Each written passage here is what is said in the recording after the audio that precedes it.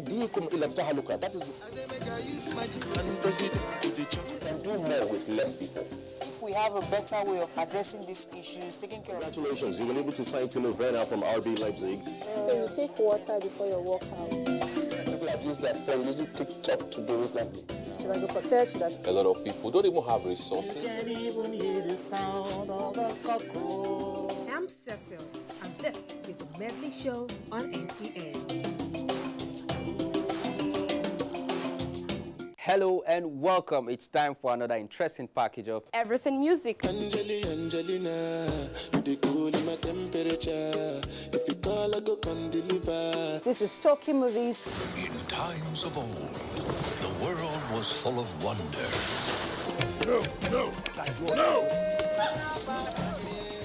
Stop it! Welcoming you to your weekend for today. Arise, oh compatriots. It's time to use our voice. Beyond 6 packs. Bills. Pay the bills. Keep paying my telephone bills. Please pay my bills. Welcome to Gallery.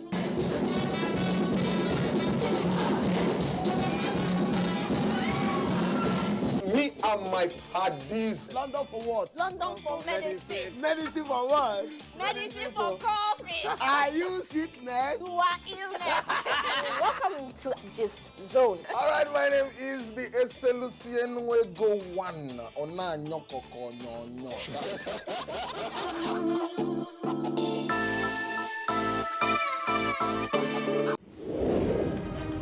Social media is like a big notice board in the marketplace. What you put on it, everybody will see. One major definition of integrity is that you should do the right thing even if nobody is looking at you. At what point do we as a people stand still and say, no, we no longer want money to become that thing that determines who we choose as leaders? We are 50% of the population, and I really feel that it would make a lot of difference, a big boost to our development if there were more women participation.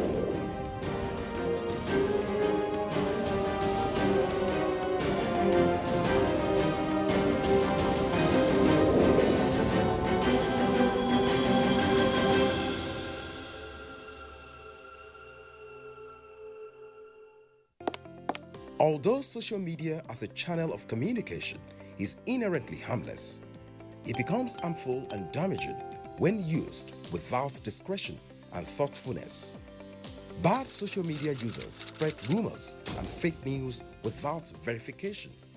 But good social media users stop, reflect, and verify information before sharing it. Be a good social media user. Stop the spread of fake news. Verify the authenticity of your source and use social media responsibly for it.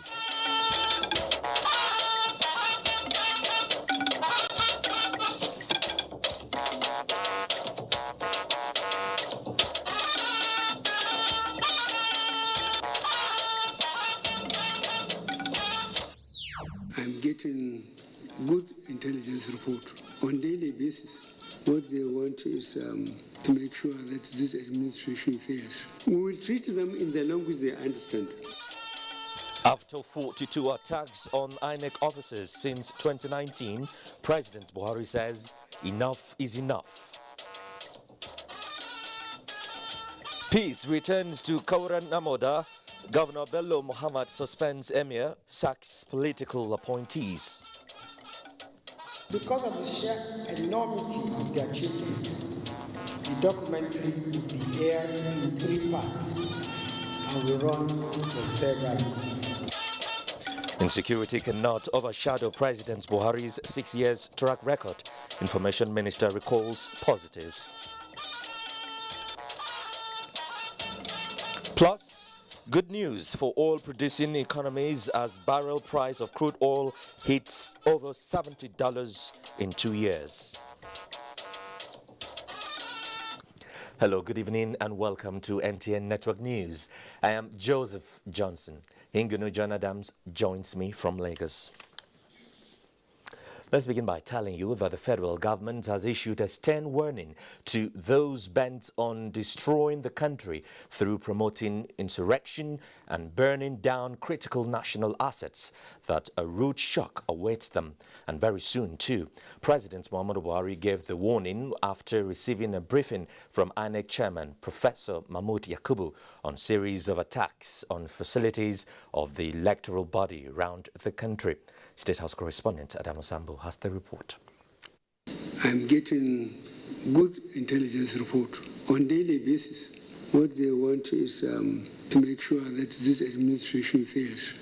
President Muhammadu Buhari was emphatic that having swore by what he believes in to run the country according to the constitution, nothing will be left to chance in protecting and defending Nigeria's interests. Whoever wanted diversion or destruction of the system at this point, I think will soon have the shock of their lives. We have given them enough latitude. They have made their case. They just wanted to destroy the country. Simple. We will treat them in the language they understand. The president described as unfortunate that insecurity in Nigeria is now mentioned all over the world, attributing it to serious acts of sabotage occasioned by craze for political power. He said those misbehaving in certain parts of the country are obviously too young to know the travails and loss of lives that characterized the Nigerian civil war, which lasted 30 months. We have done our best to change the service chiefs and the IG. We allow them time to go around, make necessary changes for them to be firmly in charge. We'll try and give them the resources they require, and we will demand security sooner than later.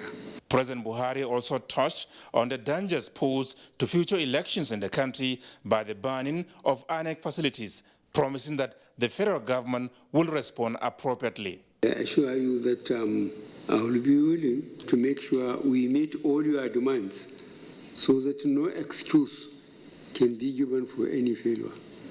INEC Chairman Professor Mahmood Yakubu had informed the president that so far 42 cases of attacks on INEC offices have been recorded nationwide since the last general elections, especially in the last 7 months. He said from the pattern and frequency of the attacks, they appear to be targeted at future elections. The intention, the INEC chairman believes, is to incapacitate the commission, undermine the nation's democracy, and precipitate a national crisis. From the State House, Adamu Sambu, NTA News. And President Muhammadu Buhari has implored the new envoys posted to Nigeria on tour of duty to be accurate in their assessment of the country while reporting to their home governments. This, he said, will go a long way in achieving greater understanding and cooperation between Nigeria and their countries. The president stated this while addressing the envoys shortly after formally assuming official responsibilities in Nigeria. Again, State House correspondent Adamu Sambo has details. The new envoys who are in the State House to present their letters of credence are Mr. Yanko Yodanu of Bulgaria, Chui Jiangchun of the People's Republic of China, and Muhammad Tayyab Azan of the Islamic Republic of Pakistan. Others were Hidayat Bayraktar of the Republic of Turkey and Valery Kirdoda of Ukraine.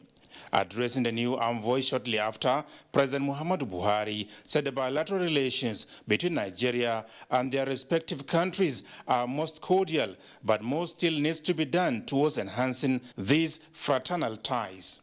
The need for greater unity of purpose and concerted efforts to address our common challenges, such as climate change, terrorism, insurgency, population growth, especially their catastrophic impacts, cannot be underestimated. These challenges underscore the need for the international community to work even more in concert with each other to collectively identify appropriate ways and manners to globally resolve these challenges. The president said his administration will not only cooperate with the new envoys in fulfilling their mandates, but engage them more effectively towards enhancing Nigeria's collective interests with their countries.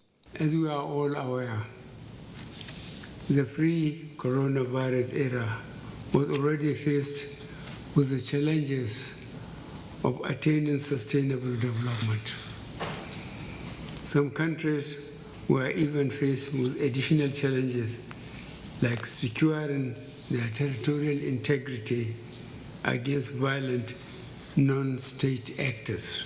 The unprecedented crisis brought by the coronavirus pandemic has now caused far more serious setbacks to our quests for sustainable development. Hence the need for international cooperation and collaboration to fight the disease, as no country is immune from its devastating effects on lives and livelihoods. President Buhari urged the new envoys to strive towards building on the successes achieved by their predecessors as a matter of priority. The Bulgarian ambassador to Nigeria, Yanko Yudanov, who responded on their behalf, conveyed to President Muhammadu Buhari the best wishes of their respective heads of state and their desire to deepen and expand bilateral relations with Nigeria in critical economic sectors.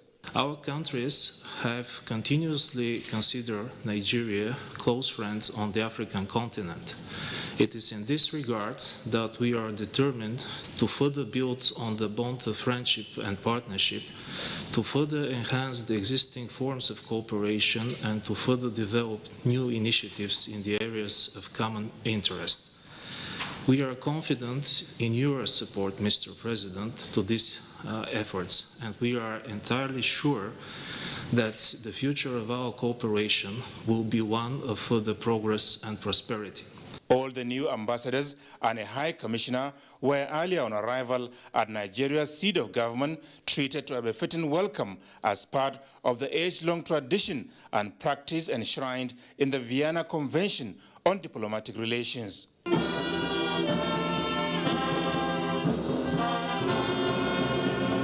From the State House, Adamu Sambu, NTA News.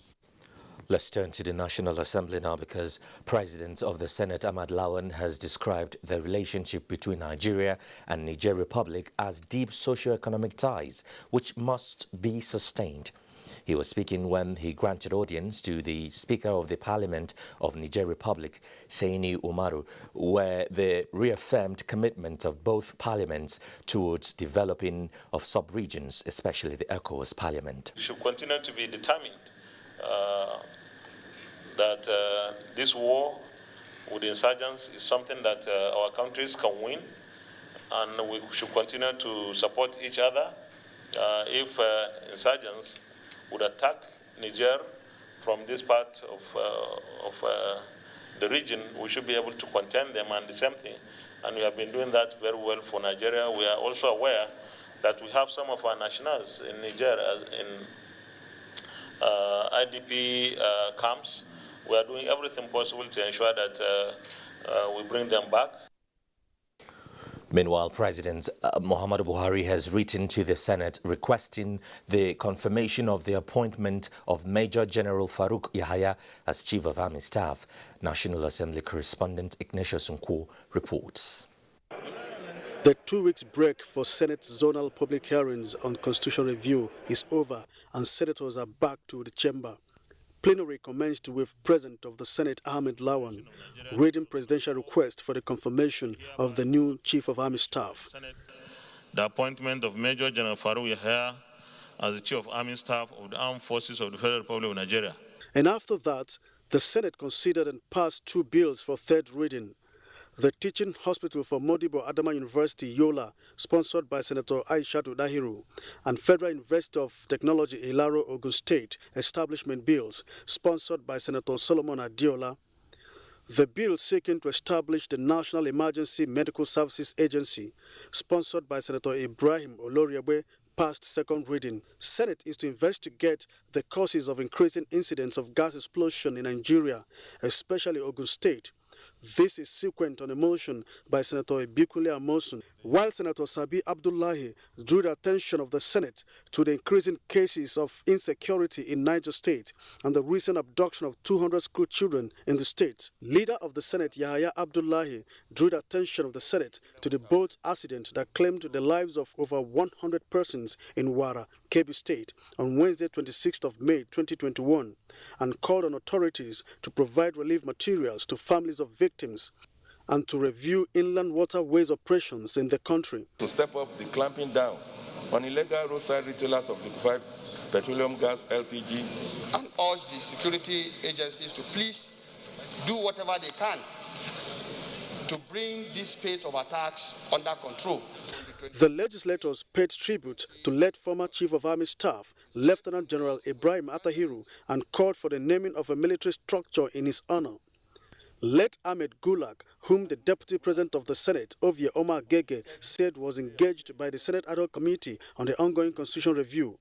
They also paid tribute to late Abdullahi Jada, a former federal commissioner from Adamawa State, who died on the 24th of May 2021. Senate was inundated with calls for 1 minute silence as the legislators rose 7 times in honor of these and other Nigerians who died in the last 2 weeks. From the National Assembly, Ignatius Nkwo, NTA News. In the meantime, Nigerians from the Northeast are advocating for a constitution with a framework that would guarantee every region, groups and individuals have specific rights and freedom that assure the protection and promotion of human dignity, equality and liberty. These submissions were made at the Northeast Zonal Constitution Review for Bauchi, Borno and Yobe states in Bauchi. Mahmoud Ibn Muhammad reports. Labor and minimum wage will be retained on the exclusive legislative list. Governors are the chief security officers of their respective states, yet they have no control over the chief law enforcement officers of their states, which includes commissioners of police. We start with the gender equality, increased participation of women and vulnerable groups in government. These are some of the opinions and submissions of the people from Bauchi, Borno and Yobe states expected to avail Nigerians the opportunity to make submissions on issues of interest. The public hearing and conclusion will provide a framework to the National Assembly to prioritize such issues to enhance the welfare and security of citizens. The urgent bills are also to be debated in order to build consensus that can, at the end of the day, be generally accepted for the betterment and strengthening of those challenges to suit our peculiarities and realities. Nigeria needs a constitution that serves the interests of the people. At the end of it all, it is hoped that controversial matters will be given due consideration in Bauchi. Mahmoud Ibn Muhammad, NTA News. Still staying with legislative matters, reduction in the cost of governance, scrapping of moribund ministries, departments and agencies, both at the federal and state levels, devolution of power and establishment of state police were the issues highlighted at the Southwest Zonal Public Hearing of the House of Representatives on the review of the 1999 Constitution holding in Akure, Ondo State. Olubukola Aduo has the details. Ondo State Governor, represented by his deputy, Lucky Ayedatiwa, said Nigerians clamor for a constitution that meets their realistic expectations, hence the need to reduce the cost of governance and shift attention to quality service delivery. He said the country should drop the bicameral structure of the National Assembly and proposed the adoption of a unicameral legislature. This, he noted, will address many fundamental issues being clamored for in the Constitution review. The establishment of state police will go a long way to reduce the present situation we have in the country. Security is local.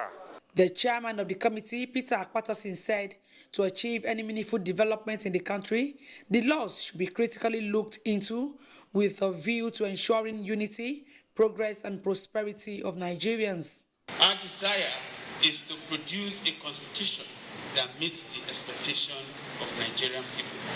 Stakeholders brought to the fore the issues of financial autonomy for local government councils and devolution of power, among other issues. In Akure, Olubukola Aduwo, NTA News. You're watching NTA Network News. Let's bring you some messages. We have plenty more for you when we return. Join us again. Blueprint Newspapers is 10. To celebrate this landmark, the Blueprint 10th Anniversary and Impact Series Awards comes up on Thursday, 3rd June 2021. Time 10 a.m. Venue Congress Hall, Transcorp Hilton, Abuja. Chairman of the occasion, Distinguished Senator Ahmed Ibrahim Lawan, President of the Senate. Special guest, His Excellency Dr. Goodluck Ebele Jonathan, former President and recipient, Icon of Democracy in Africa. Guest speaker, Professor Mahmoud Yakubu, Chairman, Independent National Electoral Commission. Royal Father of the Day is Royal Highness Dr. Yahaya Abubakar Etsunupe. Chief Host, Alhaji Muhammad Idris Malagi Kakakinupe, Chairman, CEO, Blueprint Newspapers Limited. Other recipients will include governors and ministers. Attendance is strictly by invitation. Blueprint Newspapers, for truth and justice. Please keep an eye on them. Oh, that's all right. Uncle Paul, look! I want to be a pilot when I grow up. That's good. I've always wanted to be friends with a pilot. Uncle Paul, what's your job? I help people understand things. Like a teacher? Almost. I help explain to mummies and daddies what they can do with their money. I help people build stuff. And I'm always there when they are happy and when they are sad. I help people grow all kinds of things. You're a farmer! Not quite. I help people keep and grow their money so later they come back when it's bigger for themselves. You're a magician! Just like a pilot, I help people move from where they are to where they want to be. Thank you, Uncle Paul. Pilot. ARM. Invested in your tomorrow.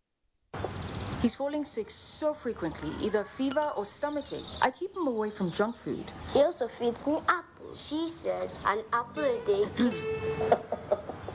If you want to keep germs away, then also wash your hands regularly with Dettol soap. Meaning? Germs and disease spread through the hand also. For this, use Dettol soap. Dettol protects from up to 100 illness-causing germs. Dettol soap is endorsed by the Nigerian Medical Association. Be Dettol sure. The chairman and members of the Senate Committee on the Review of the 1999 Constitution invites the general public, government functionaries, sociocultural organizations, political parties, civil society and interest groups, Nigerians in diaspora and professional bodies to a two-day national public hearing on the proposed alteration to the provisions of the Constitution of the Federal Republic of Nigeria 1999 at the Africa Hall International Conference Center, Abuja. Date: Thursday 3rd to Friday 4th June 2021, 10 a.m. to 5 p.m. daily. If you wish to make presentations, please contact the committee clerk, Dr. Innocent Memory, 003-709-2195. Email scrc8nas@gmail.com or at office number 3.8 White House National Assembly Complex for scheduling. Signed, Senator Ovio Agege, Deputy President, Senate, and Chairman Senate Committee on the Review of the Constitution. To see copies of the bills, visit www.placng.org, supported by the European Union and Policy and Legal Advocacy Center, PLAC. The Majority Leader, House of Representatives, Right Honorable Alhassan Ado Dogwa Sardona Rano, warmly felicitates with the Deputy Speaker, House of Representatives, Ahmed Idris Wase, a patriotic, amiable and detribalized lawmaker on the occasion of his 57th birthday. May Almighty Allah continue to grant you good health, wisdom and foresight as you ably assist in piloting the affairs of the Green Chamber of the 9th National Assembly. Announcer Alhassan Ado Dogwa, House Leader. He's falling sick so frequently, either fever or stomachache. I keep him away from junk food. He also feeds me apples. She says an apple a day keeps... If you want to keep germs away, then also wash your hands regularly with Dettol soap. Meaning? Germs and disease spread through the hand also. For this, use Dettol soap. Dettol protects from up to 100 illness-causing germs. Dettol soap is endorsed by the Nigerian Medical Association. Be Dettol sure. Here is a very tough guy who knocks out every opponent, but now he's been knocked down by malaria. Amatem Soft Gel. Amatem Soft Gel. Amatem Soft Gel makes treating malaria easy. Daddy, when I had malaria in school, they gave me Amatem Soft Gel. It's soft and easy to swallow. Amatem Soft Gel is a game changer. Oh! The opponent is down only in round 1. Ayua, Amatem for Soft Gel are good to combat malaria for body. Available for adults and children. Say no to malaria. Yes to life. The Honorable Minister, Ministry of Niger Delta Affairs, Senator Godswill Akpabio, CON, invites the President General, Niger Delta Youth Leader Council, Comrade Terry Obie, and all the leaders of the ethnic nationalities of the Niger Delta region, including the Ijo Youth Council, IYC, to an urgent meeting affecting the Niger Delta region. Date: Friday, 4th June 2021. Time, 12 noon. Venue, Ministry of Niger Delta Affairs Conference Room. Attendance is essential, as crucial issues affecting the Niger Delta region will be discussed. Dr. Babayo Ardo, Permanent Secretary, Ministry of Niger Delta Affairs. Announcer.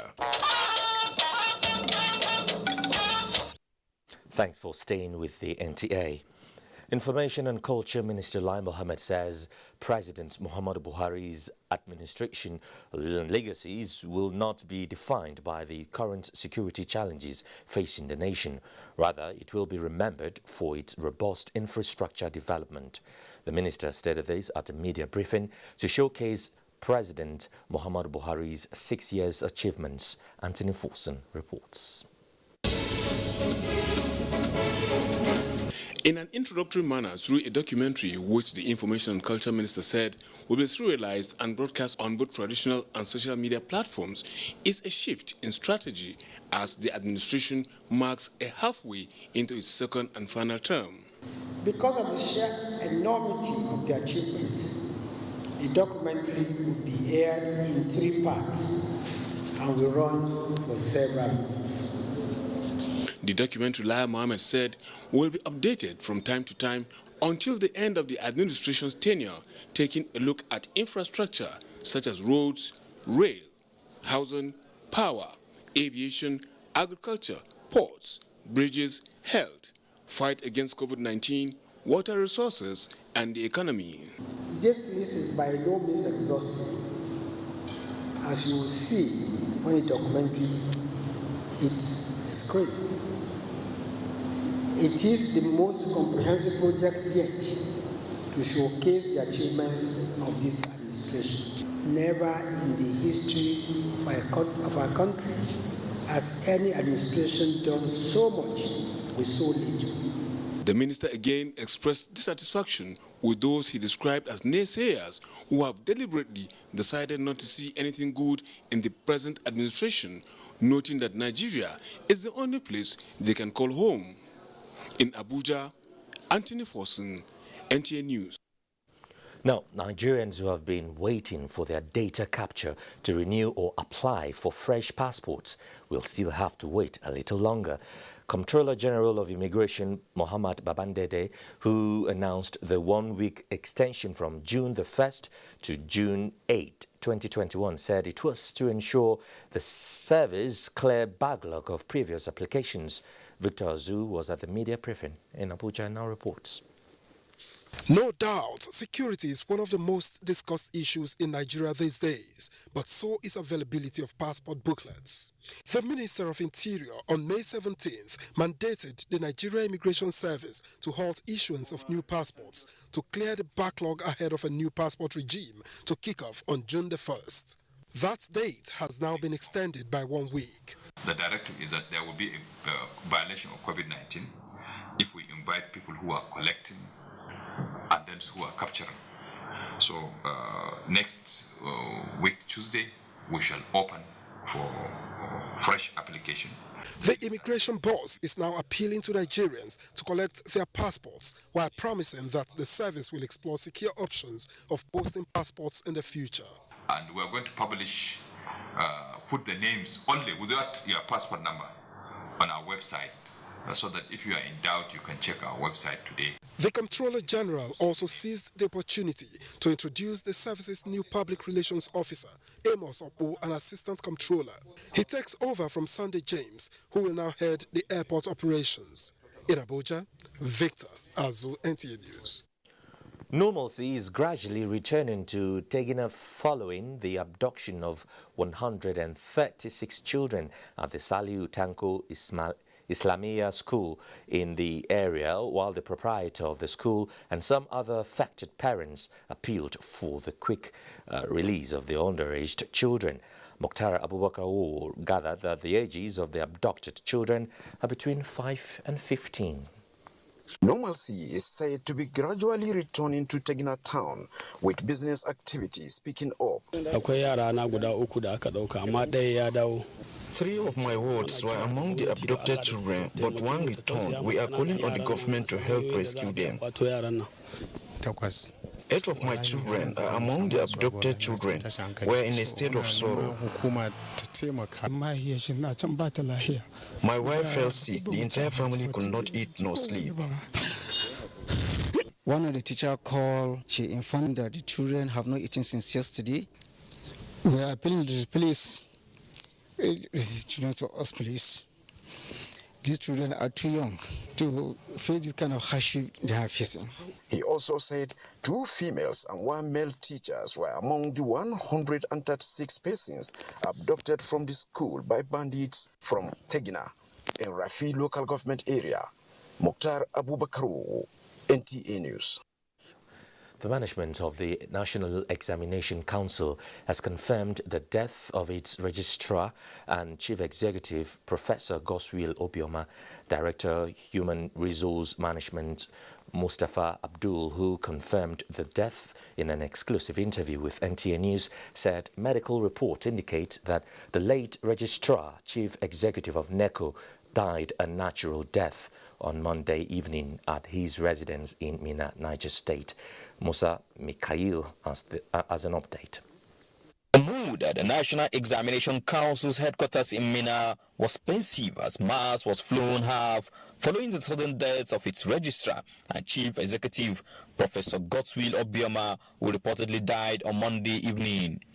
Early this morning, the family reached out to us to inform us that he is late. Though he has been complaining that he has not been feeling too well lately, the families claim that it's possible that the heart might have failed from the findings at the National Hospital, as they were informed by the doctor that actually, confirmed his death to them. Similarly, the Niger State Police Command has refuted rumor that the late professor was assassinated. This story is untrue. It is false in its entirety. It is important to state that the family of the registrar has formally announced that he passed on after a brief illness. The NECO community said the late professor will be missed for his doggedness and commitment to duty. In Minna, Musa Mikhail, NTA News. Normalcy has returned to Enugu after yesterday's sit-at-home, observed to remember those who lost their lives in the southeast during the civil war. James Okbara Ekocha captured activities in the coal city. All parts of Enugu visited, especially the metropolis, shows that life has fully returned to the coal city. Yesterday, the entire city was deserted as people remained in their homes in memory of their dead who lost their lives during the Nigerian Civil War. Even the House of Representatives public hearing on the amendment of the 1999 Constitution as amended is holding in Enugu. The residents are praying that the security situation in the southeast returns to normal as they lament the loss of lives and destruction of public institutions, especially the police and INEC. From Enugu, James Oparekocha, NTA News. And the Imo State Police Command has described as false social media reports on the burning of 2 police stations in Imo State. A statement signed by the police public relations officer, Bala Elkana, the command confirmed that some hoodlums in their numbers launched an attack on the police division Isu local government area on Monday, May 31, 2021, but was repelled by the policemen on duty. He says the attackers stormed the station in 3 Sienna buses, 1 Avalon saloon car and about 8 motorcycles, but were engaged in a gun battle. The statement also indicates that a similar attempt was made by some hoodlums to attack Umuma Police Division, but was equally repelled by the policemen on duty. No life was, however, lost in the 2 attacks, and there was no casualty on the side of the police. Police in Zamfara State have paraded 15 suspected hoodlums arrested in connection with the Monday violent protest by some irate youth in Kauran Namoda local government area of the state. The State Commissioner of Police, Hussaini Rabiu, who paraded the suspects, says normalcy has been restored to the affected communities. The Monday protest by some youths from Korea Madaru and Maguru districts in Kauran Namoda local government area of Zamfara State was purportedly staged in response to the rising insecurity in the area. The protest, which turned violent, brought transportation on the ever-busy Gusau Kauran Namoda highway to a standstill for several hours. At the area, youths armed with dangerous weapons. I apologize for the breaking of some parts in that report. Let's just move on now. Governor Bello Muhammad of Zamfara State has approved the immediate suspension of the Emir of Dan Sadao in Maru local government area of the state, Alhaji Hussaini Umar. The governor further approves that the district head of Dan Sadao, Alhaji Nasiru Muhammad Sarkin Kudu, will oversee the affairs of the emirate. Similarly, the district head of Nasarawa may lie in Brenin Magaji local government area of the state, Alhaji Bello Wakala, has been suspended from office. His suspension is also with immediate effect. The governor consequently approves the constitution of a high-powered committee under the leadership of retired DIG Maman Ibrahim Safi to investigate the activities of the 2 suspended traditional rulers. He asks that security agencies should effectively implement the presidential order to shoot any bandit, person or group seen unlawfully carrying guns across the state. The governor has similarly dissolved the State Executive Council with immediate effect. The secretary to the state government of the the chief of staff and the deputy chief of staff to the governor are also relieved of their respective appointments. Chairmen and members of the state commissions and boards of various agencies are also dissolved. In a statement signed by Special Advisor to the Governor on Public Enlightenment, Media and Communication, Zailani Bafa, the dissolution does not affect commissions provided for by the Constitution of the Federal Republic of Nigeria. Nigerian Television Authority NTA, in line with its mandate, will continue to support any course targeted at promoting ethics and values, peace and national unity. Director General of NTA, Yakubu Ibn Muhammad, resounded this commitment when he received the management of the National Coalition, who was on an advocacy visit to his office in Abuja. Charles Alpha reports. Dialogue, an increasingly popular tool for conflict resolution, remains key to national survival. And the desire of every well-meaning Nigerian at a time all kinds of agitations and kidnapping constitute threats to national unity. The National Coalition, in its quest for peace building and a prosperous society, is seeking synergy with NTA with focus on national re-engineering and integration. Thus, this project was significantly designed and proposed to assist the federal government in addressing religious and ethnic, socioeconomic and political differences in the country. One of NTA's core responsibilities is promoting an indivisible Nigeria through its programs and news and current affairs. The Executive Director Marketing, Malam Abdulhamid Dembos, who received the group on behalf of the DG, Yakubu Ibn Muhammad, believes Nigerian problems require homemade solutions, and all hands must be on deck to make it a reality.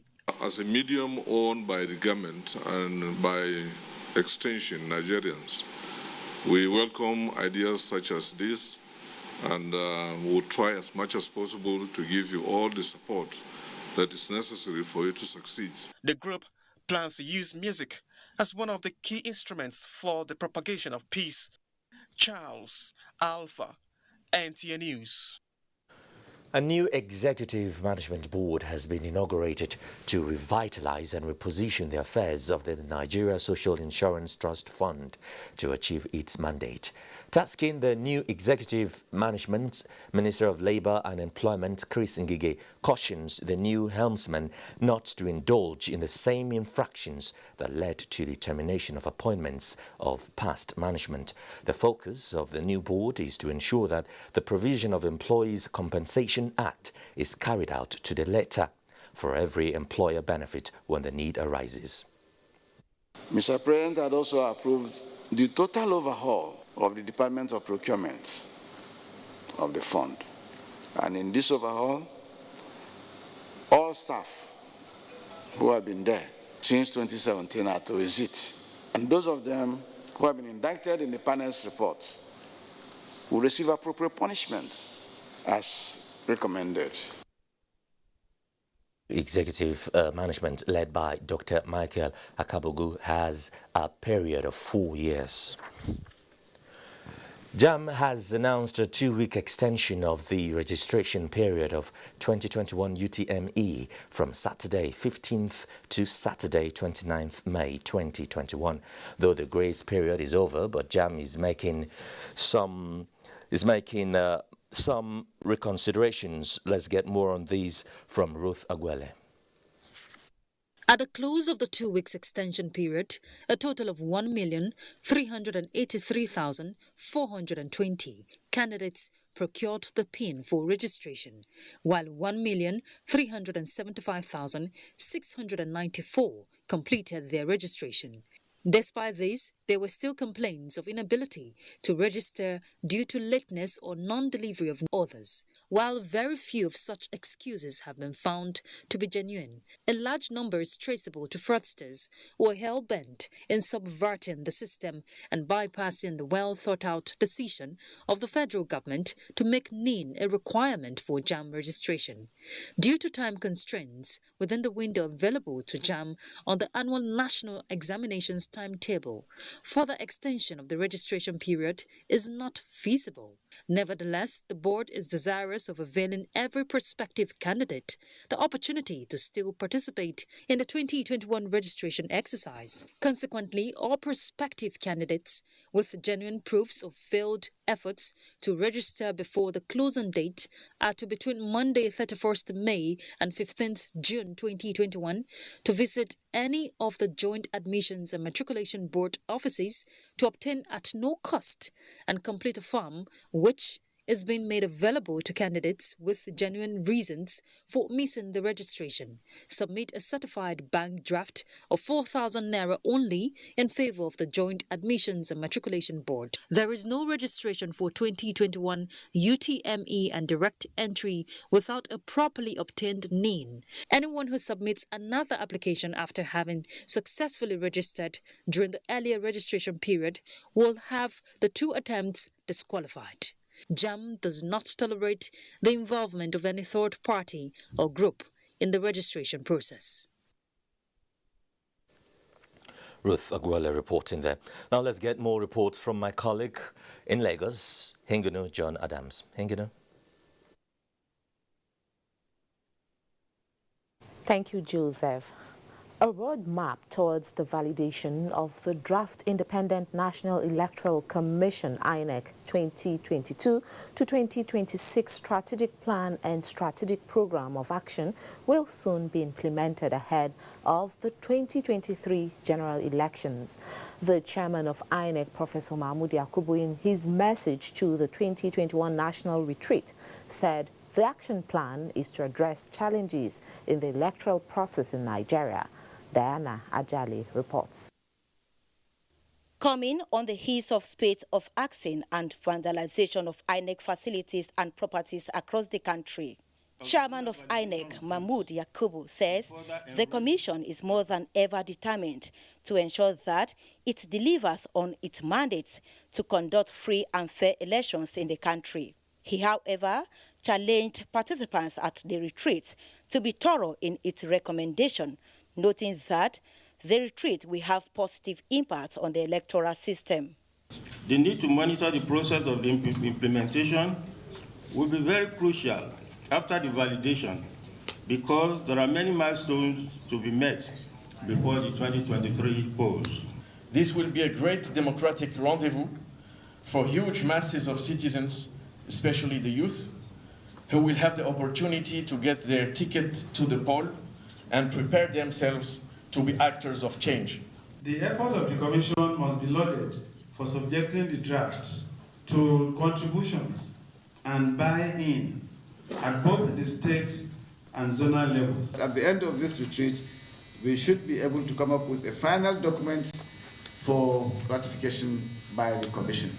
The 2022 to 2026 plan and program were developed following a comprehensive review of the 2017 to 2021 strategic plan at both state and zonal levels of INEC.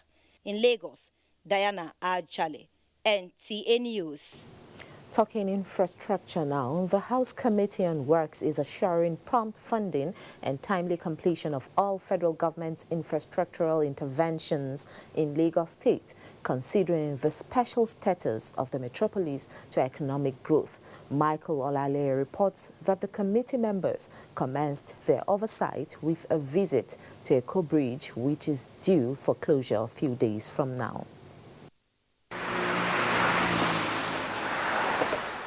The third mainland bridge is indispensable for quick navigation to the island, but Eko Bridge plays complementary role. This explains the urgency to fix the shifted deck and cracked bearings when the integrity of the bridge was questioned early last year. The first phase has been done and dusted, but come June 4, Eko Bridge will be closed again for the second phase of repairs.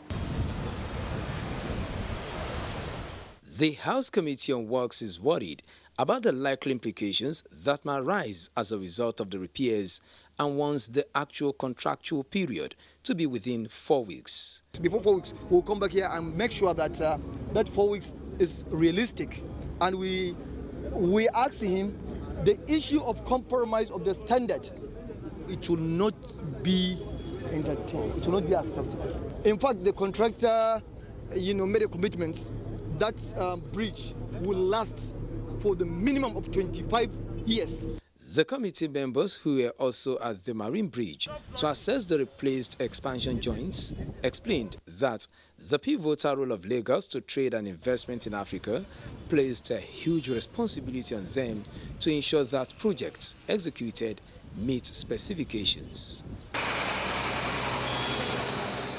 Other projects inspected include the Apapa-Oshodi-Oworoshoki Expressway and the Lagos-Ibadan Expressway. The delivery days, as we have given you, are still sacrosanct. Apapa-Oshodi, by the grace of God, we are completing it this year. Lagos-Ibadan is going to be completed by 2022. The inspection tour is part of the committee's oversight function to the southwest at ensuring that monies budgeted are adequately utilized. In Lagos, Michael Olale, NTA News. It's now time for a break. We have more reports for you after that. Hello, madam. Would you like to join us on this mission? Yes, but how? Just one question for you. How do you keep your toilet clean? I use regular detergent and bleach for washing and removing yellow stains. I have been using it for years. Oh, madam, the regular detergents and bleach are used for washing clothes. To disinfect your toilet properly, you need Harpic 10X. It is specially made for germs and stains remover. Harpic sticker formula settles on stains and gives 10 times better cleaning compared to regular detergent and bleach. Wow! At the first sign of pain, you need a solution that you can trust. Try Panadol Caplets. With Panadol's Optizorb formula, the tablet absorbs quickly and starts providing fast and effective pain relief you can trust. Try Panadol Caplets. 10. Fun is 10. Smart is 10. Elegance is 10. Fast is 10. My experience is 10. Redmi Note 10 Pro. Challenge the boundaries.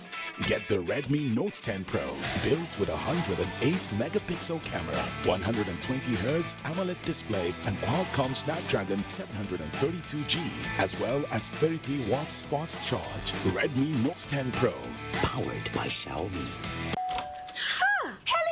Hello, madam. Would you like to join us on this mission? Yes, but how? Just one question for you.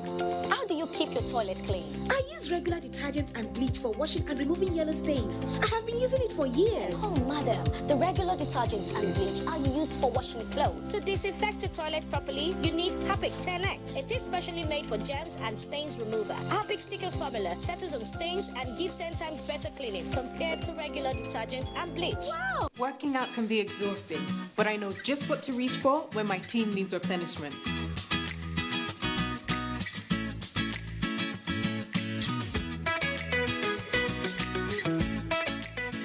I just want to relax and enjoy myself at home. That means it's me, my favorite movie, and my favorite yogurt.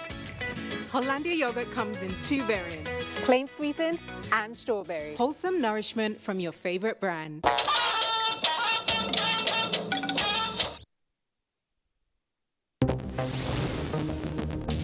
You can get more news and updates on www.nta.ng or follow us on our Twitter handle at NTA News Now. You can also like us on Facebook at www.facebook.com/NTA Network News, and also stay connected and subscribe to our YouTube channel at www.youtube.com/NTA News Online. Also remember to watch our news live streaming at www.nta.ng/live.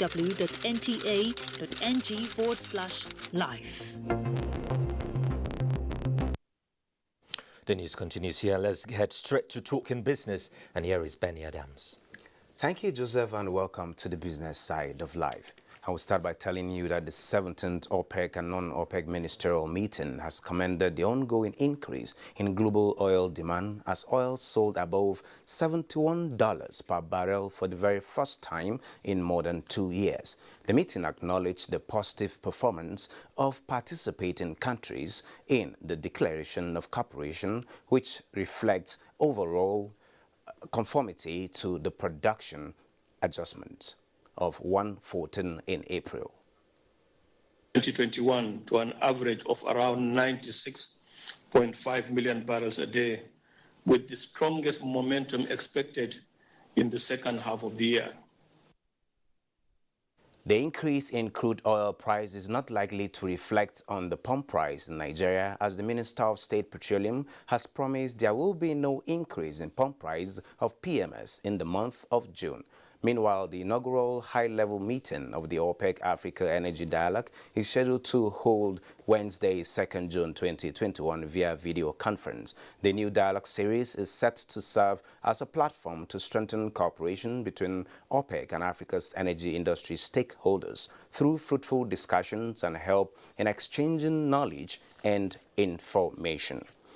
Moving on to the capital market, investors lose 12.26 billion naira as NGX all-share index dips marginally by 0.06% amid positive market turnover. Equities closed at 38,414.37 basis points as against 0.47% appreciation recorded previously. Market breadth closed positive as Morrison led 18 gainers as against 17 losers, topped by Champion, while market turnover closed positive. UBCAP, Unity Cap, and Etana were the most active to boost market turnover, just as Zenith Bank and Seplat topped market value list. Well, that is business news. Joseph? Benny, thank you very much indeed. Let's just stay with business because Central Bank of Nigeria, CBN, says it will continue to dedicate resources to achieve the mandate of cotton, textile and garment intervention in the country. The CBN governor said this in a message delivered by the Deputy Corporate Service Directorate and Edward Adamu at a meeting with industry players in Abuja. Musa Abubakar reports. This is a reflection that the intervention in the cotton, textile and garment value chain by the CBN is so far yielding the desired results. With 44 billion naira invested in 19 ginneries, 4 textile companies, and 200,000 cotton farmers, amongst other areas, efforts to resuscitate the sector is said to be gradually on course. This meeting has been reconvened by the CBN to deliberate on current state of the industry and chart a way forward as government accelerates efforts to diversify the economy. 2021 wet season plans are currently underway with the involvement of ginneries to integrate backwards by cultivating an average of 53,000 hectares with an estimated output of over 100,000 metric tons at 2 metric tons per hectare. We are also working with existing prime anchors for more than 10,000 hectares of land with an estimated output of over 20,000 metric tons. We must synergize, we must come together, we must create an ecosystem and agree that we're in an ecosystem. We want everybody to be like myself, and we are made in Nigeria. Here, this is 10 yards. Everybody's wearing this. It will bring a lot for us. It will bring the needed jobs. It will make our companies to open. Major players in the industry identify smuggling, high exchange rate, and tax among factors that need to be addressed to restore past glory and create wealth for the country. In Abuja, I am Musa Abubakar, NTA News. President Muhammadu Buhari sends warm felicitations to Senator Ayim Chukwude on his 70th birthday, joining family and friends to celebrate with the veteran journalist whose antecedents in public and private sectors will continue to inspire many, particularly the youth. The president congratulates Senator Ude on standing for welfare of the people, starting out as a journalist, both in print and broadcast media, and steadily rising to leadership positions in many media houses before delving into politics and winning elections as a lawmaker. Similarly, the president also congratulates Mustafa Issa, the president of the Nigerian Guild of Editors, who won a second term in office in the just concluded convention of the Guild in Kano. President Buhari calls on the newly elected executive to join his administration in the efforts to rid the country of fake news and to avoid negativism, advising the media to abstain from content that is against the maintenance of law and order and the sustenance of national security. Let's quickly bring you sports now with Bade. Many thanks, Joseph. Aimba International and Lobby Stars will get the opportunity to increase their points tally in the Nigeria Professional Football League on Wednesday when both teams clash in a rescheduled encounter in Aba. Aimba are 7th on the log with 35 points from 20 games, while Lobby Stars are 8th with 34 points from 23 games. Kickoff is 4 in the evening. And to Europe, Carlo Ancelotti says he has been handed an unexpected opportunity after being appointed Real Madrid manager for the second time, with the Italian leaving his post at Everton with immediate effect. The 61-year-old who managed Real Madrid 2 years between 2013 and 2015 leaves Goodison Park just 18 months after being appointed. He succeeds Zinedine Zidane at Real, and the move leaves Everton searching for a 6th permanent manager in 5 years. To tennis now, Rafael Nadal's bid for a 14th title at the French Open is still very much on track after the third seed began his campaign at Roland Garros with a straight set win against Australia's Alexei Popyrin. The 34-year-old, who is also chasing a 24th Grand Slam singles title, won 6-3, 6-2, 7-6. Meanwhile, the 4 Grand Slams say they are ready to create meaningful improvements in supporting players in the wake of Naomi Osaka's withdrawal from the French Open. Osaka, who says she has been battling depression, was threatened with expulsion for not talking to the media before she decided to pull out. The quartet of the Australian Open, French Open, Wimbledon and US Open have now jointly offered to support and assist the 23-year-old. And our sports is back to Joseph. Thank you, Bade. And that's the news for tonight. Thank you very much indeed for your company. I'm Joseph Johnson. Do remember to always connect with the NTA to stand against rape and rapists. Bye-bye.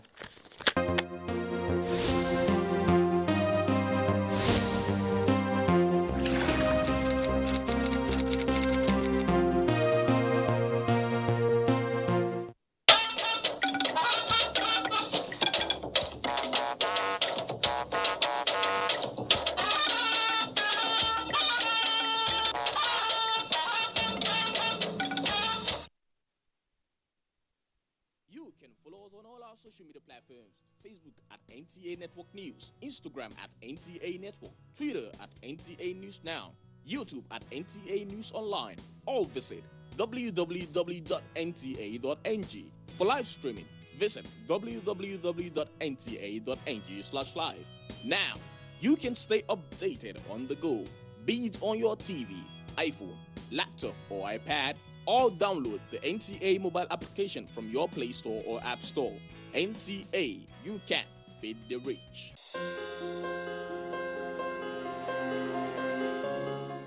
The vaccine offers hope for a safe country free of coronavirus. I urge all state governments, traditional and religious leaders to take the lead in the mobilization effort within their environment and spheres of influence.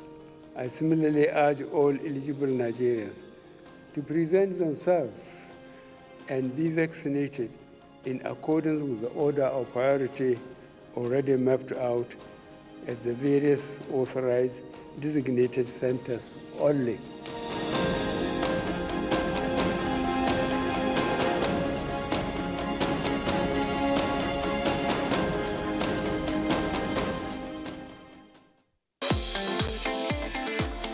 From dusk to dawn, 24 hours a day, NTA International is with you in your living room, office, everywhere and anywhere.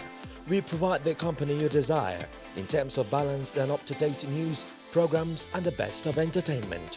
Tune in to DSTV channel 251, GoTV channel 91, Freeview UK channel 264, or you can download www.visiontv.co.uk. App for iOS or Android. You can also see us on Facebook and YouTube for quality content on the go. NTA International, Africa's window to the world.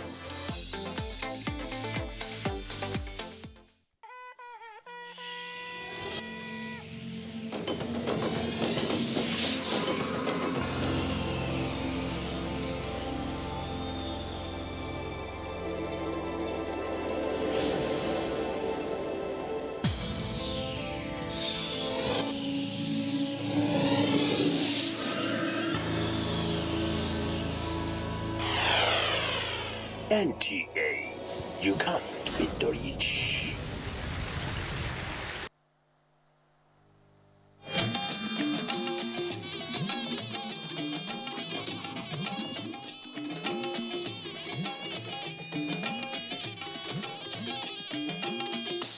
This is the network service of the NTA. Revision classes on television for students in secondary schools in English and mathematics will commence on the NTA. The revision classes will transmit Mondays to Fridays from 5 p.m. to 5:30 p.m. on the network service of the NTA. This is organized in preparation for the various national examinations and orders. This is brought to you by the Federal Ministry of Education.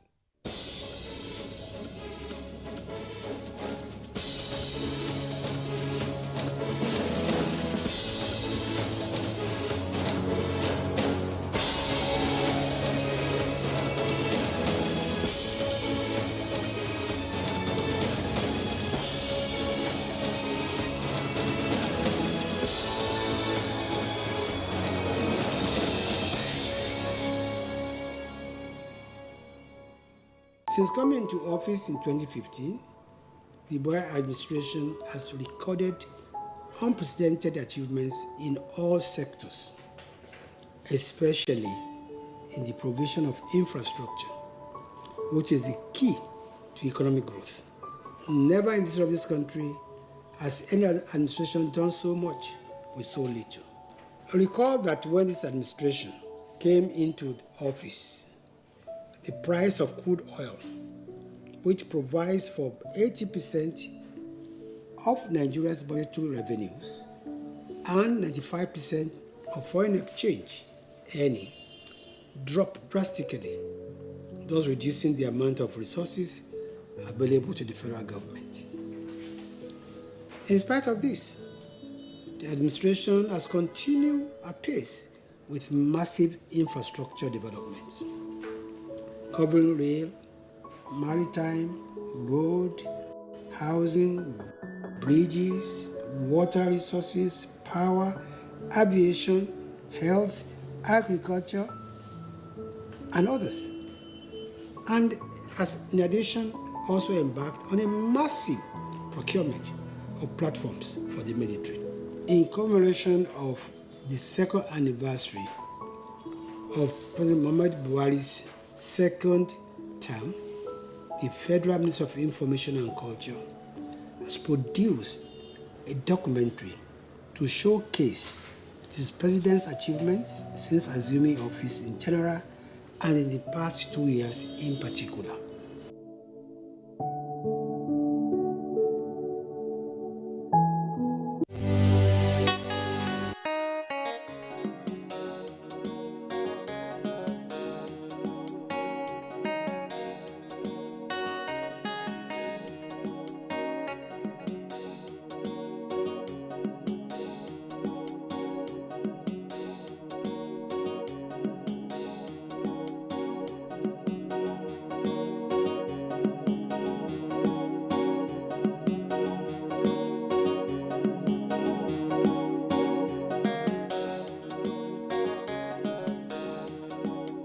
Gombe State has been consistent in the provision of developmental programs and projects for the benefit of its people.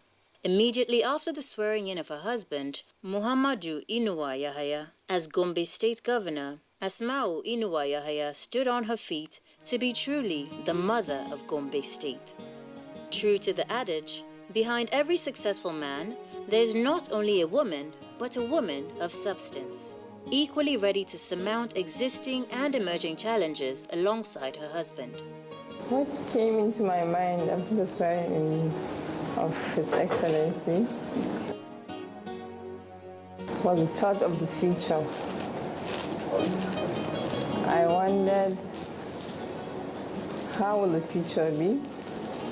How will we be able to fulfill the promises we made during the campaign?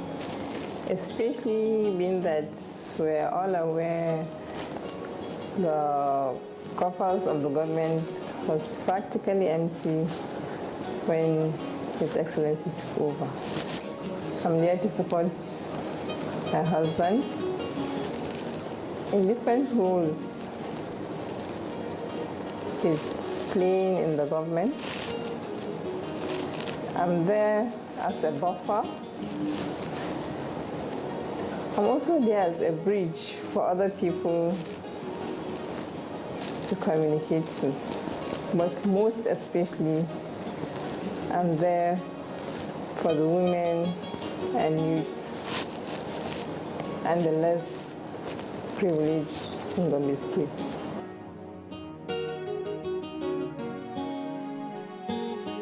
Before now, women and children in Gombe were at the mercy of the society, languishing in abject poverty.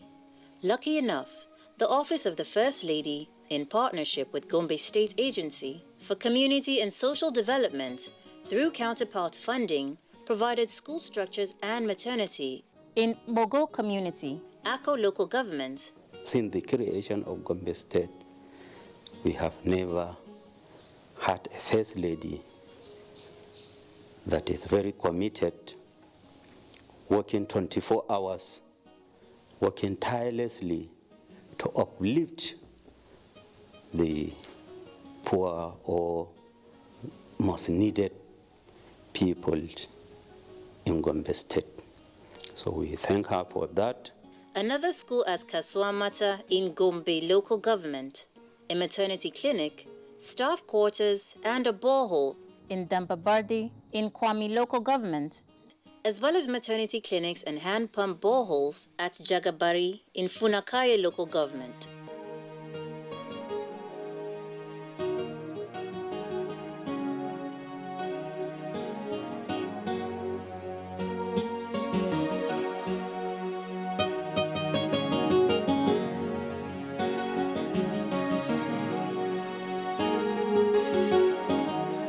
Gombe State, in collaboration with the federal government's program, of Better Education Service Delivering for All launched the Girl Child Non-Formal Learning Centers in all the 11 local government areas of the state to increase equitable access to education for all. Therefore, it becomes imperative for the governor's wife, Hajia Asmau Inuwa Yahaya, to flag off the BESDA program at Kuri, Dasa Village and Ako in Yamaltu Deba, Balanga and Ako local government areas respectively. The Gombe State government have spent from last year to this year, we've spent over 150 million naira in trying to improve the life of girl child in Gombe State. And we are trying to look at the next phase of the program to also enroll another 50,000 kids back to school, which includes the formal and non-formal education.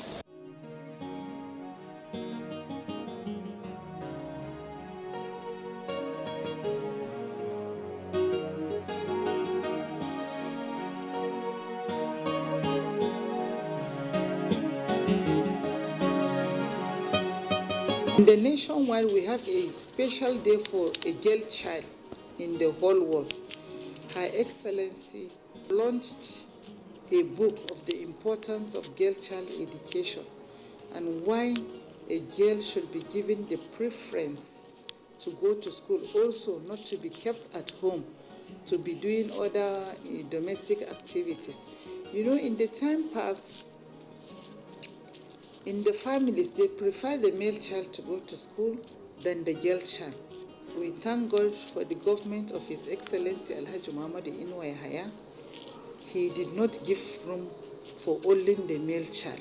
He gives room and encouragement for both the girl and the male child. In her effort to further strengthen the bond of unity among women in the state, the governor's wife hosted the chairperson, Biliri Local Government, Margaret Beatrice, and wives of other local government chairmen to strategize on how to support government in its activities for the common man, especially women and children.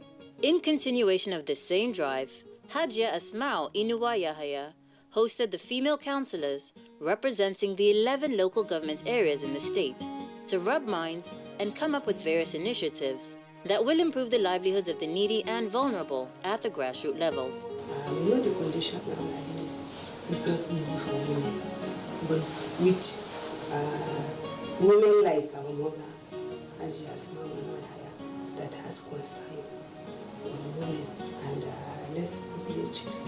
She's doing her best, always trying her best to see that she provides palliatives, food items to them. A lot of things that she has been doing, we can always see her. She doesn't fold her hand, always going up and down to see that she gets something good for her people, especially women over there. Having worked tirelessly for women, youth and children in Gombe State, Hajia Asmau Inuwa Yahaya came up with her own pet project, the Jewel Care Foundation, to complement the activities of development partners. When we started, I realized everything is on the government. So it's not only us, every other parastatal depends on the government. So definitely there are limited resources and there's limited the government can do for us. So with that, we decided to think of an alternative means of supporting the women, children in Gombe State. So with that made me to think and bring about the Joy Care Foundation. The mission of the Joy Care Foundation is service to humanity through education, empowerment, and creativity. When you educate people, you empower them, they're able to stand on their own and fend for themselves. Also, the vision of Joy Care Foundation is to support women and youths, particularly to reach their full potentials.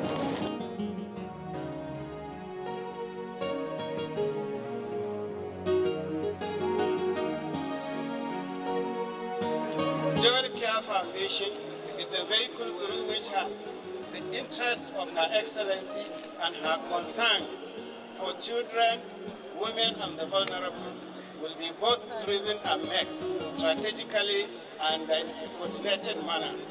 So far, the foundation was able to collaborate with some organizations to conduct some health programs and also is making contacts with national and international organizations such that reliefs will soon come to the women, children, and the vulnerables of Gombe State. Towards ensuring health for all, Jewel Care Foundation, in partnership with Fidelity Bank, organized a medical outreach at Gombe Center for women, children, and the vulnerable. I would say collaboration with other NGOs, collaboration with the government, and collaboration with other corporate bodies, because we realized we couldn't do it alone. So that helped a lot. And finding out that we have many NGOs that have the same aim and objectives with us.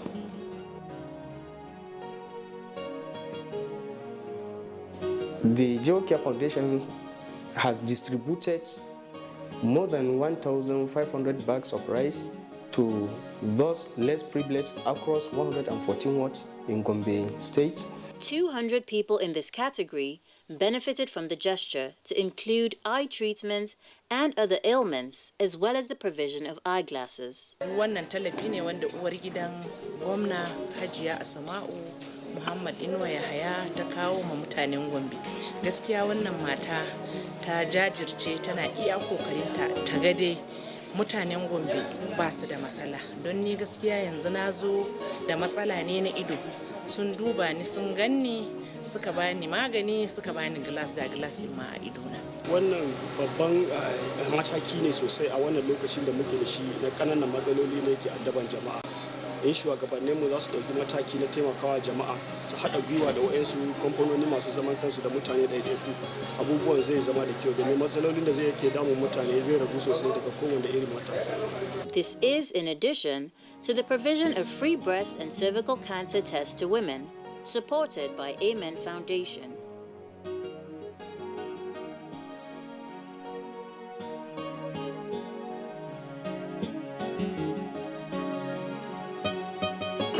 We had some women with question mark on breast cancer, and we had to refer them.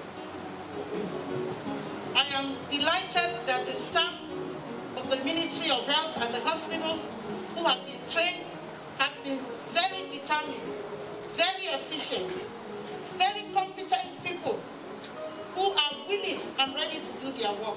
The Never Give Up lady Hajia Asma'u Muhammadu Inuwa Yahaya, through her PEP project in collaboration with Gombe State Ministry of Science, Technology and Innovation, flagged off the distribution of food supplements at Gidan Magani, Gombe, meant for malnourished children across the state. We have trained 50 women in the pilot project who had produced 60,000 packages. It was not only women, it was men, women and youths. We targeted women and youths because we know they form part of our electorate and the voters in the state.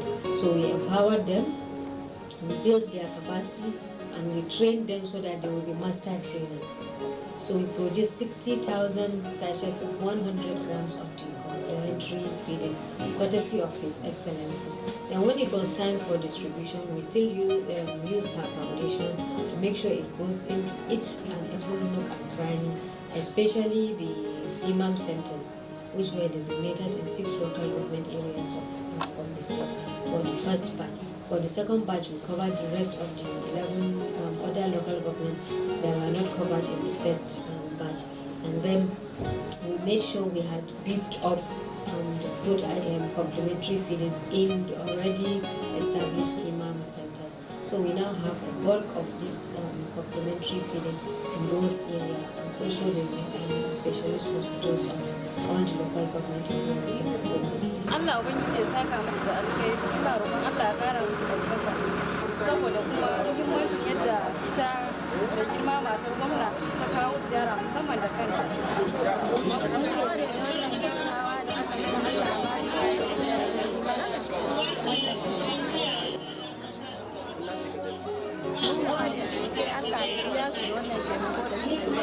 Day in, day out, within 2 years, from one activity to another, the governor's wife and her development partners are always on the move. So this cash grant of 20,000 naira is a one-off grant, and I'm sure this support is going to go a long way in supporting our women to earn a livelihood. I will not say something as due. We appreciate that she gives us this gift.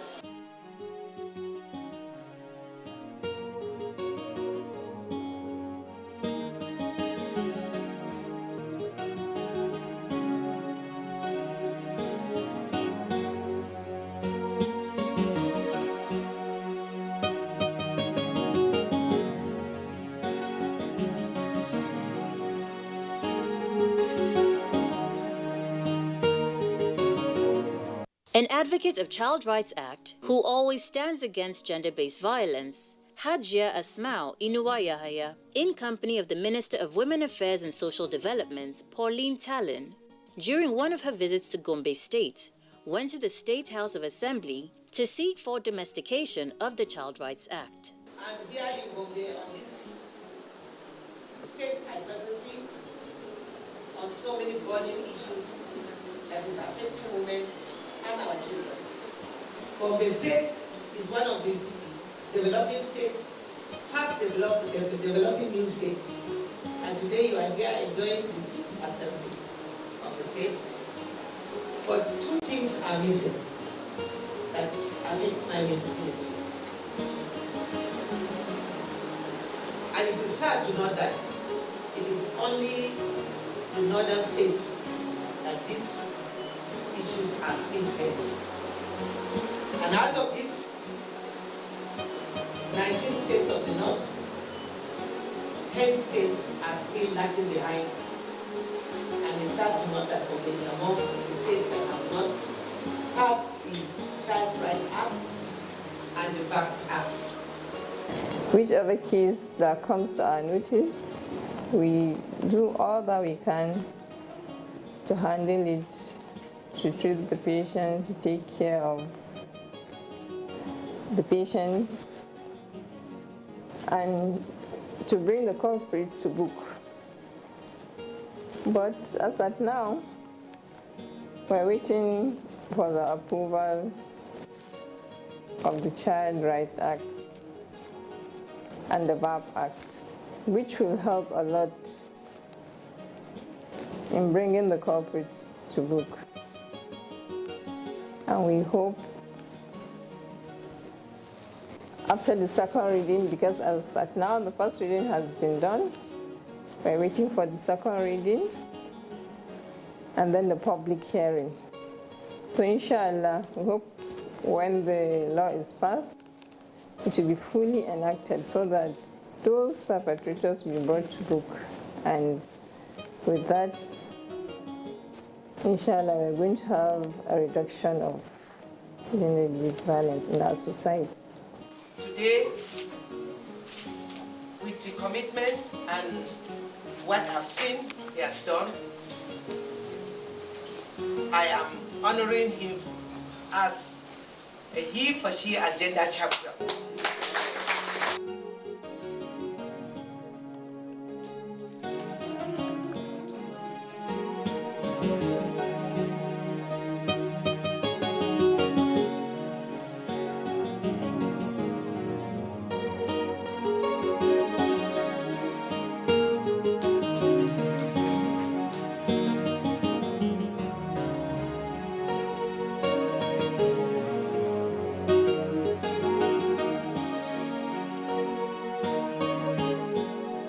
Jointly supported by the Federal Ministry of Women Affairs and the Northeast Development Commission, the Jewel Care Foundation received and distributed assorted foods and non-food items across the 3 senatorial zones in the state. 3,080 women and the vulnerable benefited. Future assured, that's the foundation of Her Excellency Mrs. Aisha Buhari. I would say we have common goals and we work together because we have the same aim and objectives to help the less privileged. With that, some months back, we brought in some food items for us to share, which we did. And furthermore, they brought in some hygiene packs for us to share. And so we did, and they were impressed with it because they could see we're giving it out, not keeping it for ourselves.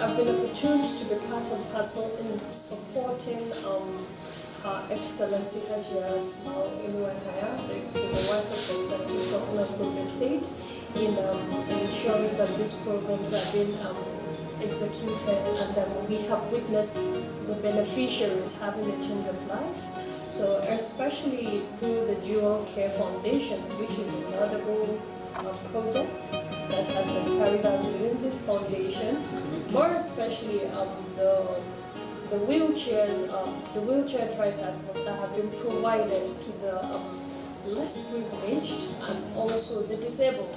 So this is a one-of-a-kind gesture from Her Excellency, because majority of projects, when you go around, you tend to see that there are lesser number of disabled included in programs, but this particular program, empowerment program from the Jewel Care Foundation, is laudable, and we really appreciate that on behalf of the people of Gombe State, that we're able to take care of the disabled, and now they know that they have a home, and now there's a government that has put them at heart. As a past lady of Gombe State, to me, he lived beyond what I expect, because with the current situation, economic situation of the world, our first lady did a wonderful job. She touched the lives of many orphans and women. To further collaborate with her on these lofty ideas, the Senior Special Advisor to the President on Social Investment Program, Mariam Uwais, and her team were in Gombe State to sign a Memorandum of Understanding on the At-Risk Children Project. We've developed a program in the presidency on how to coordinate the empowerment of children and youth that are at risk, children who have no skills, no education, how to facilitate their being able to take ownership of their lives as constructive citizens of this country. But we can only work where a state facilitates us. We add value to what the state has. So this is why you would have noticed that we're going around to see what they have already. So whatever we're bringing will build on what is available in the state. The goal of the API project is to rehabilitate and support at least 50,000 youths from Gombe State. Initial stage of organizing the office, and then we're gathering our database. That's where we are as at now. But inshallah, by next month, we hope to take off fully. Women and children are most vulnerable in times of conflicts, insurgency, and kidnappings. The Northern Governors' Wives Forum is another channel that seeks to redress this ugly trend for a better society. We have meetings regularly and we support one another because during our meetings we hear from every state any major problem they have, and if there's anything you can do to come in, we do that, both financially or if it means even going to the states, we go to support our sisters. So it's a sister body to all the first ladies in the north. For her outstanding service to the people of Gombe State, Hajia Asmau Inuwa Yahaya has received several awards of excellence and traditional titles from within and outside the state. Political campaigns are usually associated with promises. Do women of Gombe State have cause to celebrate the government of Muhammadu Inuwa Yahaya? I, as a commissioner, I'm not the only commissioner in Gombe State. We have about 3 commissioners that are women out of 21 commissioners. And this is very laudable because this is the first time that in Gombe State we have 3 commissioners and sound commissioners that are in the Executive Council. Yes, we are happy with the representation. Do you want more? Yes, we want more. If His Excellency says he's giving us 80%, we'll agree and collect. Under the leadership of His Excellency Alhaji Muhammadu Inuwa Yahaya, and in collaboration with the Office of the First Lady, with the Ministry of Women Affairs, they are doing great. Governor Muhammadu Inuwa Yahaya, I think, is a female-friendly governor. He is the best governor, I will say, not in northern Nigeria alone. I think in the whole country. Let me say in the whole Africa. Inshallah, we're going to do more training, more skill acquisitions, more empowerment, more educational scholarship, more.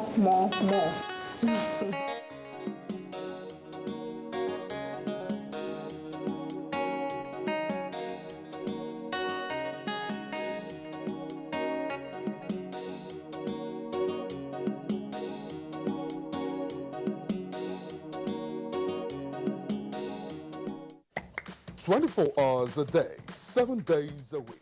You can watch NTA live on your TV, computer, iPad, tablet and phone. Log on to visiontv.co.uk and click on Entertainment, then NTAI. You can also download the iOS or Android app on your mobile devices to watch NTA International on the go, anywhere in the world. NTA International, your window to the world.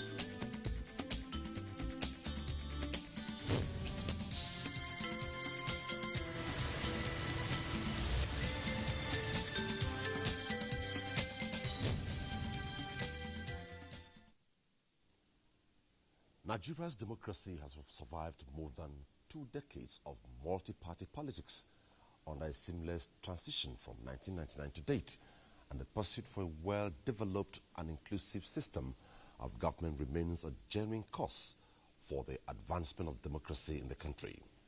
It is 6 years down the line since the assumption of office of the Buhari administration in 2015, and the journey has been full of gains and challenges, from the economy to politics, health to security, most of which are influenced by contemporary realities.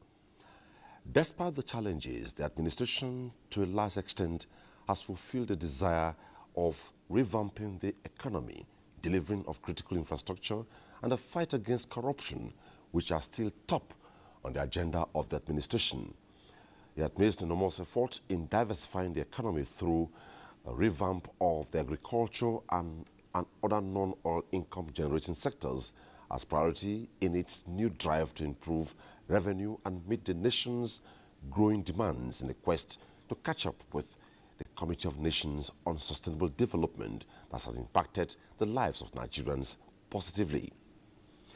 It's been 6 eventful years, and the government, not resting on its oars, has initiated laudable programs and policies in the areas of social investment network, improved power supply and rail transportation, including security and completion of inherited projects by successive administrations on an unstable crude oil benchmark and 6 budget cycles, but it is not yet uhuru, as there is still more to be done. So tonight on the program, we shall focus on issues around the 6 years gains and challenges of the Buhari administration. Distinguished scholars and public affairs analysts to analyze and seek ways of improving the gains achieved so far. I am Omini Odan. Welcome to the program. Before then, let's take a listen to this background report put together by Timothy Yusuf. On May 29, 2019, President Muhammadu Buhari took another oath of office for the second time after being re-elected in the 2019 presidential election. It is now 2 years of the president's second term in office and 6 years of his administration, which many believe has recorded great strides as well as consolidating on the achievements of his first tenure under the change mantra. His second term under what is known as Next Level Agenda, however, has not been without challenges. There is no part of this country that is safe. No part. North, east, west, south. This second term. And I must commend the government for making effort, despite these challenges, still meeting its obligation. While appreciable gains have been made in security, economy and the war against corruption, the 3 cardinal objectives of the administration, other sectors are also witnessing visible achievements and change. One thing that makes me to like this president is that he's not a corrupt person. This is not the time for politics. And so, okay, listen, we are going through so much issue right now. But APC, but PDP, but Abuja, whatever party you call them, let's come together. What can we do? We need to support the government. In the agricultural sector, for instance, the Buhari administration is leading the country to food security and self-sufficiency in rice and other grains, saving the country billions in foreign exchange. The transportation sector, many will agree, is flooded with lots of visible progress. The Abuja-Kaduna Railway has been up and running, amongst many others. There are a lot of infrastructures put on ground by the present administration, more than ever before. One needs to travel along the crannies of this country. You will see a lot of development. As a people-oriented government, the administration established a National Social Investment Program, NSIP, to tackle poverty and hunger across the country. So far, the NSIP has become the largest and most ambitious social safety net program in the history of Nigeria, with millions of direct beneficiaries. Since 2015, the economy has been witnessing appreciable rejuvenation. However, like other economies around the world, the current coronavirus pandemic has adversely affected the Nigerian economy. I think whichever way you want to look at this administration, apart from the economic problems, which is not their making, that they are confronted with, they have been more purposeful than administration that we once had when oil was at $150 per barrel, $120 per barrel, $100 per barrel for a long time. And this administration of the past, to be specific, the PDP administration, they made so much money from the crude of sales of crude oil, and there are no, you cannot.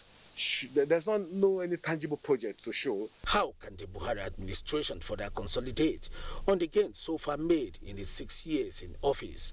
And how can the challenges be surmounted towards ensuring better service delivery to Nigerians? Guests on Tuesday Live will be providing answers to this and more. In Abuja, Timothy Yusuf, NTA News. Thank you, Timothy. 6 years down the line, governance and development within the Buhari administration is the focus of the program tonight. And I believe you're set to go with us tonight with my team of analysts and guests on the program. At some point, our phone line will be displayed on the screen, and if we're told to you, please turn down the volume of the television set to avoid the hallback or echo, so that I'll go straight to the point, no need rigmarolling. Also be part of the discussion tonight to our Twitter handle at NTA Tuesday Live. Well, I'm being joined tonight in Abuja, in Kaduna, and via Zoom in Abuja still. Kashim Ali, an engineer by profession and former president, Nigeria Society of Engineers. Welcome to the program. Thank you. And for a very long while, Chief Michael Ajayi, public affairs analyst and seasoned administrator. Thanks for joining us. Thank you very much, and good evening. Joining us via Zoom, Susan Henshaw, attorney, social and political analyst. Good to see you on the program tonight. So much. Thank you. And from our Kaduna Network Center, we are being joined by Professor Kabiru Mato. He's a public affairs analyst, scholar, and call it analyst. Prof, good to see you on the program tonight. Thank you very much. Good evening, Nigeria. Let me stay with you. Let me begin with you from Kaduna. I know a couple of days ago, chatting with you, you talked about democracy being a way of life, an evolving process. But let's look at the last 6 years. Let's not go too far. The last 6 years, as much as we say in governance is not that smooth, is not that difficult. In retrospect, give us in perspective, what has been your assessment in the last 6 years of this administration?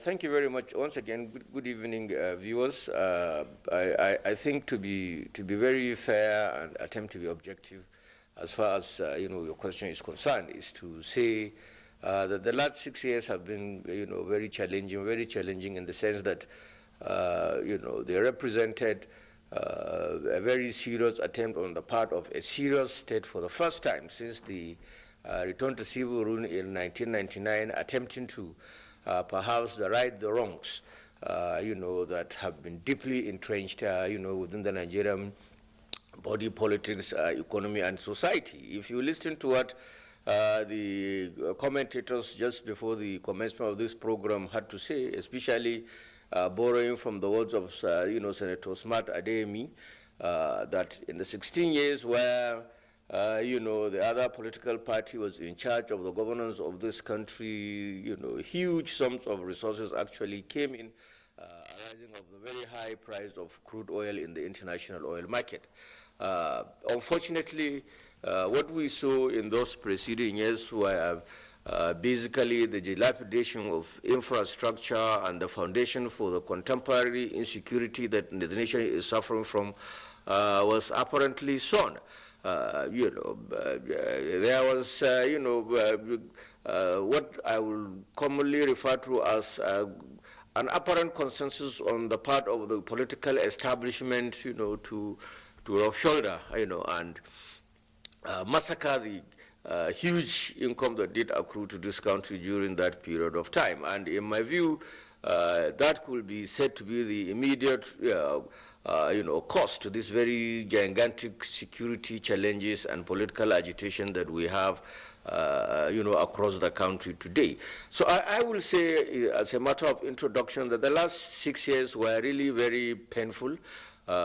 We have seen governments, not just at the center, but several other states making concerted efforts in order to be able to reconcile, the dwindling resources that, started accruing, especially from 2015 to date, vis-a-vis, the huge challenges, that the nation as a whole, began to face. So I think one leadership from the leadership, yes, as sincere as it has been, the political establishment, especially those that had to do with leadership in the economic sphere,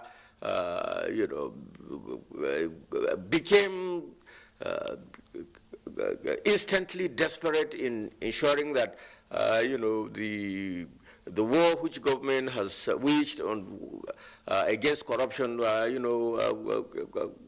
was counteracted. And I want to think that that, as the common saying goes, corruption, you try to fight corruption and corruption fights back. I'm glad that a lot of Nigerians today apparently become aware of the fact that as a nation we cannot make any progress as long as we are not able to tame this monster that is called corruption, which has been responsible for the seeming backward of this country, despite the huge human and material resources that are endowed. That's one. Secondly, we have also seen in many other areas, in the area of, for instance, agriculture, the attempt by government to diversify, the commanding heights of the economy away from the monolithic entity called oil to the area of agriculture. Everyone will tell you that 70 to 75% of Nigerian population basically is agrarian, and yet we have not before now deployed any serious strategy of ensuring that, people change their ways and attitudes that they confront agriculture with. It's only this government that, for instance, came up with the idea of this Anchor Borrower program, which has tremendously helped, many states in this country and farmers to break even and, convince a lot of citizenry that, in fact, agriculture is not a business that is, subsistence, but it's a business that one can get, involved and therefore improve and increase, the national, GDP and so on and so forth. So I think the last 6 years have been really challenging. Yes, we are faced with a lot of, security challenges in the area of the insurrection in the northeastern part of this country initially and in several other parts of the country today, as well as, the pandemic of, banditry and other sort of criminalities that have become the order of the day. And I will also say, as far as that is concerned, a situation that has its roots, in a very long age neglect, that the nation has faced in the hands of its, political leadership.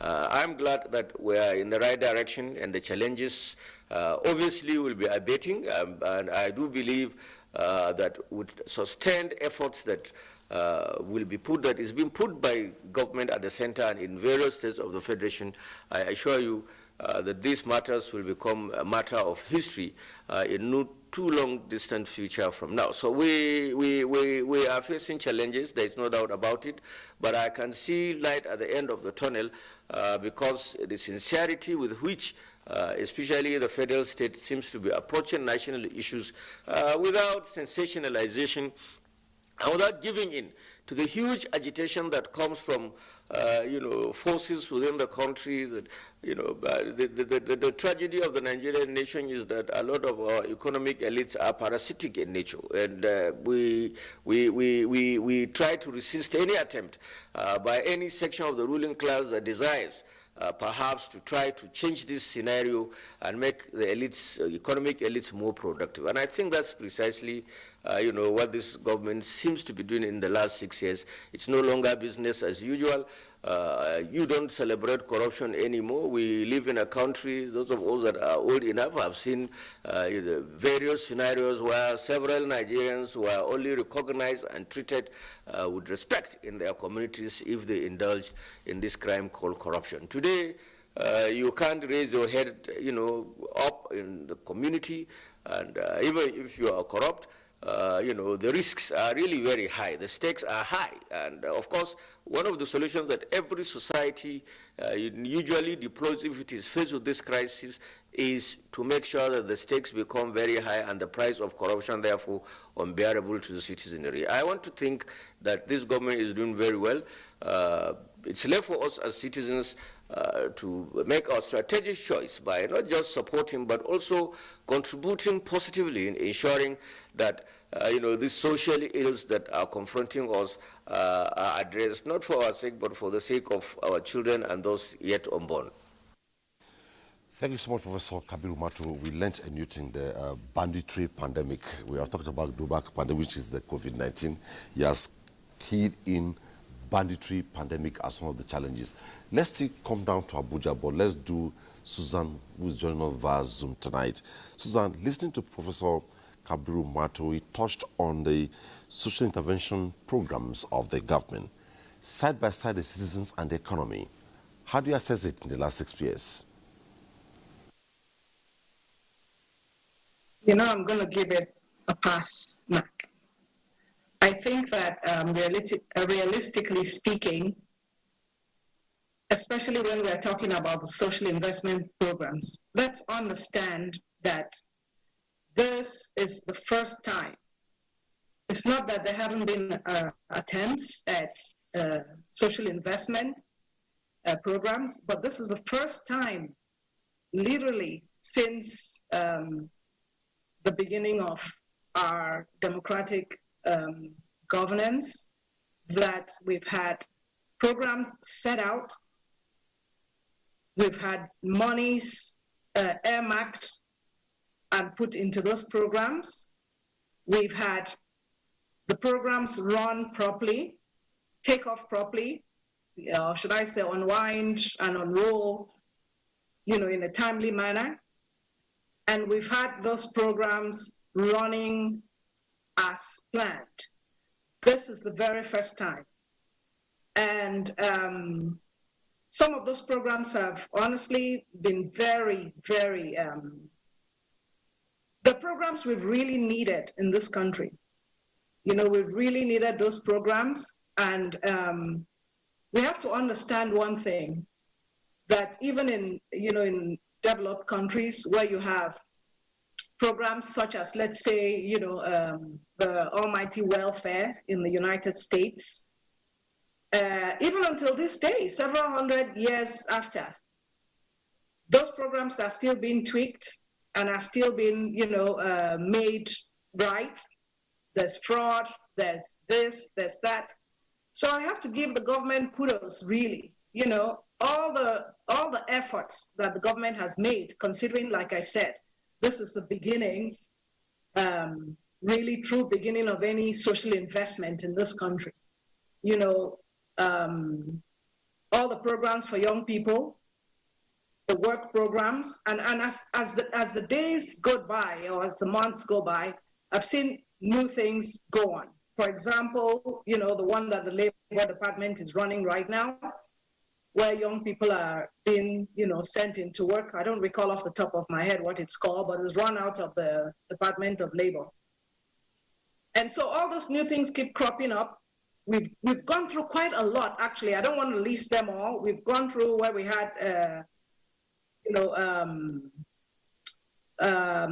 even a couple of months back, we had the market money, the trader money, we had school feeding, we've had all kinds of things go on, and we have to give the government kudos for that. Like I said, the genuine effort, and the, it's not easy really, particularly in a country like this with our peculiarities, to have, it's been a bold, very bold move in all the money that has been put inside and the takeoff. It's actually really commendable, honestly, as far as social investment.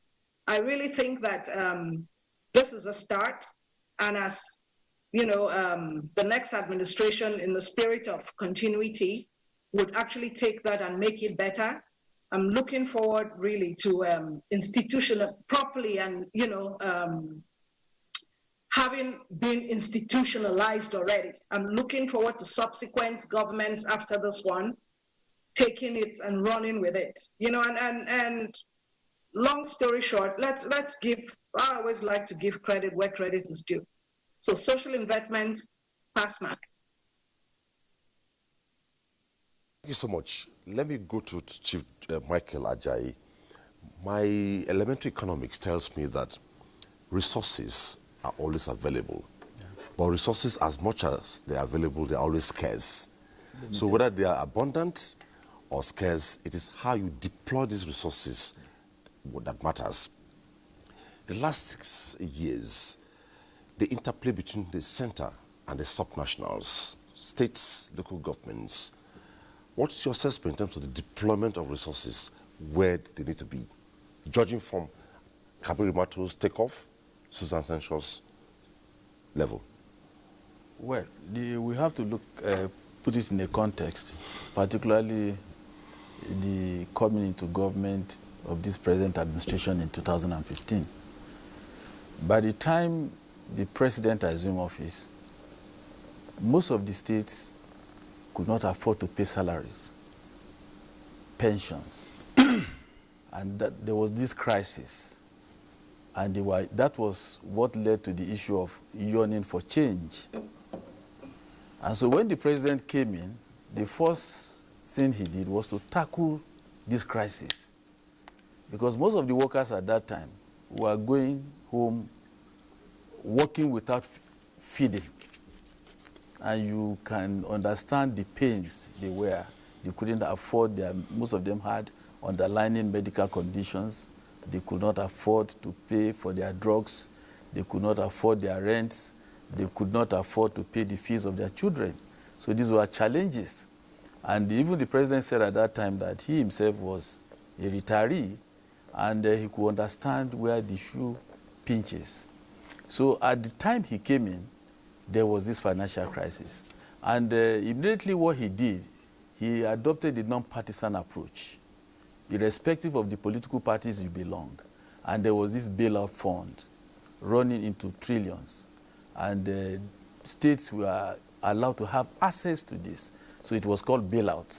So most of them were given over several billions to bail out, even though some of them did not honestly bail out the crisis they met at that time. But then the president faithfully assisted the state, irrespective of the political party you belong. And that shows another level of political maturity on the part of the presidency at that time. And looking at the deployment of resources, that also we dovetail to the local government area. The local government at that time was in a deep red. No money to execute projects. Most of the workers were going to the offices without doing any job.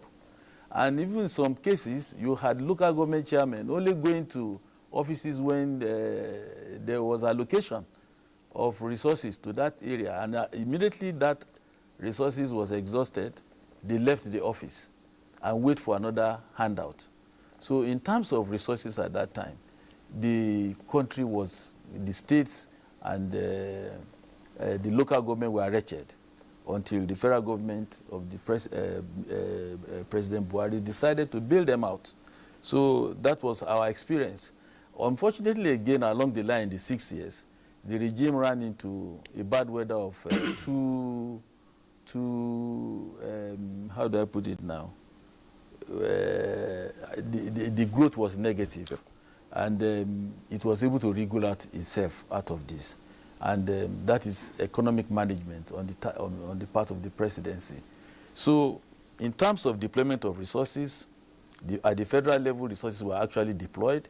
But unfortunately, again, just as I said, the price of crude oil went down as against the previous regime that had a lot of resources to play with.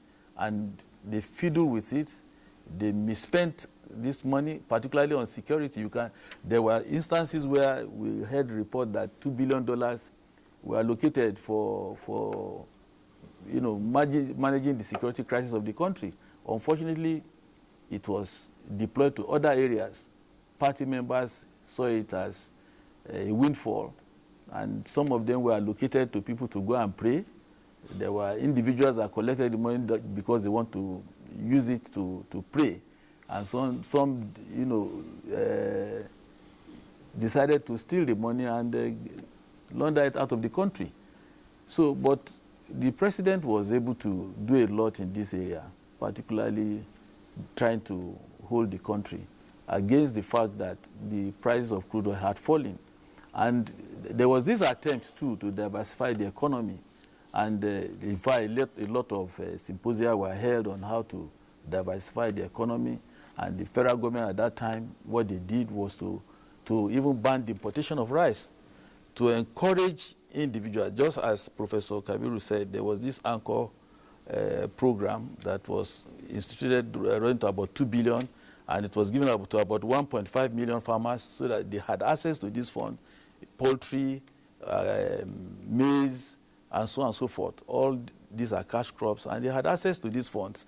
And it was to develop the agriculture area and to pursue the diversification of agric, driving the economy away from the reliance of over-reliance on oil. So it's a plus for the administration, I would say. And besides, even if you go, one thing I would like to commend the administration particularly is in the area of rail transport. For a very long time, most regimes had abandoned rail transport, which should be the nerve center of transportation in any economy. In fact, transportation is so crucial that it drives the economy. But unfortunately, most administrations abandoned it right from when railway came into existence in 1896. All through the military regimes, it was abandoned. You can remember the Takpe. Wari was also abandoned. It was started in 1887, abandoned until this present administration took it over and commissioned it. Kaduna Abuja rail is functioning standard gauge. Now we are talking of Abuja Kanu, which is also in the offing. Ibadan Lagos road, 157 kilometer standard gauge is also to be commissioned, but it's already almost completed. So the administration has been able to deploy resources in the area of agriculture, in the area of rail transportation, and even in the area of education. But we hope that, and the worst part of it was the emergence of coronavirus. It was a pandemic that dislocated the whatever plans. Pandemic now. This is the real pandemic, I would say. It marginalized even the strongest economy and dislocated whatever plans you had. The budget at that time, the plans they had at the National Assembly, all the benchmark they put, it was completely dislocated. So it caused for a lot of sympathy. And it's still affecting us at the moment. You understand that we are still under some rules now until August 1, when we'll be free to be lifted and we'll be free to move around. And I want to commend the government on this area that unfortunately the pandemic, coronavirus was a terrible thing that dislocated the economy. Okay, we'll get to some components of that. Let me go to Engineer Kashim Ali. Looking at governance, they say is a continuum. What would have happened if, as this government came in 16 years after, and as it came in, they jettisoned every other project that was started even before the life of the 16 years administration and started new ones? But what we saw kind of was inheritance, which at some point some critics felt the administration had no vision, no direction, because it inherited projects that they view touches the lives of Nigerians, and some are completed, like here I talked about the railway transportation. Sustainability, continuity. How do you assess the administration 6 years down the line? Well, thank you very much. It's good that I'm speaking after the eminent Nigerian who spoke. And I love some words like I picked from there, like this parasitic elites, also the banditry pandemic. I love that one.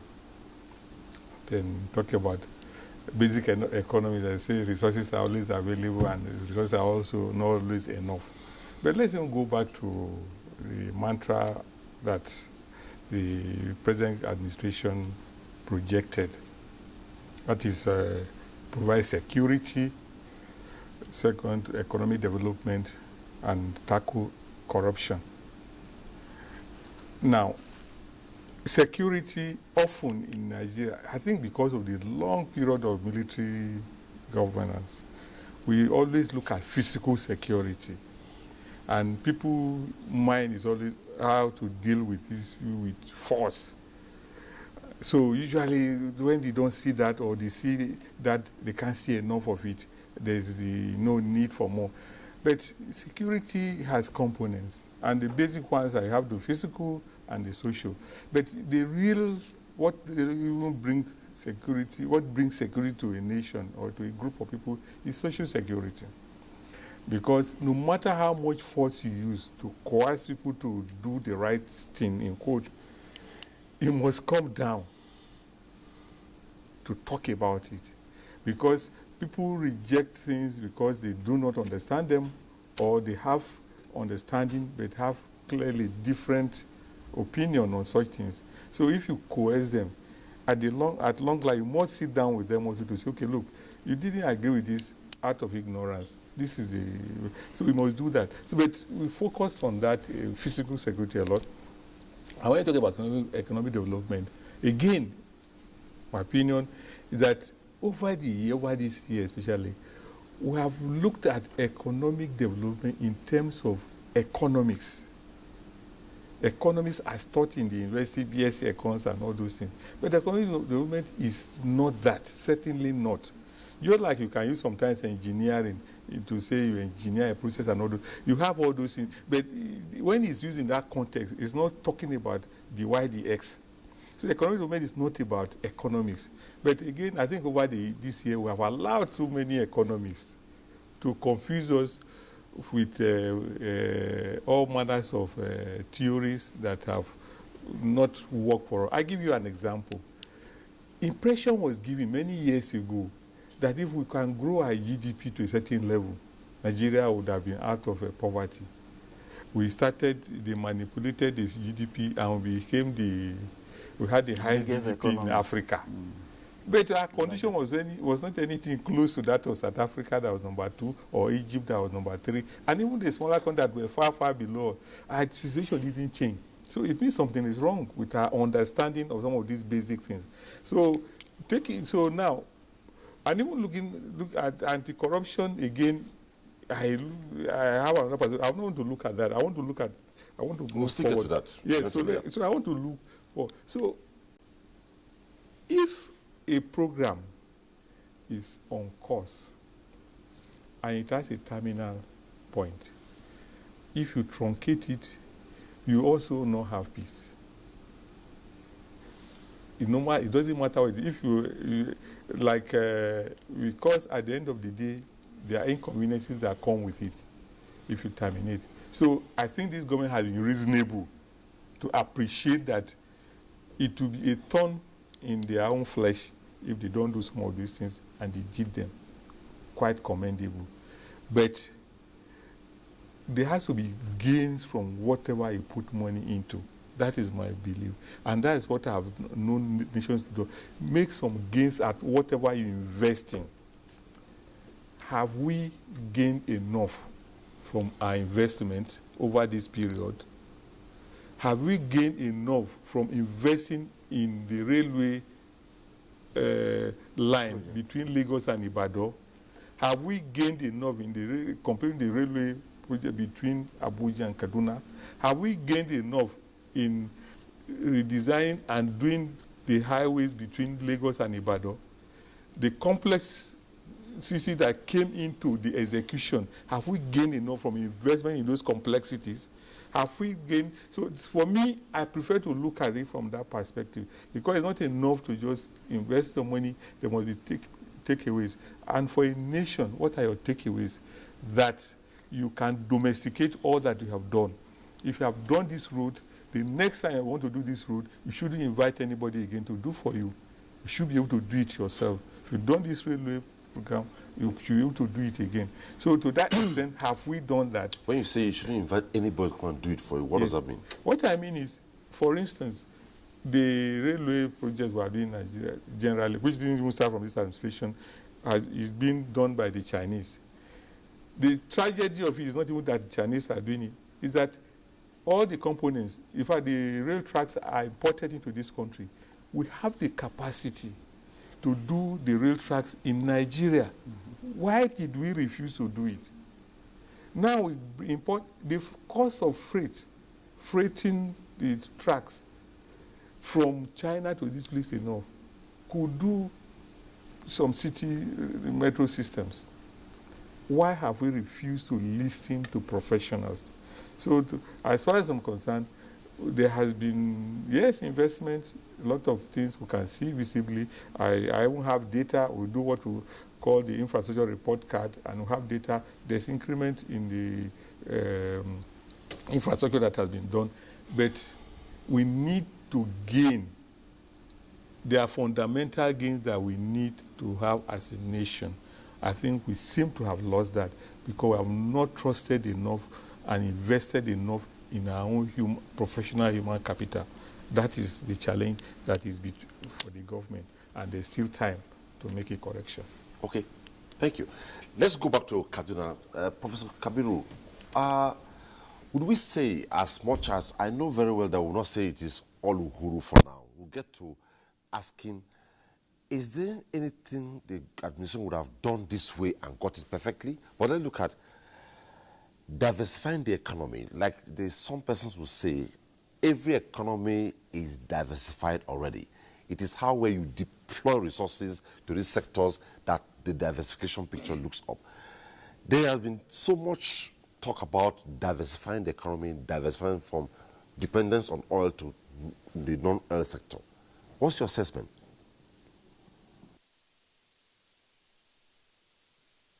It is true that the only way, one of the ways out of this economic quagmire will be a deliberate attempt on the part of government and support from the citizenry to diversify the economy from its complete dependence on a monolithic source, which is the oil source. Yes, agriculture is there, and one of the things that I think we need to really place appropriately is that throughout developing economies like Nigeria, there are three major sources of economic development, or what you say, three major sources of employment. One of them, of course, is the railway. The other one is the construction industry, and perhaps the third one is the textile industry. Now, this government inherited a scenario where all the three major sources of mass employment, were comatose. And in my view, so far, the attempts to, revive and invigorate the railway system will go a long way in providing a lot of activity apart from the socio-political advantages of integration, etc., etc. There will also be the economic dimension of it, which will be opening space for a lot of economic activities to take place, within the various parts of the country on one hand. On the other hand, also engaging and employing a lot of other people and then taking them out of, the unemployment cycle and thus poverty line. As it is today, if you see the number of young people that walk on the trains between Kaduna and Abuja and Kaduna is, very alarming. It tells you that if we will have the capacity to jack up this rail system to Kano, to Maiduguri, and then back to Abuja, and then to Itakpe, and then across Nigeria. And if the trains from Lagos will come to Ibadan and proceed to Kano, I tell you that tens of thousands of young Nigerians will be gainfully employed, and it will also help in generating a lot of economic activities. We have seen the way several roads are constructed, both by the federal and several other state governments. That also is giving room for the employment of several citizens, and it's a way of diversifying the economy from this strict over-reliance on what is produced, in the oil industry.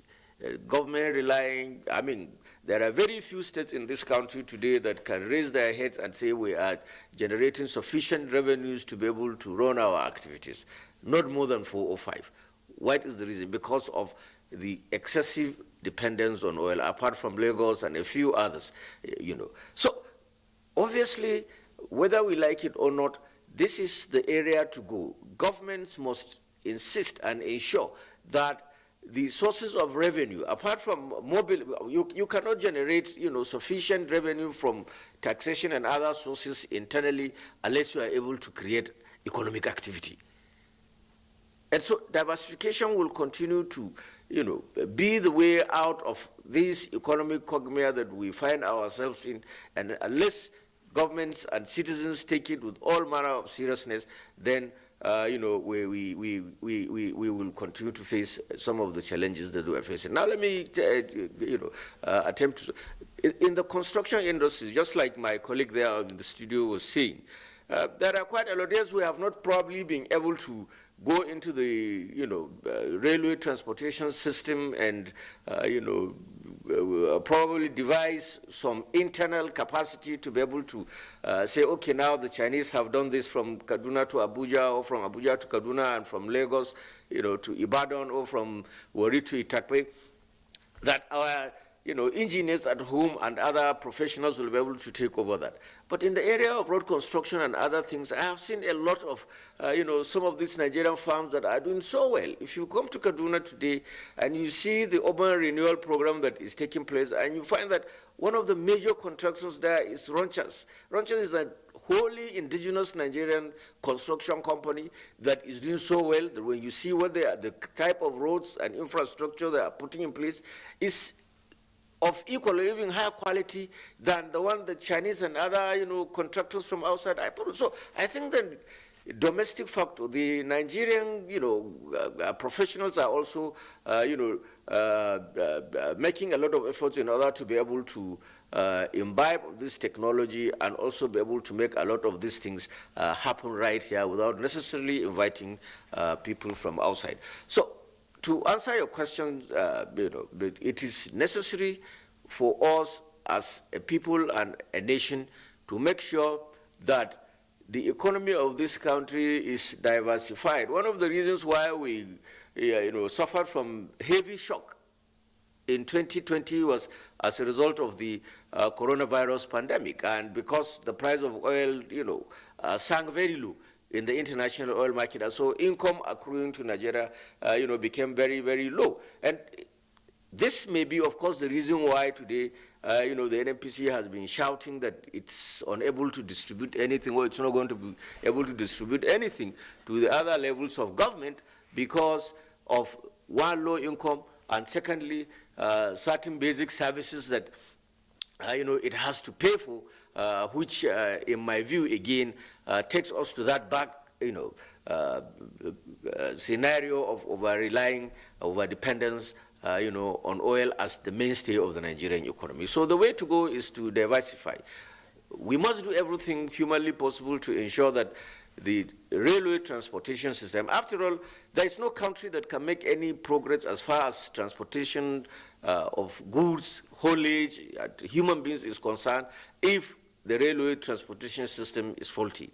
And I think one of the major achievements of this government, which there is apparent consensus on the part of, a lot of us that are, studios tonight, and also many Nigerians outside, whether, of the APC, PDP, or any extraction for this matter, clearly showing that, yes, it's an achievement and there is a need to upscale it in order to be able to, diversify the economy of this country, provide, jobs for tens of thousands of very young-bodied boys and girls that have graduated from, various institutions of higher learning and are just idling the, streets without any form of, gainful employment. So, and that's the way to go. Again, that's the way to shed off, the current congestion that we have in our various, state services in the civil service, both at the center and in the 36 states and federal capital territory today.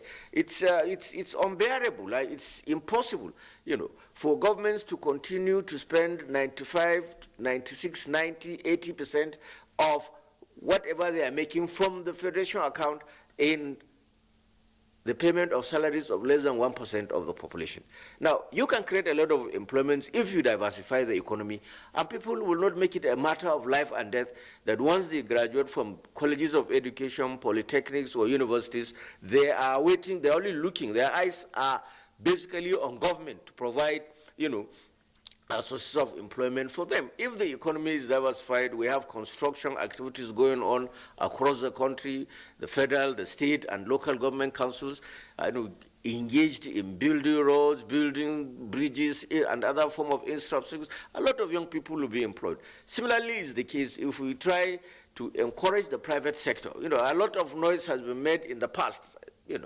Billions and billions of naira injected into the textile industries, but we still see them not working.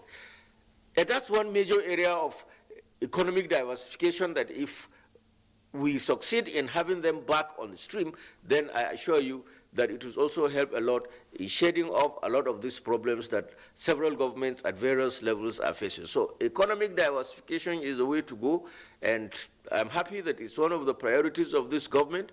More efforts need to be put in place in order to ensure that, the reality becomes that, government is no longer the major employer of labor, but the private sector. So diversification is the way to go, and there is no alternative to it. We do a studio here, then go to Susan. Chief Ajayi, however we look at it, all what government is doing, social contracts. Yeah. Those in government and those who are being governed. One area that is very, very crucial and critical is security, and we cannot shy away from it. As much as the challenges are there, a lot is being deployed to surmount, but we still have it looking at us. Would you say they have covered some milestones in this direction? Obviously, they have covered a lot of milestones. To say they have not done that, it means that we are saying that government has abdicated its responsibility to the people in line with the social contract you have mentioned. We read in the papers every day that government is deploying resources, but unfortunately, the non-state actors, the activities of the non-state actors appears to make it look as if government is doing nothing. But the truth and the reality is that government is doing a lot. We all know the situation that is befalling this country, the lack of resources to provide gainful employment to all the teeming youths of this country has led to another dimension, that in the southwest you have some kind of insecurity in that place and ethnic agitation. In the southeast you have insecurity there. In the northwest, banditry or banditry pandemic, as the professor said. And in the northeast you have another dimension there, and it goes on and it's increasing by the day. What we need to do is, if you compare the Jonathan administration, the kind of insecurity at that time and now, they are different. The present one has taken a different dimension. With Zamfara, you have the issue of gold for arms at that angle, and federal government has taken decisive action. You have a complete ban. The area has been declared as a no-flight zone, and mining has been banned completely in that area. Government has got involved in importation of equipment, military equipment, and I'm talking here of fighter jets and so on and so forth. You have seen that even the military architecture itself has been rejigged completely. We have the appointment of new military brass to plan a way by which we can tame insecurity in the country. So I want to say that the government has done a lot in this area, and it's given the president a sleepless night, even though he's a general. But he's doing a lot. The National Security Advisor has spoken about all the efforts the government is doing to tame insecurity. Unfortunately, the non-state actors have really shaken the government. Look at Niger State, very close to this place. You find a situation whereby you go to secondary schools, primary schools, the bandits are operating freely in a way that is embarrassing the government. Students are abducted in Kaduna State, they are abducted, and unfortunately the issue of security has been politicized, where you see some governors will be talking of negotiating with bandits. And even our ordinary dictionary, advanced learner dictionary, has defined who a bandit is. They are rogues. These are people without home address or addresses, and they are fighting for survival. So if you negotiate with them today and you give them something to eat or you give them money, they will still come back again to demand for more. So I do not see any, a country where you've been negotiating with bandits. The present Kaduna State government, when he started it, I knew that he's going to lead us to a different level, because at that time he said, well, there's nothing wrong in negotiating with them, but I'm happy now he has seen the truth in the light, that you don't negotiate with bandits. It's either you go after them or you find another way of dealing with the banditry pandemic in the country. So all efforts are being put in place by the government. All forces are. This situation now has even gone beyond the issue of police handling they are supposed to handle internal crisis. It has gone beyond them. And what the government is doing at the moment is to ensure that technology is employed. We have read of the importation of drones. So people are even talking of hiring mercenaries. I don't see how mercenaries will know your terrain more than your own military soldiers. If Nigeria has solved the security crisis in Gambia, Sierra Leone, Liberia, even Somalia, I don't see any reason why these gallant officers and the military cannot solve the internal crisis we have. The point is that the issue of security in Nigeria has been politicized. The politicians have made it look as if it is something that is intractable to solve. It is solvable. And I see that it's going to be solved, as far as I'm concerned. Okay, let's go to Susan. Susan, listening to Chief Ajayi's engage the way he did, are we saying that as a people, besides what government is doing, is there anything the citizens can do? And also, by the minutes, by the hours, by tomorrow morning, if you turn on to television, listen to radio, go to the national dailies, all you see is killings here, killings there. What can we make out of this? Quite disturbing. Lost you the last few words, but let me respond to at least the bit I heard. Now, regarding security, yeah, you hit the nail right on the head when you said what can other sectors in this country do as far as helping out with the security situation. Now, we all know that for now, what's going on, which is making security in that state governors and everybody else, individuals should not be involved in security. It's just the federal government's problem. Now, I don't care how effective a government is. Insecurity requires it requires such huge collaborative effort from every single person, every single place. Now, unless that is done, and unless people change that mindset and understand that we can play all the politics we want and say, oh, the government is not fixing this situation, people are dying, people are getting robbed, there's high crime. But in every, I'll draw an example, in every civilized country, and these are countries that have, the technology and so on to deal with crime. They have strong institutions like the police, and so on. But you find out that there's nowhere you go, for example, in the United States, where you do not see multi-level security, you know. Apart from the police, you have community watches. I know we have them also in Lagos and so on. You have, in fact, in our situation, state governors sometimes can also be said to have been kind of very lackadaisical about, you know, the situation in the country or in their states in particular. The federal government doesn't have to be involved in the little cultism and so on going on. You know, if state governors, and I'm not laying blame, I'm just, you know, analyzing the whole security thing. If state governors had started nipping in the bud the little things that were going on, you know, mom and dad being kidnapped here and there, and I'm not talking about the interstate highways right now, because that's the federal government's, you know, responsibility.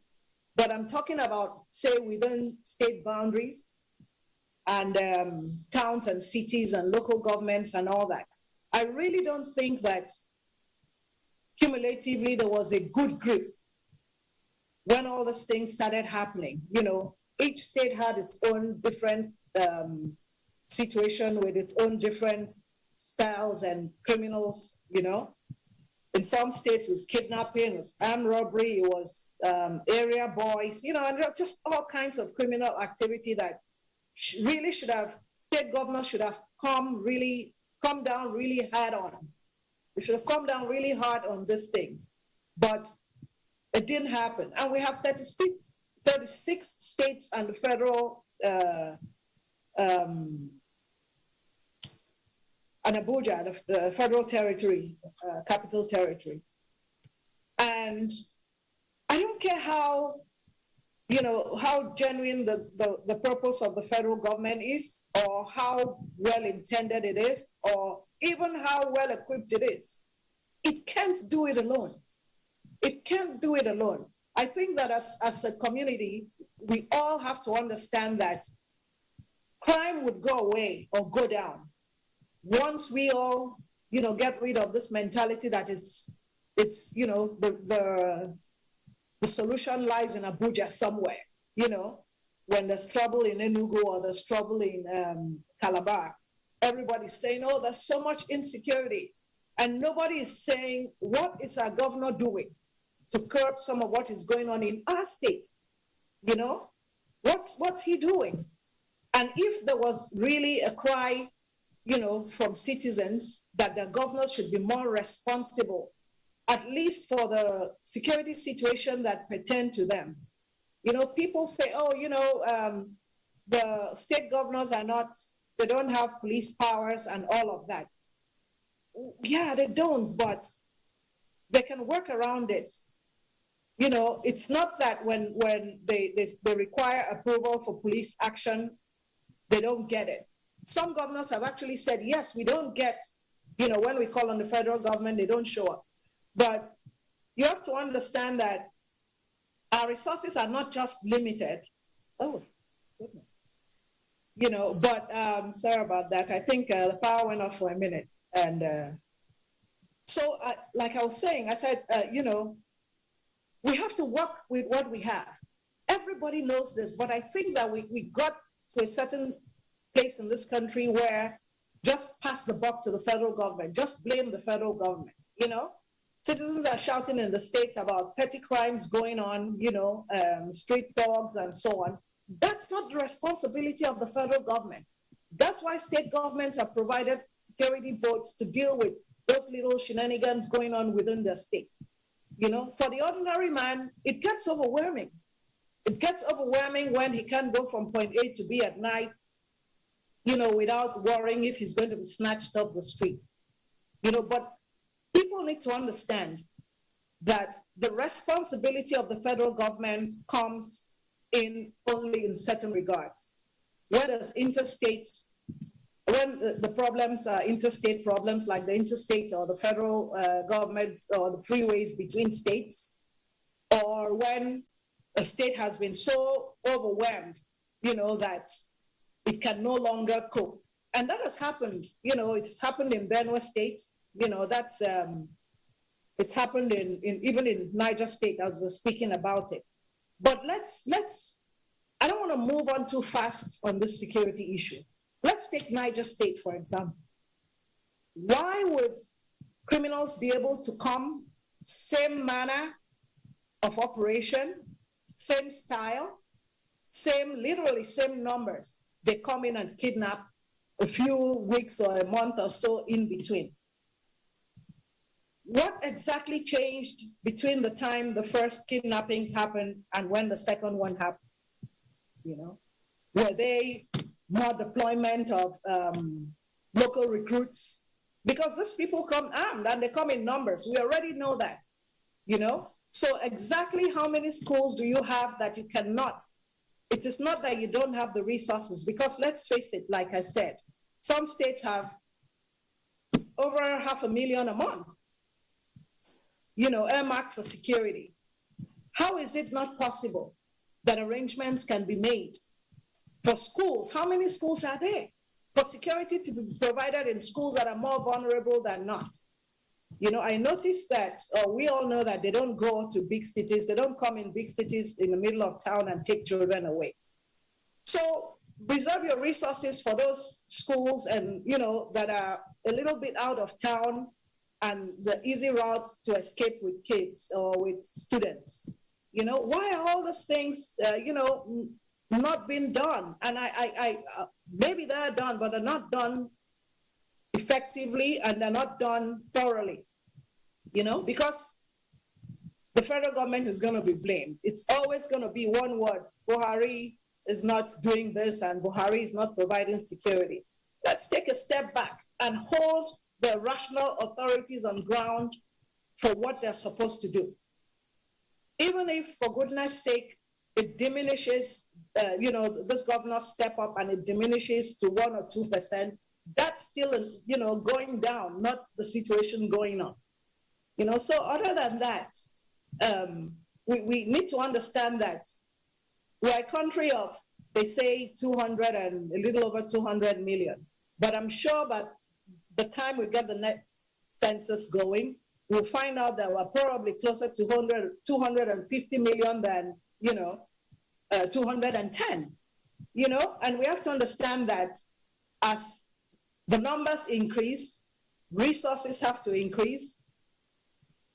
If not, it's not, security is not going to happen. The army is overstretched. They're over here fighting in the external borders. They're over here trying to calm nuisances within states, agitations and all of that. But here's the worst thing, that a nation cannot come together for its own preservation. It's one of the most shocking things ever. We have, for example, the news media. The news media has been, I'm sorry that I keep going back to the media. The media has been probably the biggest letdown this country has had to deal with in quite a while. When there's a situation in a country where people need to come together and stand against criminals, is when the Nigerian media is playing footsie. I don't know why. I don't want to make accusations and say, the whole issue of brown envelope and all that, that'd be going too far. But for goodness sake, the Nigerian media needs to stand up and understand that it has work to do. It has work to do in not, putting out all the negative spins, fabrications. In fact, as the days go by and the situations get more dire, the media gets even more reckless when the reverse should be the case. So these are the things that, as far as security, it's not a one-off, one solution thing. Communities need to come together and take their communities back from criminals. If you're going to put ethnicity and tribalism and all that before your own preservation of your own life, I don't understand it. So things need to change. And I hope that if people are listening, we need to understand that we need to take our country back. I don't care how well-intended, like I say, the president is. He's not going to be able to do it by himself. No nation has left its internal security, completely to just one person or one sector of government to salvage. The army can't do it alone. The police can't do it. So we're gonna have to decide as a nation that I don't care if these people are a tribe or they're ethnic people, all of the agitations, and I've said that on this, on TV before, all of these agitations are headed nowhere. People are disgruntled about something. They need to take a step back and figure out that violence and killing and threatening and putting the fear of God in the localities is not going to give them what they want. And I say that because we have a good example in Boko Haram. Since these people started in the past 10 years or more, they haven't been able to take one book out of the classroom. Not a single book. They haven't been able to stop literacy. They haven't been able to stop education, and they probably never will. But look at the amount of lives that have been lost. It's the same thing with secessionists and so on. Lives are going to be lost. People are going to be displaced, and all kinds of ills are going to come onto their local communities and probably the wider communities. But secession is not going to happen that way. Thank you, Susan. That's the much I can take from you. We'll still come back to you for other perspectives. We'll take some reports now. When we return, we'll begin with Engineer Kashimali on other perspectives, looking at 6 years down the line, governance and development. I could see Susan was really getting very hot there regarding issues of security. They are quite disturbing in the country. It looks as though a lot has not been put in place. It looks as though the security architecture has gone to sleep. But so much, like Chief James Ajayi has said, Michael Ajayi has said, has been put in place. And we hope we achieved it. Our first report tonight is coming from Lagos. Metropolitan Lagos is not just home to the busiest seaport in the country, but also houses hundreds of industries. And since the sustenance of these economic firepowers is key to the federal government, infrastructure investments in Lagos are built around basic facilities that will ease their continued existence. Hence, the idea of rehabilitating roads, building bridges, and establishing rail connectivity. The Apapa-Oshodi Oworoshoki Expressway is one of the few roads linking the seaports, but was previously in a bad state, thereby reducing turnover on investments and creating endless gridlock. But the presidential mandate on the ease of doing business necessitated its reconstruction. Today, progress of work done is put at 75%, with concentration now on the service lanes. This is the infrastructure issue. It's very critical.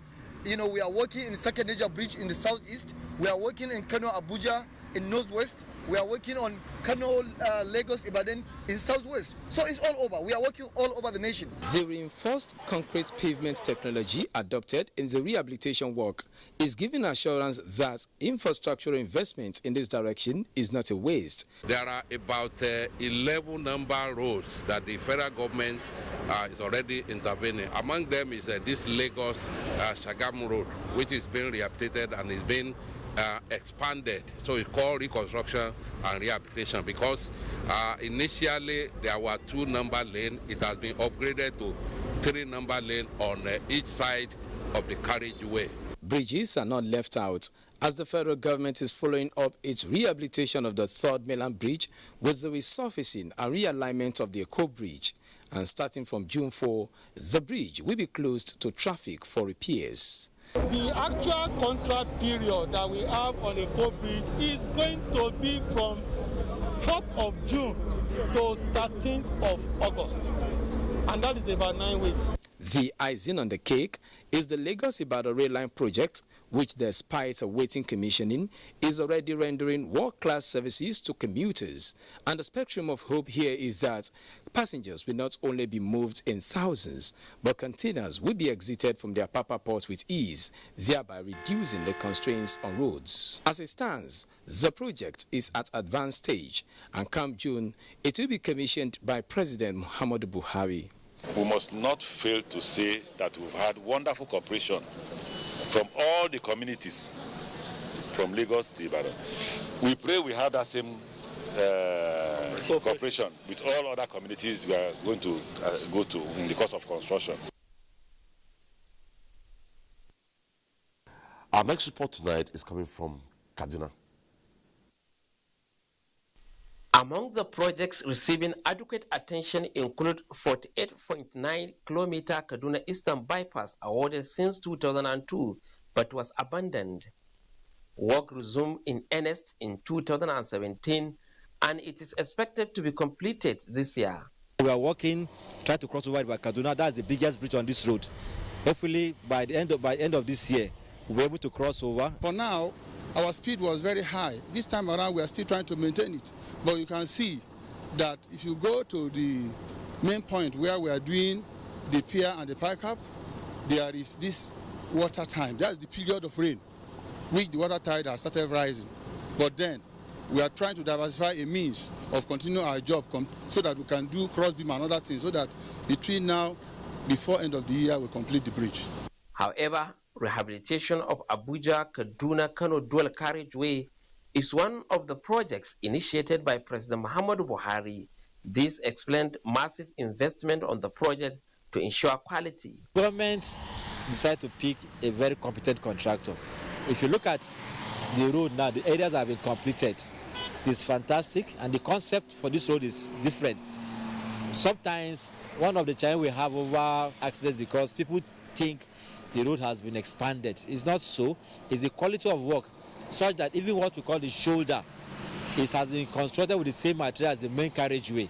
That way, to ensure that the road does not start deteriorating. Usually it starts from the shoulder. So even when you park your vehicle on the road, that shoulder is as strong as the carriageway. Road users are of the belief that the project will significantly improve the transport sector. With the present administration and the work, the construction work ongoing right now, a remarkable job, beautiful job. Because before, once we pass there, we must visit a mechanic almost every day. But this administration now, the level of the road now is, the construction of the road is at least they are trying. Another project with potential to improve the economic fortunes of the region is Ajakuta Kaduna Kano gas pipeline. When completed, it will help a reviving collapsed industry and create jobs. It's an opportunity for urea fertilizer to be produced from basic raw materials here in the north. Besides that, we can produce methanol. Methanol is an export commodity. The largest methanol producer in the world is Qatar. Security remains a major challenge, but government is not resting on its oars to overcome the problem as it continues to map out plans in dealing with the emerging trend. That last report that concluded on security, and from Maiduguri comes a report that despite security challenges, many infrastructural development programs have been executed or ongoing in Borno State, with significant number targeting road construction and the education sector. Urban and rural road construction projects that form part of federal constituency developmental interventions are ongoing along Kano Maiduguri dualization in Biu, Kwayakusar, Bayo and Shani local government areas, in addition to construction of hospitals, mini stadium, street light and schools in the areas. The Mongono Town Water Works is a major federal government intervention that is targeting provision of water to communities in northern Borno. The education sector in Borno has continued to enjoy a large share of federal infrastructural development projects through special grants, TED Fund, ETF and UBEC counterpart funding for schools. The provision of ICT across the universities and polytechnics and the colleges of education, we are laying the necessary infrastructure that will facilitate ICT learning once upon a time this might have been considered a privilege. Our tertiary institutions used to get intervention from TETFOD every year, College of Education, and even the University ETF intervene in constructing hostel and lecture theaters in the College of Health Sciences, over 3 billion naira. Some of the beneficiary institutions are the University of Maiduguri, Nigerian Army University Bureau, Colleges of Education, Borno State University, and the Ramad Polytechnic Maiduguri. 29 projects done in the university, quite a number of them completed, some still ongoing, and we want to thank Mr. President for granting us this kind of interventions that have moved our university to another level. In the area of security, a lot has been made in the reopening of roads and return of people to their once deserted communities by Borno State government. This achievement would not have been possible without improved security, owing to ongoing counter-insurgency operations by military and other security formations, including CJTF and hunters. In due course, every space, every inch of land, including the tumbos, will be controlled by civil authority. The general security situation in the state for now is calm. We are going to have a serious collaboration and synergy with all the relevant stakeholders. The rebuilding process in Borno is being supported by federal government through the Northeast Development Commission, with thousands of housing in devastated communities. The last report on this segment is coming from Port Harcourt. After every election, expectations are usually high among the populace for those elected into various political offices to embark on project execution. And we don't wish the government to fail, but what we need is that there should be an improvement in governance. The East-West Road and the Port Harcourt-Aba Expressway have always been projects which people have had much expectations given years of neglect. Before now, navigating through these federal roads were pathetic. The story appears to be different now. For years now, the East-West Road have been a death trap, but we thank God that the government have been able to put it in order. And as you can see, the renovations are going on. Before it used to be ethic. As the renovation is going on, it's a good thing. The key critical national assets and investments along the East-West Road, especially the One-Eleme axis, make the road very critical to the nation's economy. Funding, which has been a major setback to the execution of federal projects in the past, appear to be a thing of the past. These contractors were starved of funds in the past. We came, we said, this is not acceptable to the second administration of President Muhammadu Buhari, and we tried to look for funds from anywhere to ensure that this project is completed. Under President Muhammadu Buhari, the federal government equally completed the international wing of the Port Harcourt International Airport. The Bodo-Bonny Road, a critical live wire project to the nation's economy, is at an advanced stage of completion, running under a public-private partnership. The road that will take you to Bonny now is very easy way to us now, so I like it. Presently, we have achieved a percentage completion of 37%. Notwithstanding the criticism by some dissatisfied stakeholders, the Ogoni cleanup project is equally on course. While the government kickstarts the rehabilitation of the Port Harcourt refineries, experts in the petroleum sector harped on the essence of local refining towards adding value to the economy. Report from Port Harcourt is the last for this segment and will continue, but after the break. Stay with us.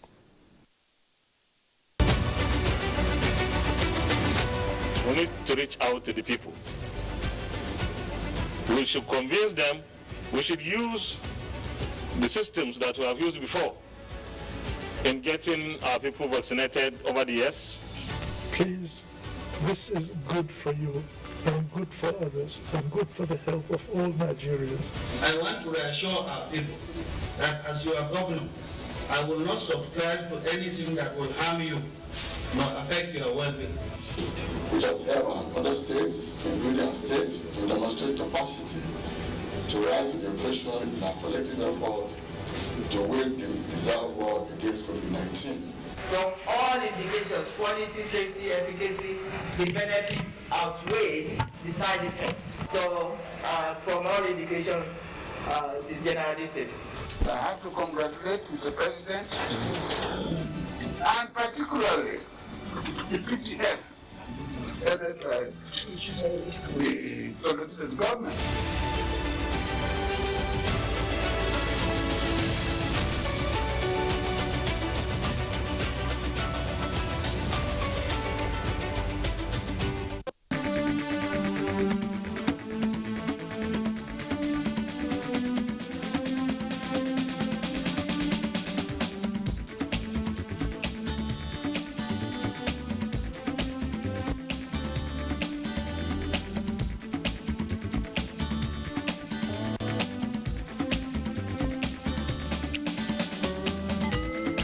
NTA Tuesday Live, a network issue-oriented innovation talk show. Thanks for staying tuned, and tonight is a look at 6 years down the line, governance and development. Well, we shall be going into other sectors, but quickly let's begin with Engineer Kashimali. The bulk of the reports looked at infrastructure, mostly on roads. Yeah. But we'll say it is one thing, for instance, to just walk to a car stand, pick up a car. It's another thing to maintain the car over the years. Will you be able to fuel it? Can you maintain it effectively? Now, it is one thing to even begin a project, or begin projects, or inherit projects. It is one thing to finish them. Inheriting and stopping them halfway is another one. So, what's your assessment the last 6 years? And two, is a double-barrel question now. How well has Executive Order 5 been utilized in your sector? Thank you very much. Well, let me, you said it well. It's one thing to have, another to keep what you have. We've been very poor in keeping the things that we have. You know, there's this attitude that, especially when it has to do with infrastructure, once you put it, it should self-protect. It never happens that way.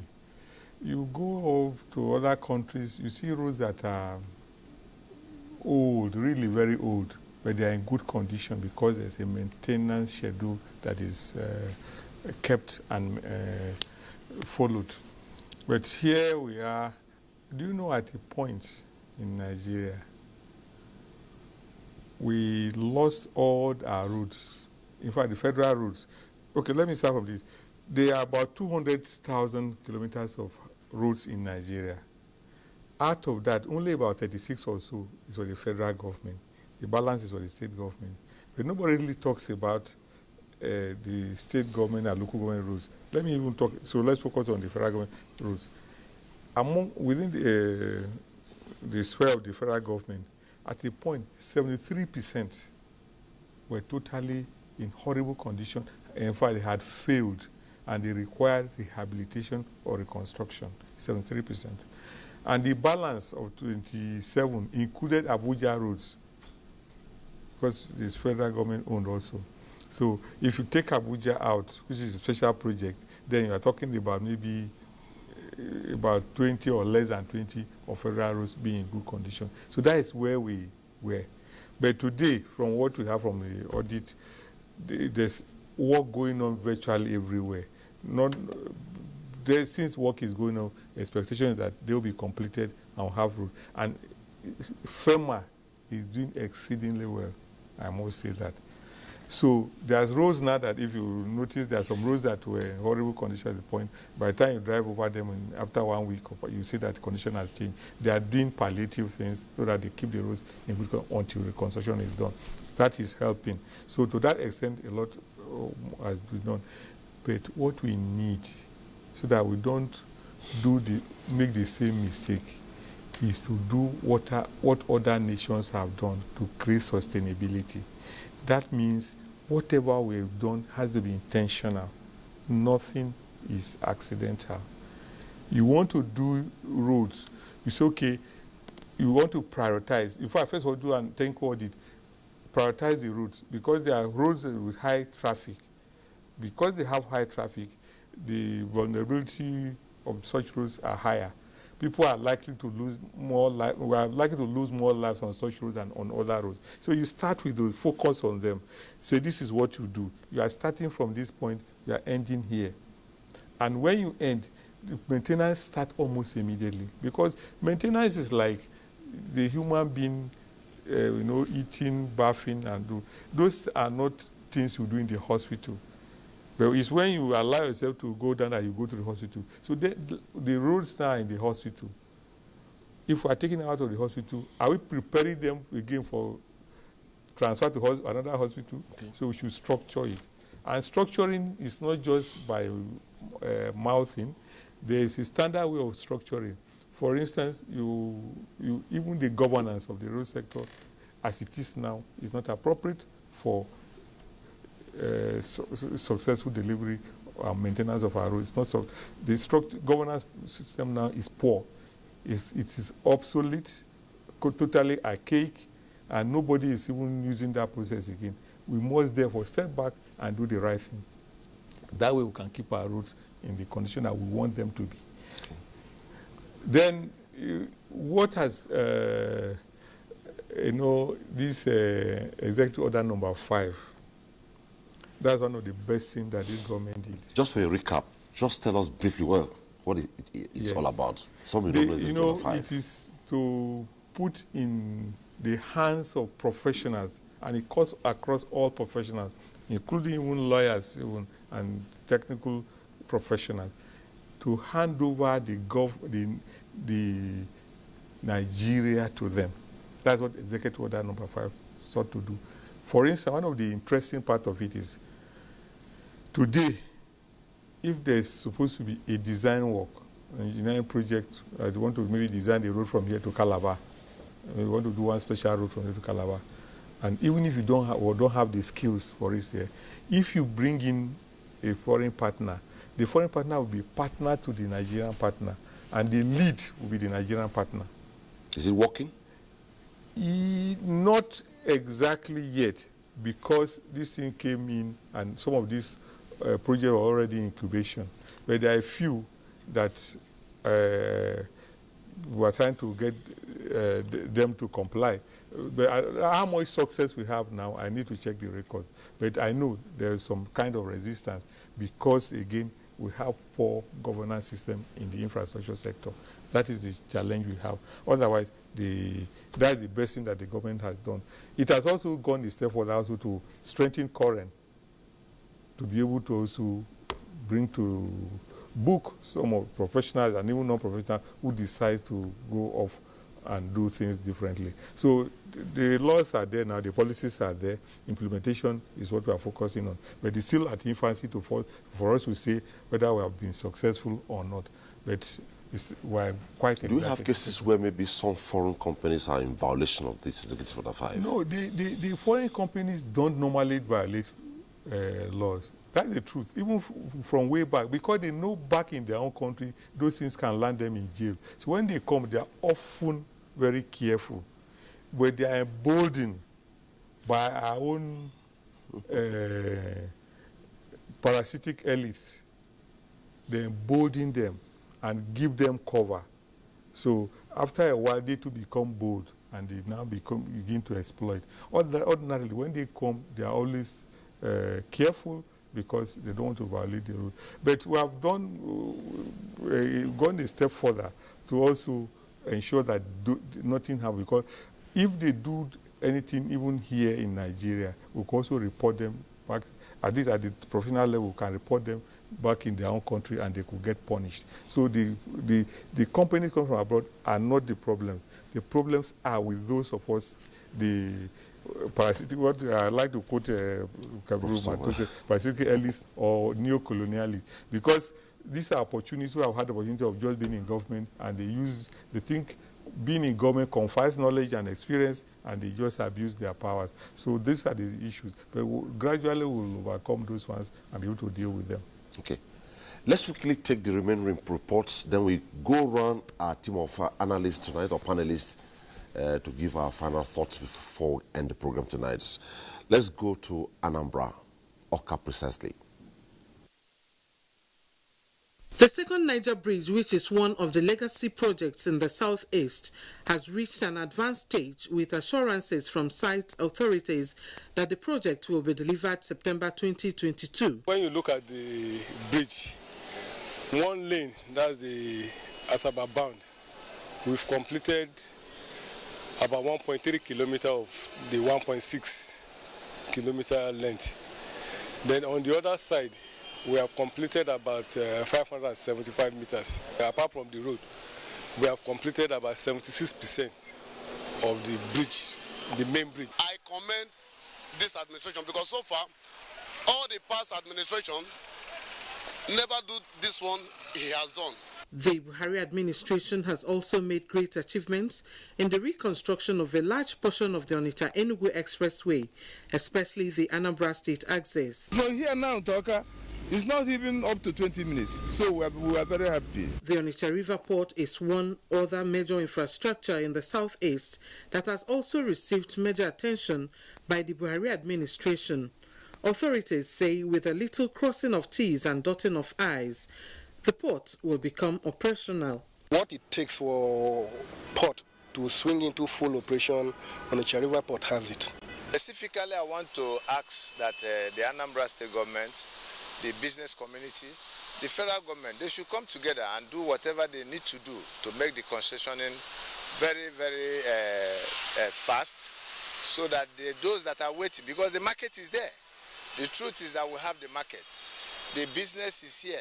Zix Petroleum is yet another legacy project inherited and completed by the present administration after it was abandoned for years. It's a very laudable project. The federal government have done well, especially the present regime. Since 16 years ago, this project started, but the present regime completed it and accomplished it. Our next report is coming from Katsina. The completion of Sabke and Zoba Dam projects in Meadwa and Dusama local government areas of Katsina State by the federal government are some of the achievements that have positive impacts on the economic prosperity of the predominantly farming communities around the areas. Agricultural sector has been enhanced for all year-round farming activities, thereby greatly reducing unemployment among the teeming youths. We received assistance from the federal government to boost our farming activities. We are now able to farm rice and other farm produce with ease. I engage in both irrigation and dry season farming. Meanwhile, the state government also came up with a restoration roadmap on assumption of office by Governor Aminu Bello Masari in the last 6 years, which assisted immensely in upholding the principles of accountability and inclusive governance that resulted in execution of various policies and programs in economic and social sectors. The performance are visible in the areas of education, healthcare, agriculture, environment, water supply, as well as youth and women empowerment initiatives. Generally, we find that there is a sense of ownership by the citizens of the state. In this government, we have a very good, very good human capital development. The government constructed a number of roads to link communities across the 34 local government areas of the state aimed at promoting socio-economic well-being of the people. The state government completed all inherited projects on the roads construction and embarked on new ones. Projects that are about 70 in number, and this government will spend about 63 billion naira for their construction. And most of these projects have been completed. To the beneficiaries of the various government programs, the impacts are many. For Malam Asaratu, the empowerment package she received enabled her start a petite business of selling food to take care of the family after the death of her husband. Last report tonight is coming from Jos. Nigeria's democratic journey has been quite eventful, with each administration coming in with its programs and policies towards moving the nation forward. In the area of infrastructure development, Plateau State has benefited immensely as each of the 17 local government areas is a beneficiary of one project or the other. The ongoing construction of the Pangshin Balang Nyeleng Lere Gindri and Pangshin Tapshin Sara Gindri road networks have elicited so much excitement from the communities. In terms of transporting some of our farm listing items, we find it very easy. It is out of the poorest community today because of the road. Now we see everything is moving fine. It has opened up the area. It has also offered so many employment to the people of the community. Also, the 44-kilometer Babandlamba to Sharam Road is so strategic that when completed, it will serve the people of Nasarawa, Gombe, Kaduna, and Adamawa states. Other projects include the Jos Inland Dry Port, 40 block of 9-unit bedroom flats in Plateau and Bauchi states, as well as electrification projects. Create a lot of improvement, like the one, especially the one you are here in Haipang, which is for Plateau, which represents the North Central Zone. It will create more than 20,000 workers. We have been working together with the state government to acquire land for the phase 2. One critical area of concern to the government is security, which is being accorded the needed attention. Commandant General of the Nigerian Security and Civil Defense Corps has been able, immediately he came into office, he swung into action, and he has been able to create a female squad. And that female squad will be sent to vulnerable areas like schools, where kidnapping has been rampant. The Security and Civil Defense Corps will be sending men to farm areas to protect farmers. Health and education are also areas of priority to the government, with the establishment of the Federal Polytechnic Shandam, as well as construction of health facilities across the state. Jos is our last report tonight on the program, and we continue the discussion once again. We're looking at 6 years down the line, governance and development. Let's go to Susan quickly. Susan, there's a tweet here from Fabrizio directed at you. I don't know how you address this.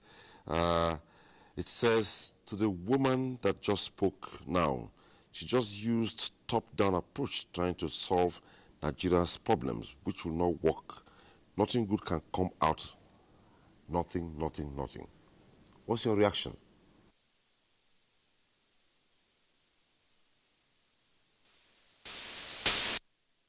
Okay, I hear Susan is all about. That was the reaction from a Twitter before we go to maybe Kaduna. How do you react to that? That her reaction was top, bottom, which will not work. Is that possible? No, okay. Yeah, go ahead, yes. I don't think that is what she meant. I shared her opinion that we have tried to put governance in the hands of the just federal government. Even Nigeria behaves as if the only government we have in Nigeria is the federal government. Nobody is talking about the state government. And even the state governments, most of the state governments seem not to exist again. The governors seem to have handed over power to the federal government. That's what they tell their people. Not necessarily that they have done that physically, but they have told their people that everything is by the federal government. Today they are asleep. So whatever happens, she now said when there's robbery in the state, they say federal government. Mm-hmm. When there's cultism, they say it's the federal government. How does federal government handle that? So there must, I share that opinion. It's like the governors, they are behaving as if we're in the federal, still a military government, where the head of state will have to give instructions. And if they want that, then they should transfer their powers and the money they are collecting to the federal government, so that they're going to be managing their ministries for them. That is what I got, I think she said. Not that they said it should be bottom. It should be bottom top. That is what she was... okay. Yeah. Okay, your reaction. I hope, Fabrizio, you're listening to the reactions. I align my views with you, sir, because she was saying, I think the question should have been the other way around. He is saying that the woman was talking from top bottom, And the Susan is talking about involving the bottom. Yes. I think that's what she's saying. Yep. But you see, the whole thing boils down to the flaws in the 1999 Constitution that tend to centralize the police system. And it says that the governors are chief security officers of their state. Yes, the Constitution says that. But then we know that the Commissioner of Police reports directly to the IG, who gives instruction. And so the governors are now trying to expose that aspect of the defect in the 1999 Constitution, that there's need for a re-engineering of that Constitution in such a way that the governors will be in charge and control of the State Commissioner of Police. And that is why, maybe it's a blackmail, but we all know that it's sort of... You just want authority, yes, just to cause a sort of re-engineering. Okay. And I think that in the federal system of government, their views appears to align with my own views too. Because in the federation, you have multi-tier police system. So there is need for a revisit to that constitution, particularly with regards to the police. And that's why you see the emergence of regional security outfit like Amotekun and I don't know what the East call their own now. Ebubeagu. You now have that one and so on and so forth. So you will continue to have that. And that is a sort of agitation. And we need to be sensitive to that aspect. That if you say that the governors are chief security officers of the state, then they should be chief security officers of the state. The Commissioner of Police should take orders from the governors. And even again, that leads to the issue of having state police, whether you should have state police or not. We should have state police because it's a federal system. We had it under the 1963 Constitution, and that's why some people are even asking us to revert to the 1963 Constitution. Before independence, we were having that. After independence, we had until 1966, under Decree 34, that we just have that centralized police system. And I think Nigeria needs to move. The security situation is becoming more complicated by the day, such that the 1999 Constitution cannot contain the kind of security outbursts we are having now. So somehow it is bottom up and top bottom. I think it is the collaboration of all the two ends that can guarantee peace in the country.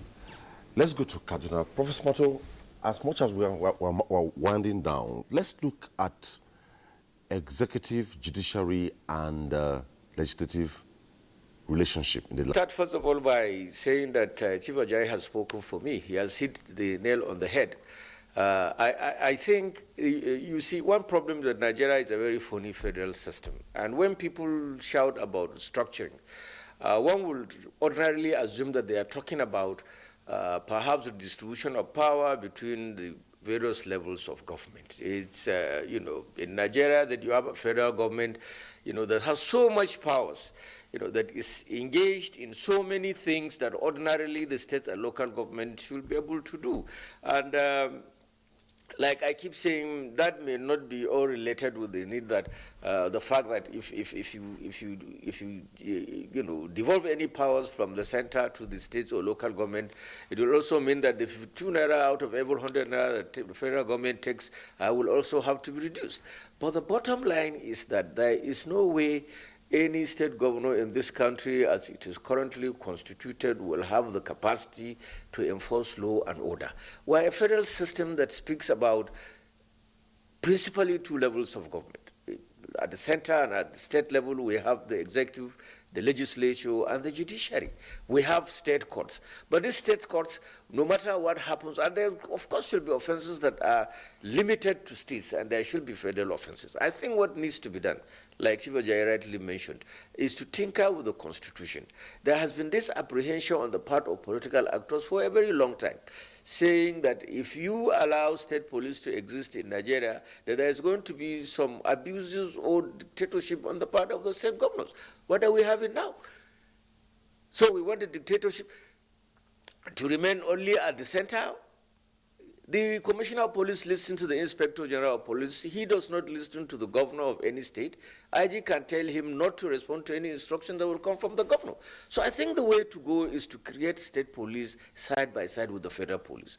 And we should be able to also come with institutional framework that will clearly delineate roles and responsibilities of the state and the federal police, existing side by side in our society. As Chief Ojai rightly said, in the First Republic, we had state police, we had regional police. At least I know of the Endocar system in northern Nigeria. I was young, but it really existed. And how did it exist side by side with the federal police? So we cannot approbate and reprobate at the same time. We cannot be claiming that we want restructuring on one hand, and then we are asking for centralization on the other hand.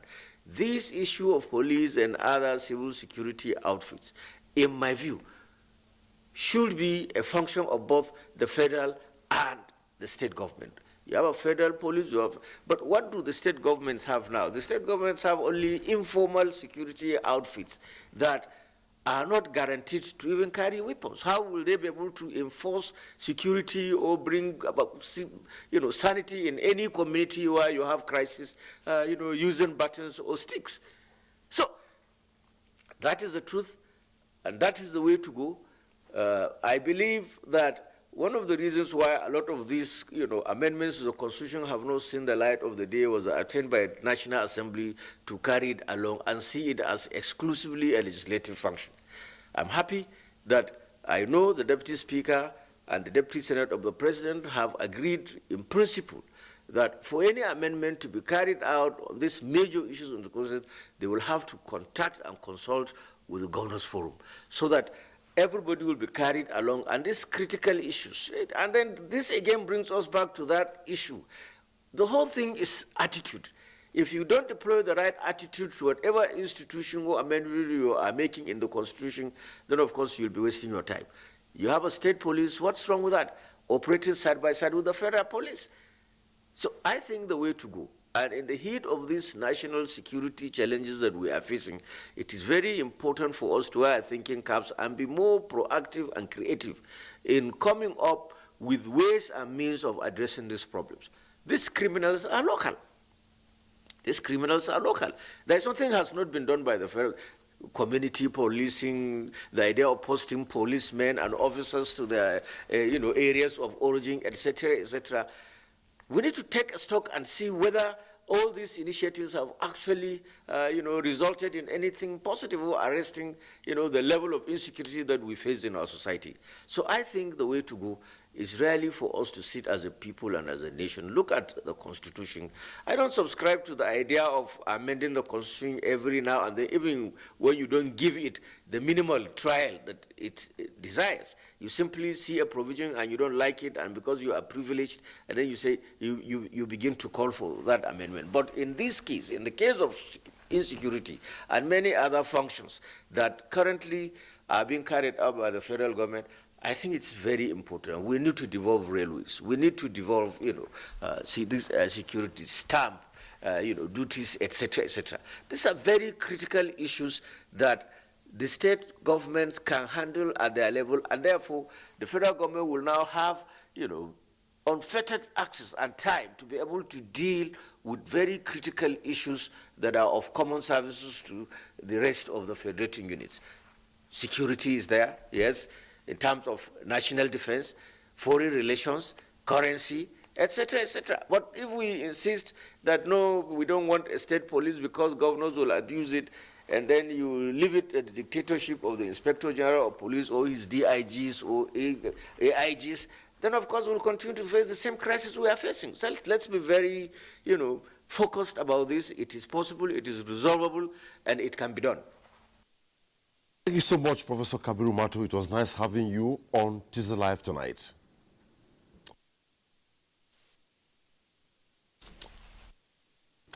And quickly, I hear Susan is up. Susan, well, we called you up. You were down. Your signals were down. I just wish to say thank you so much for making time to be on the program. And Chief Michael Ajayi and Kashim build you out a tweet that was directed at you. Thanks so much for being on the program tonight.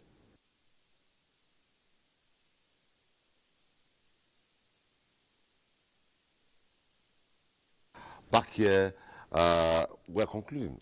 One thing we have to touch, we don't have the time to us in conclusion, the elite class towards governance and development in Nigeria in conclusion. Well, let's challenge them. Well, I think from my own view, I think that the national elites have not been patriotic enough. These ethnic cleavages have continued to becloud their sense of patriotism, that nobody is really committed to the national ethos or national center. All of them are ethnic champions because the resources are scarce. And because resources are scarce, they employ ethnicity at every point to get advantage. And so I will say that they don't love what is called Nigeria. When you lose, you employ your ethnic background to fight for the national cake. So looking at the elite and national development, I think our elites have not been sincere because the resources of the country have been cornered by these elites. And if you read one of the newspapers of recent, AMCON is chasing about 307 Nigerians who were said to have controlled and mismanaged about 3 trillion naira. 307 Nigerians are having in their possession 3 trillion naira from 6.3 trillion that they couldn't pay back. So in any country where you have a national elite that has access to such huge funds, you expect them to invest that huge fund to create employment.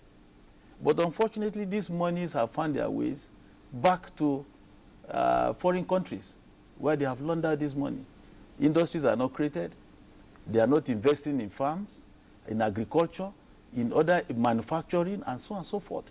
So the elite in Nigeria is a big disappointment, and they are not good role models for the young ones. Okay. Should we give up hope? No, certainly not.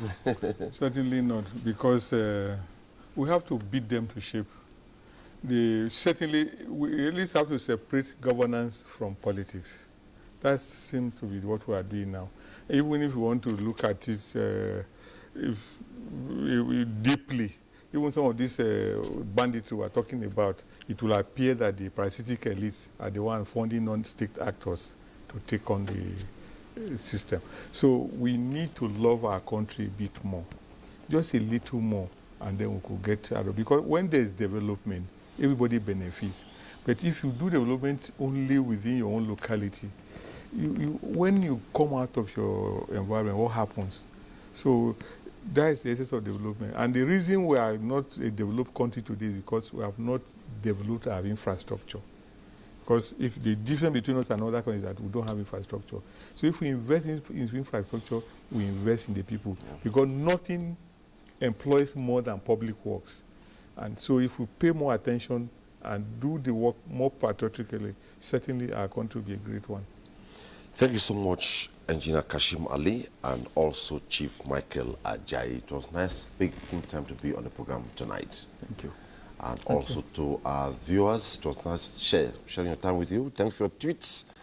And know very well that as much as there's a social contract between government and the people also have a role to play. Mr. President has said the people should be understanding, and together, Nigeria will be a better place. On behalf of all of us tonight, we looked at 6 years down the line, governance and development in Nigeria. Thanks for watching, and don't forget to support the NTA in the onslaught against rape and rapists to be a star. Bye-bye.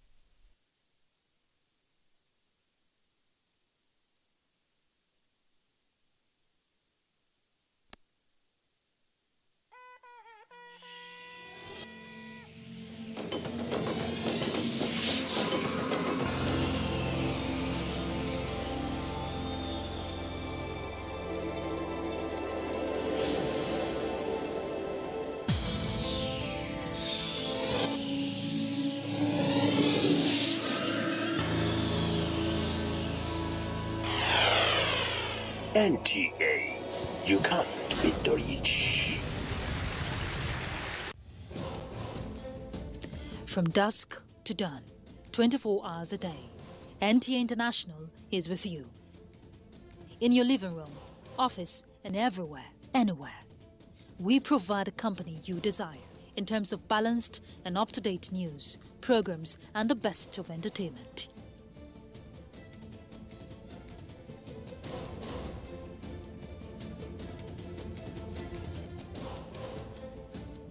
Tune in to DSTV channel 251, GoTV channel 91, Freeview channel 264, or live streaming via www.visiontv.co.uk. Application for iOS or Android. You can also see us on Facebook and YouTube for quality content on the go. NTA International, Africa's window to the world. Information is power. Everyone wants power. So feel powerful with the NTA News mobile app, the one-stop information center. Real news at your fingertip. Be the first to report by uploading first-hand information on the U-Report link. And be the first to know by simply clicking on any of the links on the sidebar for headlines, domestic and foreign news, economy, security, politics, sports, and more. Stream live on your smartphone and tablets and stay connected. It's pretty easy. Simply download NTA News app from your Google Play Store and you're good to go. NTA News mobile app, your access to real-time information. Social media is like a big notice board in the marketplace. What you put on it, everybody will see. One major definition of integrity is that you should do the right thing even if nobody is looking at you. At what point do we as a people stand still and say, no, we no longer want money to become that thing that determines who we choose as leaders? We are 50% of the population, and I really feel that it would make a lot of difference, a big boost to our development if there were more women participation.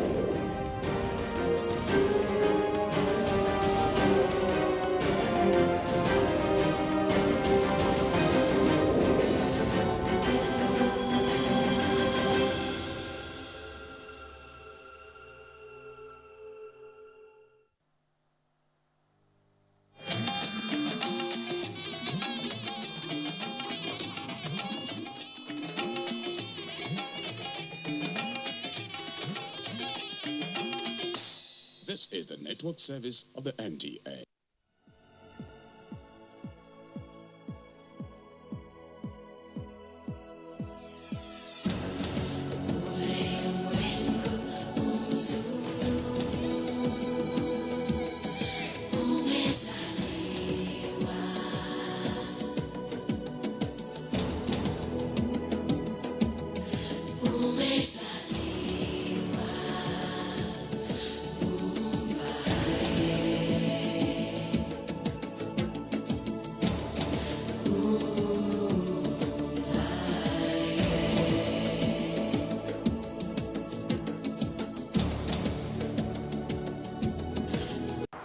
Literature helps us to develop ourselves, thanks to novels, poems, and plays, which affords us the opportunity to fill our lives with new knowledge, cultivate good qualities, and strive for something more.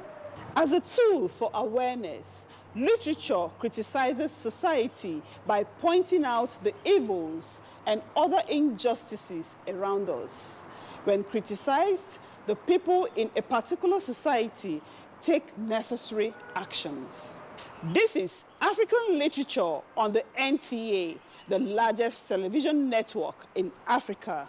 It's my pleasure to have you on this edition. Nena Bassi is my name. Stay with us.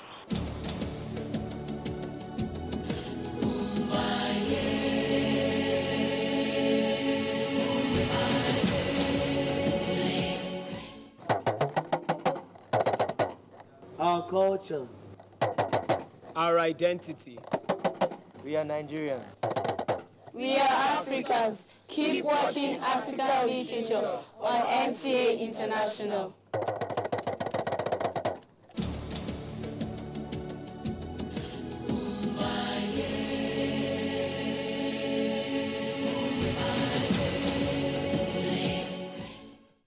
Our spotlight on this edition will be on the political atmosphere in South Africa after apartheid.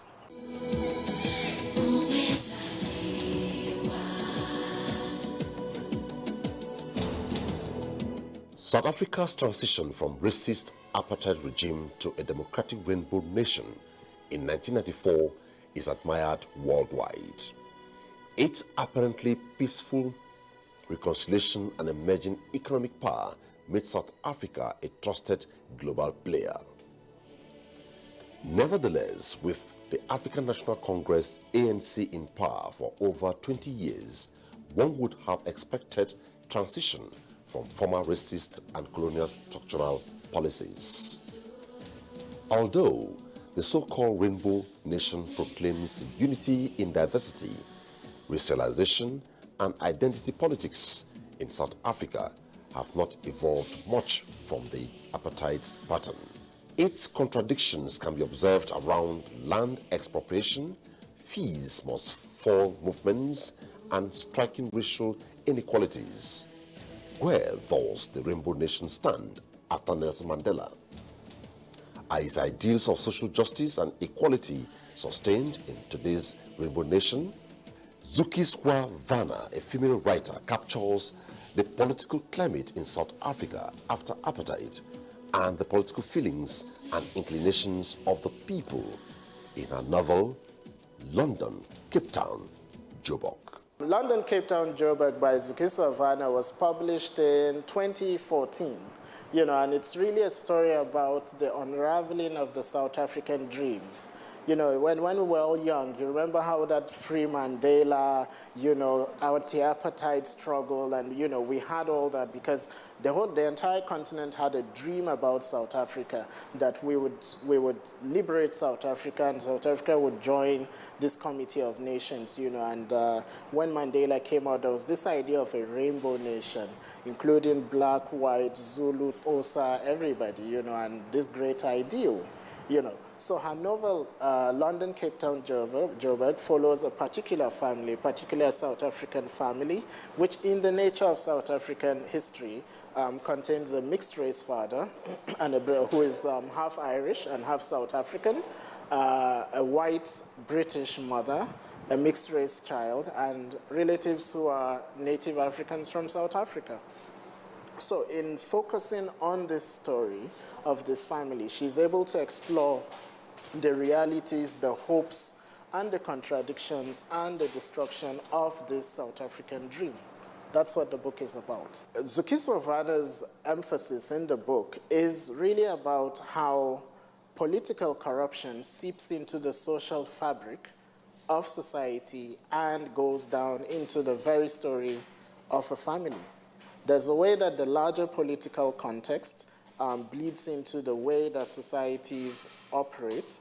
It becomes a question of, there's a character who is a rabid fan of Jacob Zuma, who was basically an ethnicist, and you have this idea of a rainbow nation and it phrased in this way. But when we imagine that this is a larger context, this has nothing to do with us, but the book itself, London, Cape Town, Joburg by Zukiswa Vanna, is set off by the suicide of a teenage boy, the son of this same Patrick and Jermaine. That's what sets it off. And when you think about it in historical terms, you've got the idea of sacrifice, isn't it? Of Abraham and Isaac Abraham trying to sacrifice his son. And the unfortunate thing with this sort of corruption is that it is exactly what is most precious, our future, our children, tomorrow. That is what this sort of corruption demands.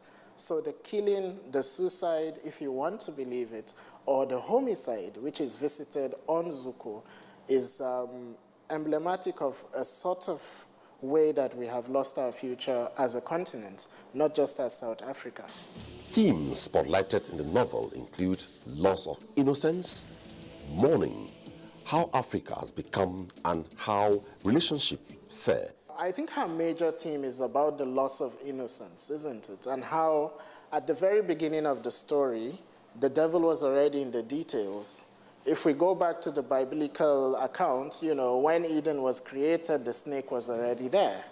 the worm is already in the fruit, you know, and that's it. So she takes the South African story and tries to show that right from the very beginning of it, when we're saying Rainbow Nation, there were things that were dividing those rainbows into colors and colors into sub-colors and all of those things. So the Rainbow Nation was a dream that we had, but it was not a dream that was focused on any sort of reality, particularly because we're not willing to work towards that reality. So in that sense, you can look at her theme as being a sort of mourning. She's mourning for what South Africa could have been. And in the South African story is the African story.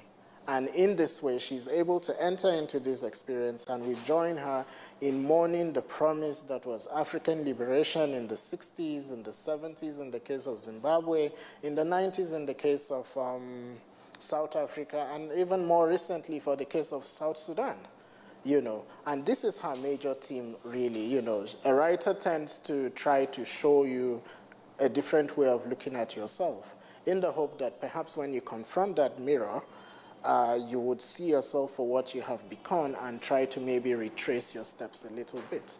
So that's what the major theme is, really. It's to look at how we have become. Zukiswa presents her characters distinctly. Some of the most effective prose written on this continent has been written by Zukiswa Wana. And in order to see it, we see how her characterization works, such that it does not take a long time for her to establish the individuality of these characters. We can see Jermaine as Jermaine very quickly. We can see Patrick O'Malley, we can see him the way he is very, very quickly. And Zuko. The text is set in London, Cape Town, and Johannesburg. Like the title of the book says, London, Cape Town, Joburg. So the book is set in 3 major cities. London, which is where the 2 principal characters meet, you know, and then they move to Cape Town, and then they move to Johannesburg, which is the capital of South Africa. So, but the beauty with what she does is, around these characters in these cities, she's able to weave a supporting cast of relationships, of friends, of family, of insecurities, of certainties, up until to the time where Patrick marries Jermaine. There are lots of options, lots of moving parts. And then this independence thing happens, the return to black majority rule, the return of Nelson Mandela, and he's South African. He's got a good education, a good degree, and it's only natural for him to return home. You know, even in Nigeria, we had that whole generation of brilliant people who were running away from Abuja to all the ends of the earth, and with the return to democracy, a lot of them came back to the country. Right? So we had that sort of situation, and that's how he winds up in the second city, which is Cape Town. Cape Town is a lovely, lovely place in the south of South Africa. It's right there by the Indian Ocean, right at the tip of the continent. You know, but when he gets there, he's restless. This is not exactly what he wants to do, you know, and that's how he winds up in Johannesburg. And Johannesburg is the center of political intrigue, black empowerment, ANC state capture, and several things. And it is in Johannesburg, fittingly, that the tragedy of the book occurs, which is the killing, the suicide, the homicide, however you want to say it, of the boy Zuko. The language is epistolary nimble and extremely effective. Which is told in epistolary diary entries, you know, and gradually these diary entries come, and then gradually they build up to the suicide of this teenage boy. Side by side, the story of his parents who are telling their stories from when they met and the move and how it degenerates. So her language is very, very effective. It's a very ambitious novel. And in order to be able to pull off such a novel, such a project, really, such a writing project, you have to have prose that is both nimble and effective. And I think that's the hallmark of Zukiswa Wana's writing. It is nimble, but it is also extremely effective. She is seen as one of Africa's most prominent writers. Zukiswa Wana is one of those quintessential African writers in the sense that she was born in Zambia. I believe she was born in Zambia But her father is South African, her mother is Zimbabwean. She schooled in Zimbabwe, studied in Hawaii, and currently lives in Kenya, where she's married to a Kenyan, the blogger James Murua. And there she's raising her son. So she has that very Pan-African mindset, and perhaps the reason why her childhood was so scattered over various cities is because her father was very involved in the anti-apartheid struggle, which plugs her into the larger Pan-African movement in the sense. She has been here in Nigeria. She judged the Etisalat Prize a while ago. And in terms of accolades, she has been, she's part of the Africa 39 group, which was selected as those African writers under the age of 39 at that time. So she's one of our most important novelists, and just last year, she was awarded the Goethe Prize by the German government. So she's sans parallel. She's one of our most prominent writers, and she has been responsible for connecting a whole lot of us. I've had the pleasure of sitting with her in Nairobi and talking to other writers on several occasions, and she has been absolutely generous with her contacts and has been absolutely tireless when it comes to pushing issues of African literature, even on the global stage.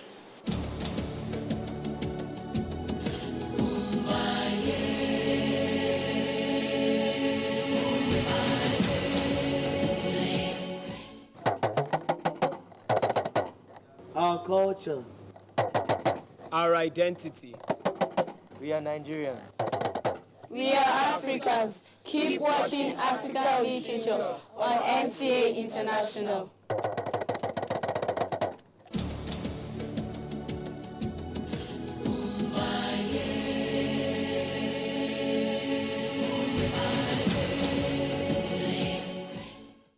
Zukiswa Vanna, one of Africa's finest female writers with a Pan-African mindset, graces our arts composition segment.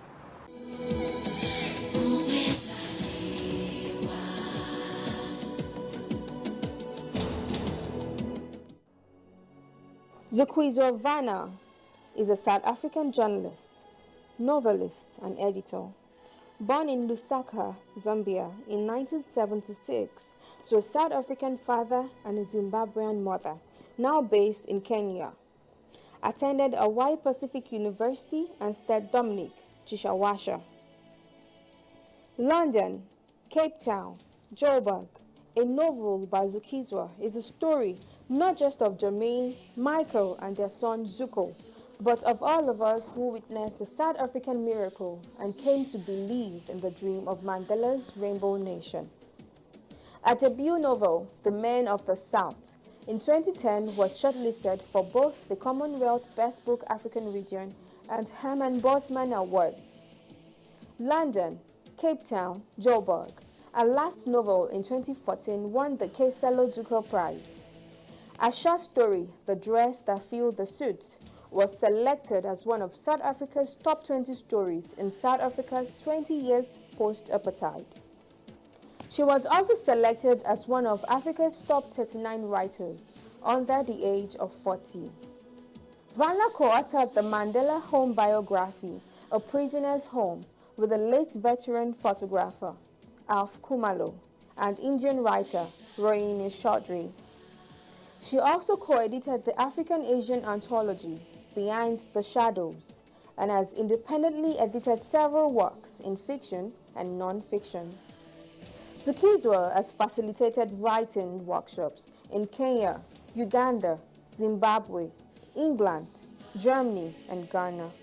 She has written for several publications, including The Guardian UK, Sunday Times Essay, African Independence, Weekend Star, and Saturday Nation.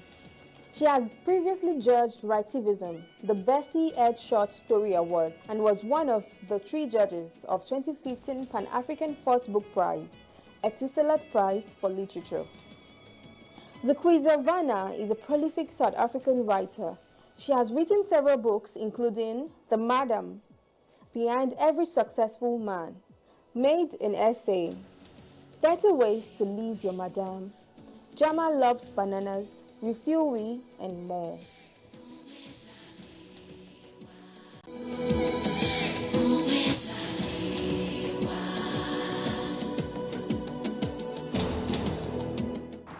Literary instruments are major drivers in conveying different messages to the reader.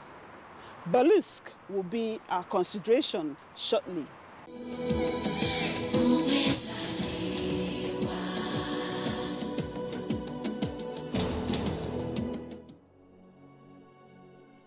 The term burlesque originates from the Italian burla and later burlesco, meaning ridicule, mockery, or joke. Correspondingly, burlesque creates humor by ridiculing or mimicking serious works, genres, subjects, and or authors in one of two ways, either by presenting significant subjects in an absurd or crude way, or by presenting insignificant subjects in a sophisticated manner. Burlesque, as a literary device, is a description of serious topics and problems, deliberately in a funny way. Burlesque's synonyms are parody, caricature, travesty, imitation, and satire. It is a kind of comic parody poetry and drama, genetically associated with folk laughing culture. It's accentuated by the conscious mismatch between content and form. Types of burlesque. There are basically two types of burlesque: high burlesque and low burlesque. High burlesque, here the style of the work is high, that is, dignified and serious, but the subject matter is low, insignificant, or trivial.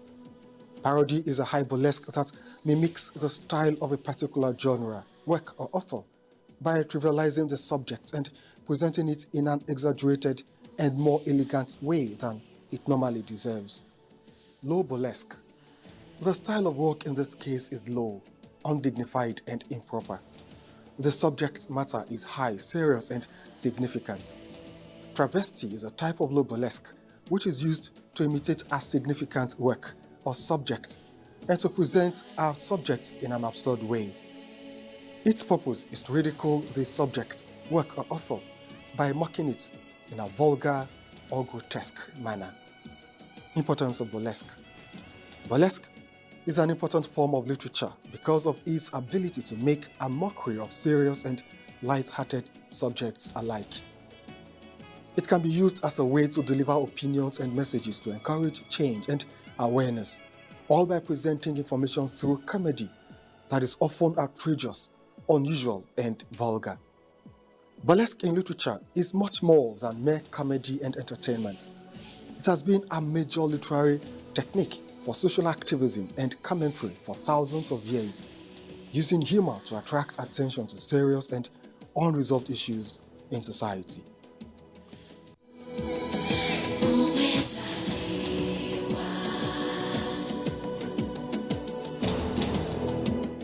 Burlesque indeed is much more than mere comedy. Our wise saying comes up next, and that will be it for this week's package. Till we'll come your way again, same time next week. Please stay safe. Bye.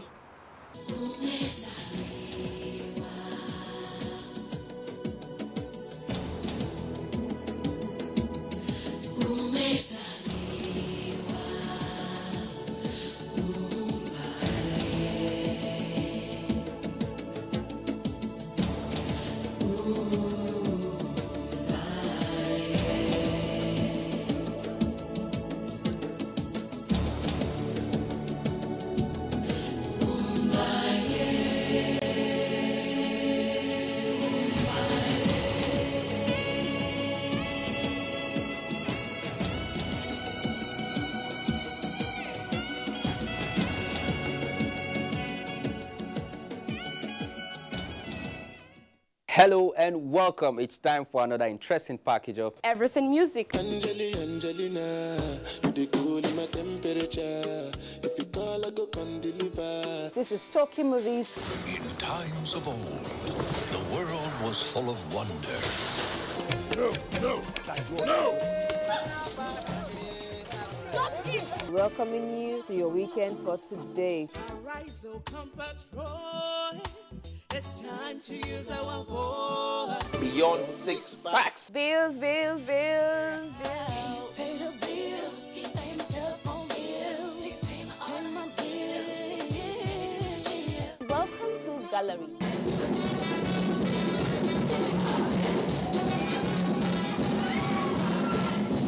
and my paddies. London for what? London for medicine. Medicine for what? Medicine for coffee. Are you sickness? To our illness. Welcome to Gist Zone. All right, my name is the Eselusien Wego One. Ona nyokoko nyonyo.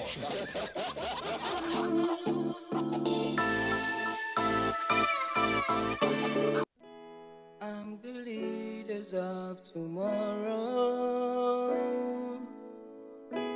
I'm the future of the world. Lead the path that I must follow.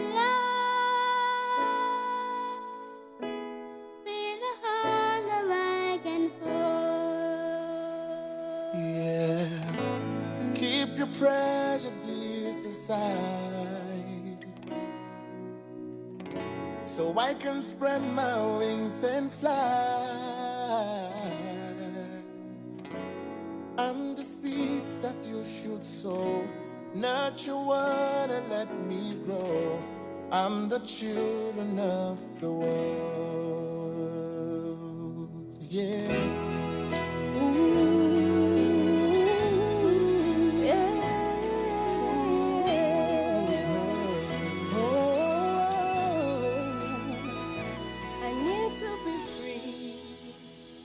Expressing the deepest part of me, to follow my dreams, to be who I really wanna be. Teach the truth and let me learn. Oh, light the fire that I yearn for. With desire, let me burn. Take me higher, it's my turn. I'm the children of the world. I'm the leaders of tomorrow. I'm the leaders of tomorrow. I'm the future of the world. I'm the future of the world. Lead the path that I must follow. Lead the path that I must follow.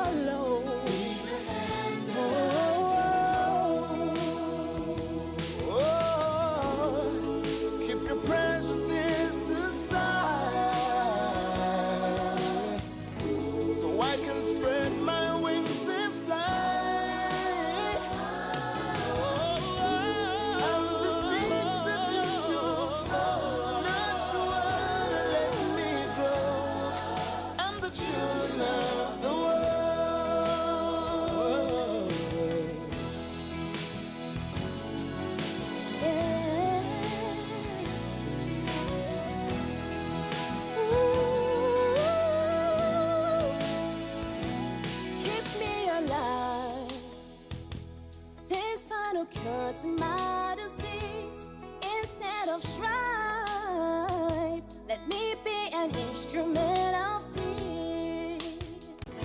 Speak the words I need to hear. It's a burden that I bear. Oh, give me strength to face my fears. Lend a smile to wipe my tears. I'm every child, yeah. I'm the leaders of tomorrow. I'm the future of the world. Lead the path. There's a path that I must follow.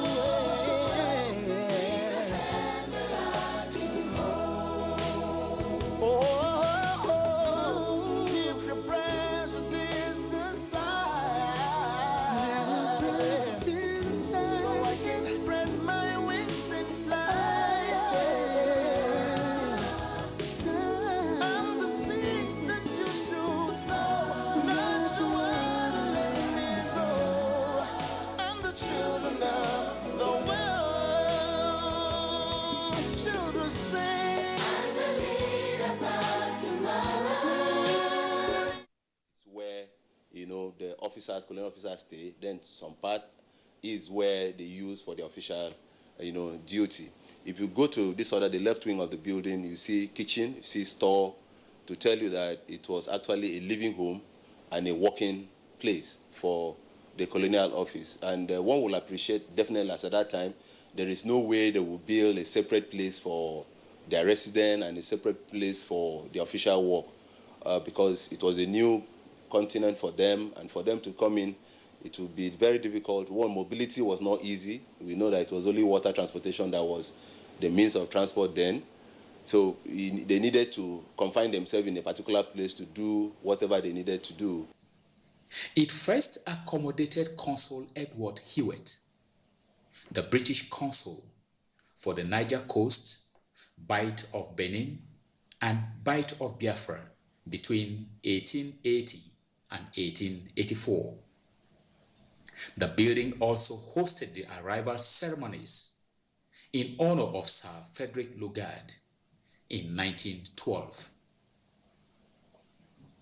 After the movement of the administrative seat of Nigeria to Lagos, the building since then had served in different capacities. In the 1950s, the building was used as a ministerial guest house, and later in 1959 was declared a national monument. It accommodated offices of the newly created southeastern state of Nigeria shortly after the Civil War. It's a unique building because you can hardly find this kind of building today in this country. The environment attracts a lot of people. Students who study architecture come to study how this building was actually put up. Every part is a prefab building that is made of wood and is about 129 years old now, and yet is still strong. And this is a building that will remain forever. In 1959, it was declared a national monument. It then became a national monument in 1959.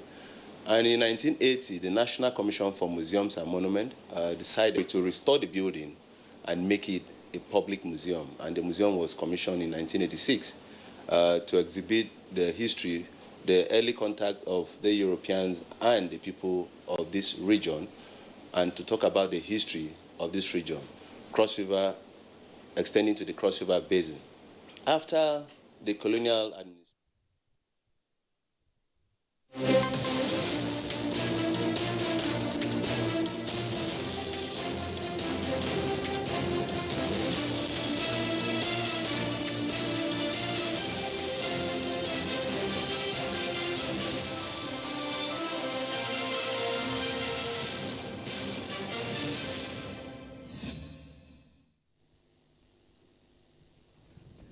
Hello and a warm welcome to the news on NTA International, reaching you live from Abuja. I'm Obiageli Ugoke. Here are the headlines.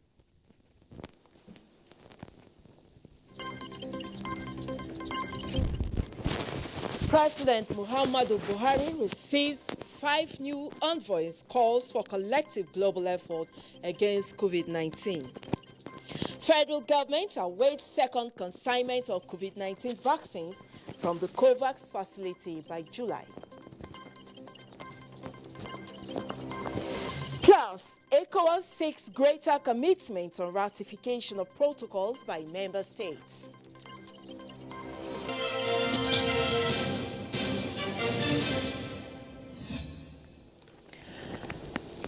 And now the headlines. President Muhammadu Buhari has employed the new envoys posted to Nigeria on tour of duty to be accurate in the assessment of the country while reporting to their home governments.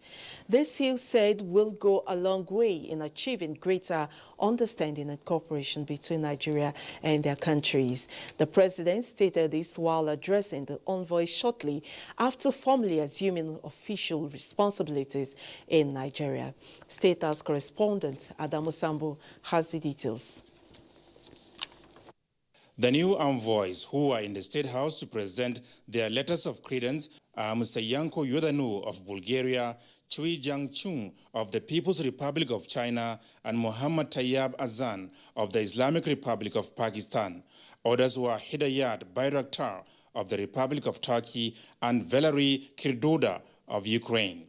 Addressing the new envoy shortly after, President Muhammadu Buhari said the bilateral relations between Nigeria and their respective countries are most cordial, but more still needs to be done towards enhancing these fraternal ties.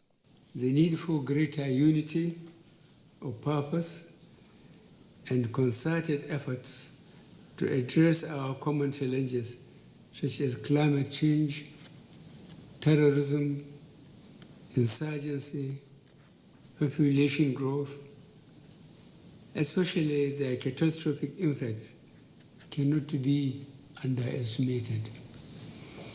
These challenges underscore the need for the international community to work even more in concert with each other to collectively identify appropriate ways and manners to globally resolve these challenges. The president said his administration will not only cooperate with the new envoys in fulfilling their mandates, but engage them more effectively towards enhancing Nigeria's collective interests with their countries. As we are all aware, the pre-coronavirus era was already faced with the challenges of attaining sustainable development. Some countries were even faced with additional challenges like securing their territorial integrity against violent non-state actors. The unprecedented crisis brought by the coronavirus pandemic has now caused far more serious setbacks to our quests for sustainable development. Hence the need for international cooperation and collaboration to fight the disease, as no country is immune from its devastating effects on lives and livelihoods. President Buhari urged the new envoys to strive towards building on the successes achieved by their predecessors as a matter of priority. The Bulgarian ambassador to Nigeria, Yanko Yudanov, who responded on their behalf, conveyed to President Muhammadu Buhari the best wishes of their respective heads of state and their desire to deepen and expand bilateral relations with Nigeria in critical economic sectors. Our countries have continuously considered Nigeria close friends on the African continent. It is in this regard that we are determined to further build on the bond of friendship and partnership, to further enhance the existing forms of cooperation, and to further develop new initiatives in the areas of common interest. We are confident in your support, Mr. President, to these efforts, and we are entirely sure that the future of our cooperation will be one of further progress and prosperity. All the new ambassadors and a high commissioner were earlier on arrival at Nigeria's seat of government treated to a befitting welcome as part of the age-long tradition and practice enshrined in the Vienna Convention on Diplomatic Relations.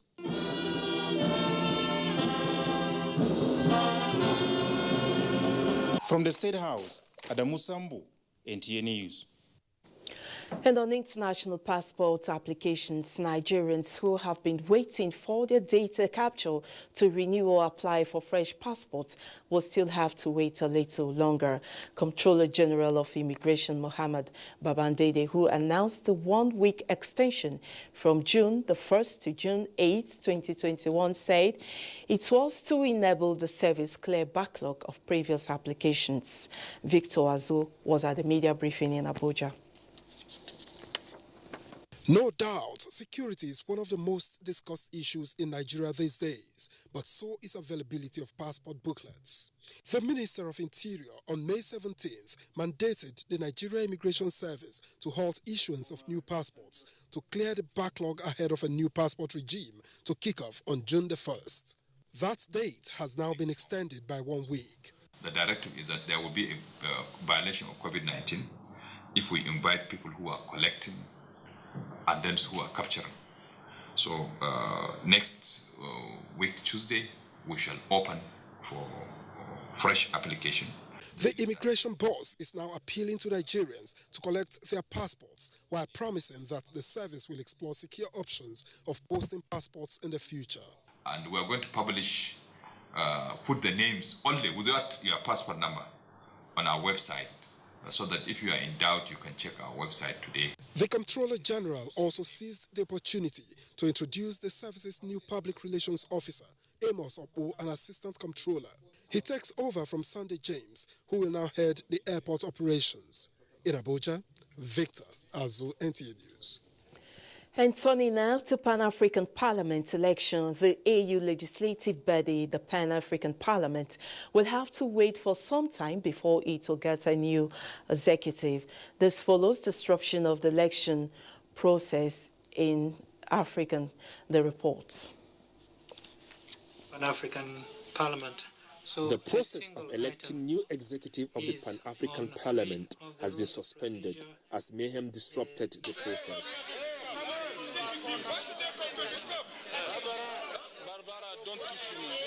No rotation, no elections. Scuffle broke out on the floor of the meeting in Midrad, South Africa, as a disagreement over the process to elect new president for the AU's legislative body. What is going? Hey. What is it sincerely? How can one person... Crisis broke out during the election process as legislators scuffle over a ballot box amid shouts that there were people armed with guns in the room. Please call the police. Please call the police. We didn't come here to see a fight. The last two presidents of the Pan-African Parliament have been from West Africa, and there have never been a president from the South in the short history of the Parliament, which came into existence in 2004. The election had already been postponed last Thursday when a staff member working at the venue near Johannesburg tested positive for COVID-19. Musa Baba Ali, NTA News. We had Chairman Senate Committee on Air Force and aspirant for the Vice Presidency of the Pan-African Parliament, Bala Ibn Naala, join us via Zoom to give insight into the crisis rocking the Parliament. Here are excerpts of that interview. Disturbing footage that we can see at the moment, but what is the situation right now at the Pan-African Parliament? Well, the situation is that it has become practically impossible to conduct an election under the situation that the Parliament has found itself. Now, two issues are involved. The last president of PAP happens to come from Cameroon, which is a Francophone-speaking country, and he has served for 2 terms. Now, this time around, the Southern Caucus, consisting of South Africa, Malawi, and all these countries from the southern part, said it is a protocol in the UN, that in the AU, that all positions must be rotated. And that as far as they are concerned, it is either the North, which is consisting of Egypt and others, that should produce a president, or the southern part. And that they will not take a situation where the Western Caucus will nominate a presidential candidate who happens to be a parliamentarian from Mali. They argued additionally that Mali has been suspended by ECOWAS, and they cannot understand how that candidate, whose country is under a democratic question, can come and then head a parliament which is specifically democratic establishment. Myself and the candidates have been nominated by our caucus I am to vie for the vice president, and she is to vie for the president of Pan-Africa. Now, the rule in PAP is that, which is Pan-African Parliament, is that caucuses, you must get endorsed by your caucus before you can stand election. And she happens to come from Mali, and I happen to come in Nigeria. They have no issues whatsoever with the candidacy of Nigeria because I'm going for vice president. But their contention is that the Malian delegate who wants to be president in the first place cannot be president because Mali is suspended by ECOWAS. Secondly, they are arguing that it is time for rotation, and ordinarily they should be allowed to present a candidate. and 3 candidates who happen to come for, one is from Southern Sudan, the other one is from Southern Africa, Cherubira, who happens to be from Zimbabwe, and then this candidate from Mali. So it is almost impossible to conduct election now. Having said that, if we're going forward, what are the steps being taken to resolve this particular issue at the moment? Well, the issue is that the Malian delegate has the endorsement of, I think, mostly the presidents who happen to come from the Francophone-speaking countries. And their delegates are acting upon the instruction of their countries to insist on her candidacy. Now, the Southern Caucus is being led by Henia, who happens to come from Malawi. It's under intense pressure by the South African delegates, the Namibian delegates, the Swatini, and all these Southern African countries to say that they cannot take it. First, the parliament is in South Africa, and they cannot explain to their people how they cannot be candidates simply because they are in the minority. So they were insisting that the rotation issue, which is practiced in all the organs of AU, must equally be practiced in the Pan-African Parliament because it is an organ of the African Union. Now, there was a letter from the African Union by the legal advisor saying that rotation should be implemented. But their contention is that they have already gone forward with campaign, and that letter came too late, and that they want the rotation to take place after the next election, in the next election, sorry. So this brought everything to a standstill, and they were not ready to even allow the ballot box to be fixed for election. And then the clerk has to now, the interest of safety, suspend the session completely. On a quick note, what does this bespeak of Africa's quest for unity towards development? Well, I wish you were there yesterday when I made my submission on behalf of Nigeria, and I said that we do not have any reason to portray ourselves as people incapable of offering responsible leadership to our continent, and that this behavior has fallen short of people who have moral responsibility to offer leadership in this continent. And unfortunately, I suggested that we should have an interim board that will work around to calm us down, and that was rejected. So because of that, I sat down and felt that there was no need to continue with that person. Fortunately or unfortunately, those who believe that by making noise and insisting that they must have their way, they will have it, have now brought us to where we are, and the elections have been suspended. Distinguished Senator, we thank you for joining us on the News on NTA International. That was Bala Ibn Allah giving insights on the crisis rocking the Pan-African Parliament election. Away from that, despite clamors for sustainable regional integration programs in West Africa, some member states are yet to fully ratify and implement protocols and conventions of ECOWAS. Debates on country reports at the ongoing ordinary section of the ECOWAS Parliament are now focused on strategies to address this setback. Onyenge Fineface reports. The ETLS is expected to enable Gambians producers to access the sub-regional markets without worrying about tariffs, which is a major barrier for international trade. Partial ratification and implementation of ECOWAS protocols and conventions, as well as community levy by a majority of member states, members of parliament say negatively impact implementation of community programs and projects. Proliferation of small arms and light weapons is a major concern with regard to the security situation which prevails particularly in the Sahel. Another challenge to the implementation of the Free Movement Protocol has been the difficulty of establishing the nationality of travelers who do not carry ID cards or passports. This situation puts the issue of porous borders back at the center of the debate. Neighboring states should therefore find a framework for community management of this porousness, for which children pay the highest price. Increasing cases of insecurity, challenges with free movement of persons and goods, as well as slow-paced interstate road transit scheme are illustrations of the setback. Senegal have mentioned the issue of free movement of goods and people. But at post-taker hype, where you pass through and then connect to the bridge, then go to northern Casamas. They always close that border at 11 o'clock p.m. Senegal and Gambia needs to come to agreement to allow air vessels to travel and pick passengers between Gambia and Senegal. Parliament also wants more sensitization to keep citizens apprised of ECOWAS programs and projects. Onengie Fine Face, NTA News.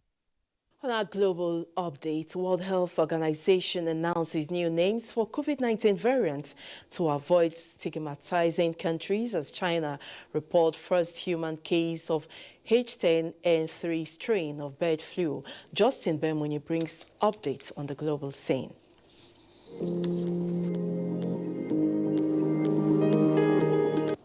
The World Health Organization has announced that coronavirus variants will no longer be classified by regional origin in a continued effort to avoid potentially harmful stigmas. WHO will transition to categorizing variants using labels derived from letters of the Greek alphabet. The variant first detected in Brazil, for example, was named Gamma, and the variant of concern discovered in India was labeled Delta. Today, I'm happy to announce that the Sinovac CoronaVac vaccine has been given WHO emergency use listing. In the meantime, the World Health Organization said it has approved a COVID-19 vaccine made by drug maker Sinovac Biotech for emergency use listing, paving the way for a second Chinese shot to be used in poor countries. A WHO emergency listing is a signal to national regulators on a product's safety and efficacy. It will also allow the shot to be included in COVAX, the global program to provide vaccines mainly for poor countries, which faces major supply problems due to an Indian export suspension. Still on health, China has reported the first case of human infection with a H10N3 strain of bird flu from the country's eastern Jiangsu province. According to the China's National Health Commission, the patient, a 41-year-old man from Zhenjiang City, is currently in a stable condition and meets discharge standards. Reports have it that health authorities played down the outbreak, saying the case was a sporadic virus transmission from poultry to humans, and the risk of causing a pandemic was extremely low. The patient was diagnosed as having the H10N3 avian influenza virus on May 28. National Health Commission said in a statement without elaborating on how the man had got infected with the virus. No other cases of human infection with H10N3 have previously been reported globally, it said. Meanwhile, the global tally for confirmed coronavirus now crossed the 171.5 million mark. Thank you so much for watching. I'm Justin Bermuni.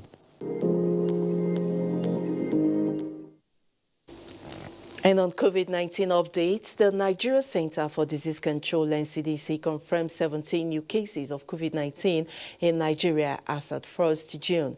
A breakdown shows that Lagos has 8 new cases, which is the highest, followed by Rivers 5 and 1 case.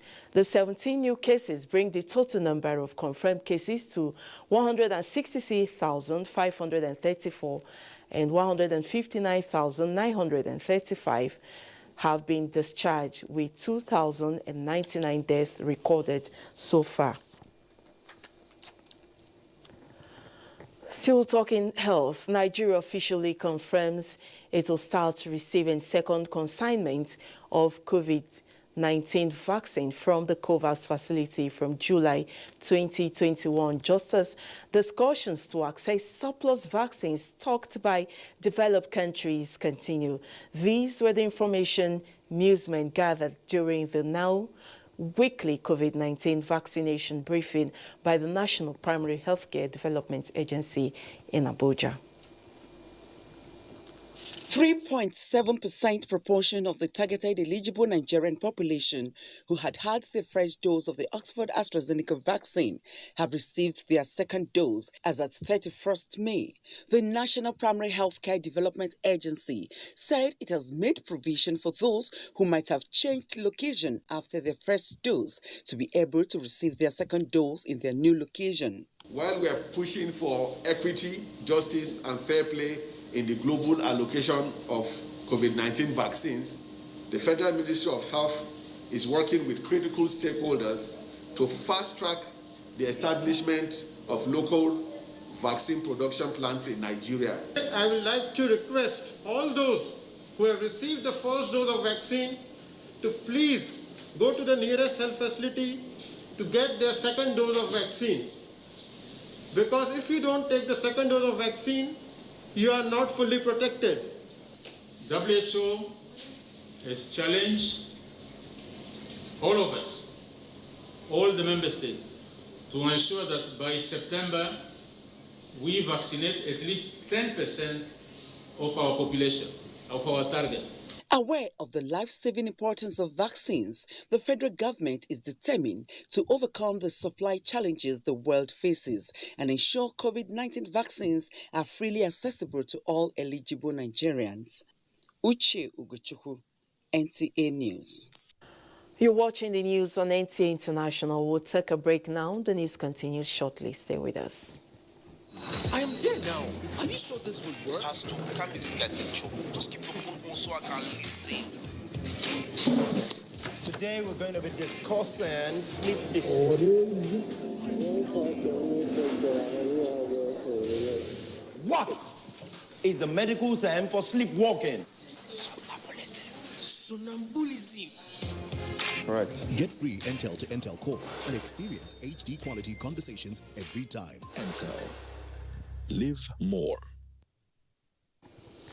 Many thanks for staying tuned.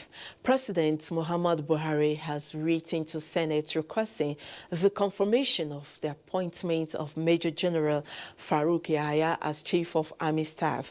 This is in compliance with Section 18, Subsection 1 of the Armed Forces Act, Laws of the Federation 2004. Ignatius Nkwo reports. The 2 weeks break for Senate zonal public hearings on constitutional review is over and senators are back to the chamber. Plenary commenced with President of the Senate Ahmed Lawan reading presidential request for the confirmation of the new Chief of Army Staff. The appointment of Major General Farouk Yahaya as the Chief of Army Staff of the Armed Forces of the Federal Republic of Nigeria. And after that, the Senate considered and passed 2 bills for third reading. The Teaching Hospital for Modibo Adama University, Yola, sponsored by Senator Aishatu Dahiru, and Federal University of Technology, Ilaro, Ogun State, establishment bills, sponsored by Senator Solomon Adiola. The bill seeking to establish the National Emergency Medical Services Agency, sponsored by Senator Ibrahim Oloriabe, passed second reading. Senate is to investigate the causes of increasing incidents of gas explosion in Nigeria, especially Ogun State. This is sequent on a motion by Senator Ibikule Amosun, while Senator Sabi Abdullahi drew the attention of the Senate to the increasing cases of insecurity in Niger State and the recent abduction of 200 school children in the state. Leader of the Senate, Yahya Abdullahi, drew the attention of the Senate to the boat accident that claimed the lives of over 100 persons in Wara, Kebbi State, on Wednesday, 26th of May, 2021, and called on authorities to provide relief materials to families of victims and to review inland waterways operations in the country. To step up the clamping down on illegal roadside retailers of liquefied petroleum gas, LPG. And urge the security agencies to please do whatever they can to bring this spate of attacks under control. The legislators paid tribute to late former Chief of Army Staff, Lieutenant General Ibrahim Atahiru, and called for the naming of a military structure in his honor. Late Ahmed Gulag, whom the Deputy President of the Senate, Ovie Omar Gege, said was engaged by the Senate Ad hoc Committee on the ongoing constitutional review. They also paid tribute to late Abdullahi Jada, a former federal commissioner from Adamawa State, who died on the 24th of May 2021. Senate was inundated with calls for 1-minute silence as the legislators rose 7 times in honor of these and other Nigerians who died in the last 2 weeks. From the National Assembly, Ignatius Nkwo, NTA News. And still from the National Assembly, President of the Senate, Ahmed Lawan, says The relationship between Nigeria and the Niger Republic has deep socio-economic ties which must be sustained. He was speaking when he granted audience to the Speaker of the Parliament of Niger Republic, Sani Umaru, where they reaffirmed commitment of both parliaments towards the development of the sub-region and the ECOWAS parliaments. We should continue to be determined that this war with insurgents is something that our countries can win, and we should continue to support each other. If insurgents would attack Niger from this part of the region, we should be able to contain them, and the same thing. And we have been doing that very well for Nigeria. We are also aware that we have some of our nationals in Niger in IDP camps. We are doing everything possible to ensure that we bring them back. In the meantime, the federal government has issued a stern warning to those bent on destroying the country through promoting insurrection and burning down critical national assets that a rude shock awaits them, and very soon too. President Muhammadu Buhari gave the warning after receiving briefing from Chairman, Independent National Electoral Commission, Professor Mahmoud Yakubu, on series of attacks on facilities of the electoral body around the country. State House correspondent Adamu Sambo has the details. I'm getting good intelligence report on daily basis.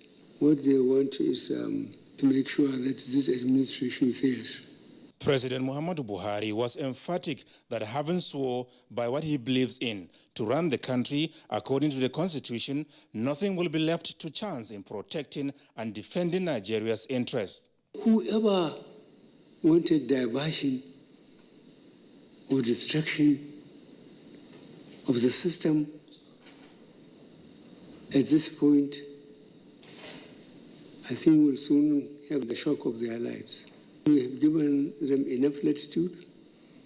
They have made their case. They just wanted to destroy the country. Simple. We will treat them in the language they understand. The president described as unfortunate that insecurity in Nigeria is now mentioned all over the world, attributing it to serious acts of sabotage occasioned by craze for political power.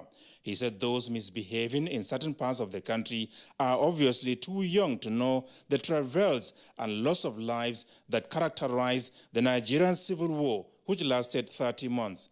We have done our best to change the service chiefs and the IG.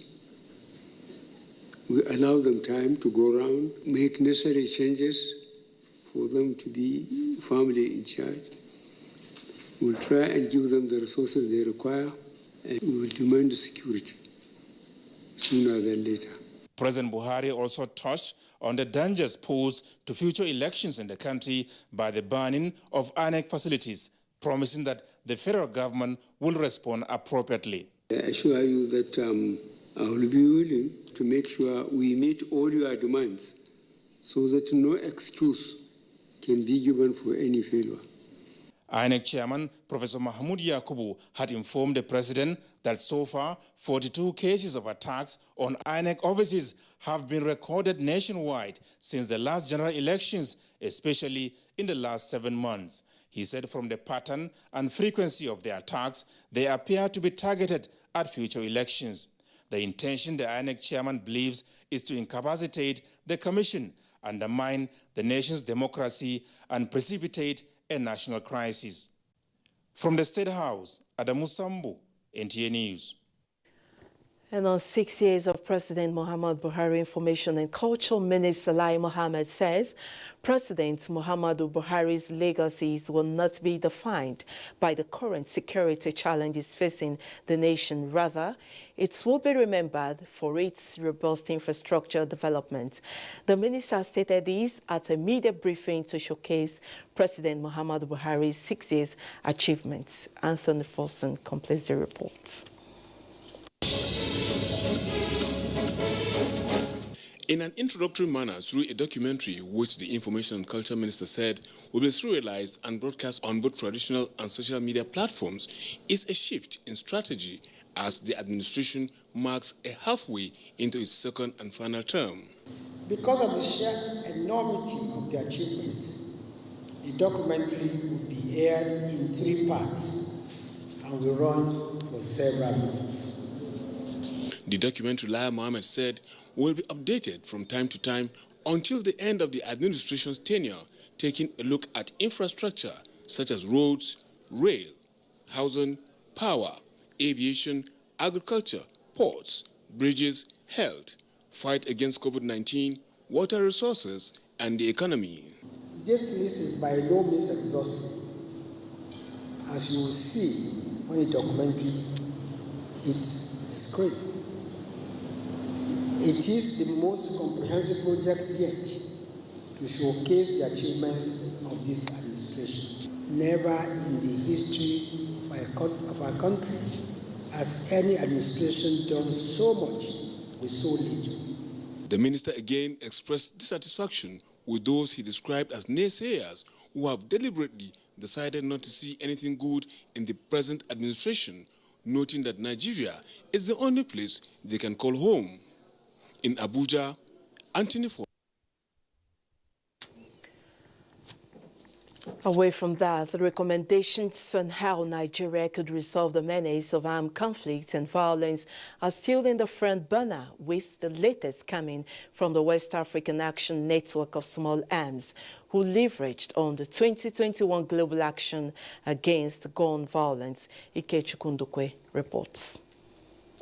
Please, may we at this junction stand up for a minute silence for all who have died from gun violence and all who have been killed on the line of duty. This 1 minute silence underscores the enormity of deaths arising from gun violence in Nigeria. Africa is enmeshed in serious troubles and is a continent that ordinarily should have been the hub of global activities, trade and finance. This gathering is therefore putting together ideas on how armed conflict in Nigeria can be a thing of the past. It is in the interest of our peaceful coexistence as citizens of Nigeria that all those involved in importing and distributing arms in Nigeria must stop. European experience confirms one thing. Without the activity of social and non-governmental organizations, it is impossible to build a conscious civil society. And without conscious civil society, or at least its foundations, it is impossible to resolve ethnic conflicts, intercultural friction, or... This conference is responding to incessant killings of Nigerians by armed criminals in all parts of the country. In Abuja, Ikechukundukwe, NTA News.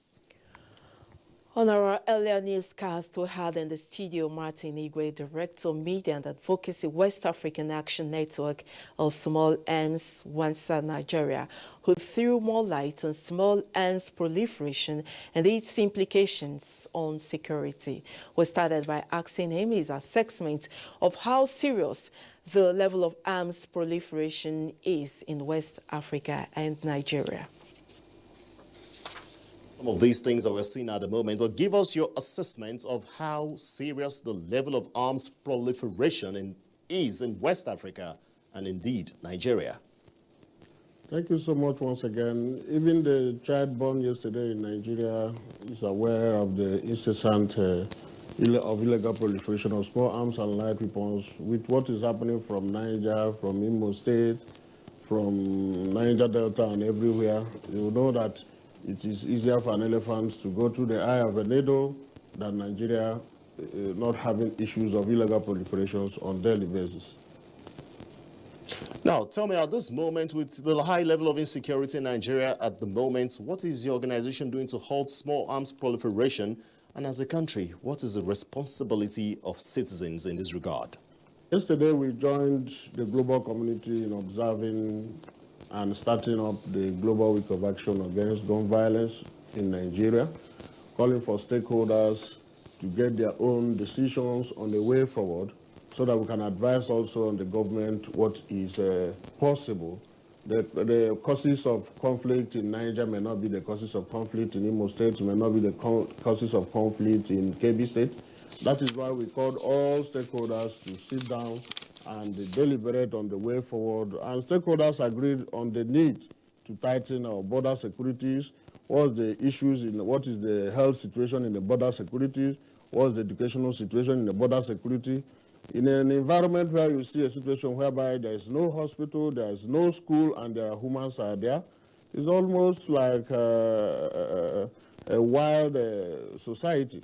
And that is why when anybody that is in the border community, they are hungry, no school, no infrastructure, they are tempted to join any clandestine group, join any illegal trafficking just to make ends meet. So we made sure that there's a collective decision that hammered on education, community and youth involvement in conflict management and conflict resolution, integration of local government actors, and integration of traditional rulers. And please beg the National Assembly to look into the needs of harmonizing the local government autonomy and take a decision, because most of these conflicts, they emanate from local communities. And when there's no coordinated local government administration, it is very difficult to solve these local issues. So stakeholders agreed on community action. Stakeholders agreed that there must be local government involvement in solving community conflict issues. Stakeholders agreed on education and strengthening our border securities. And that was Martin Nigwe, Director Media and Advocacy, West African Action Network of Small Arms, Wansa, Nigeria. You're watching the news on NTA International, reaching you live from Abuja. More news after this time out. Stay with us.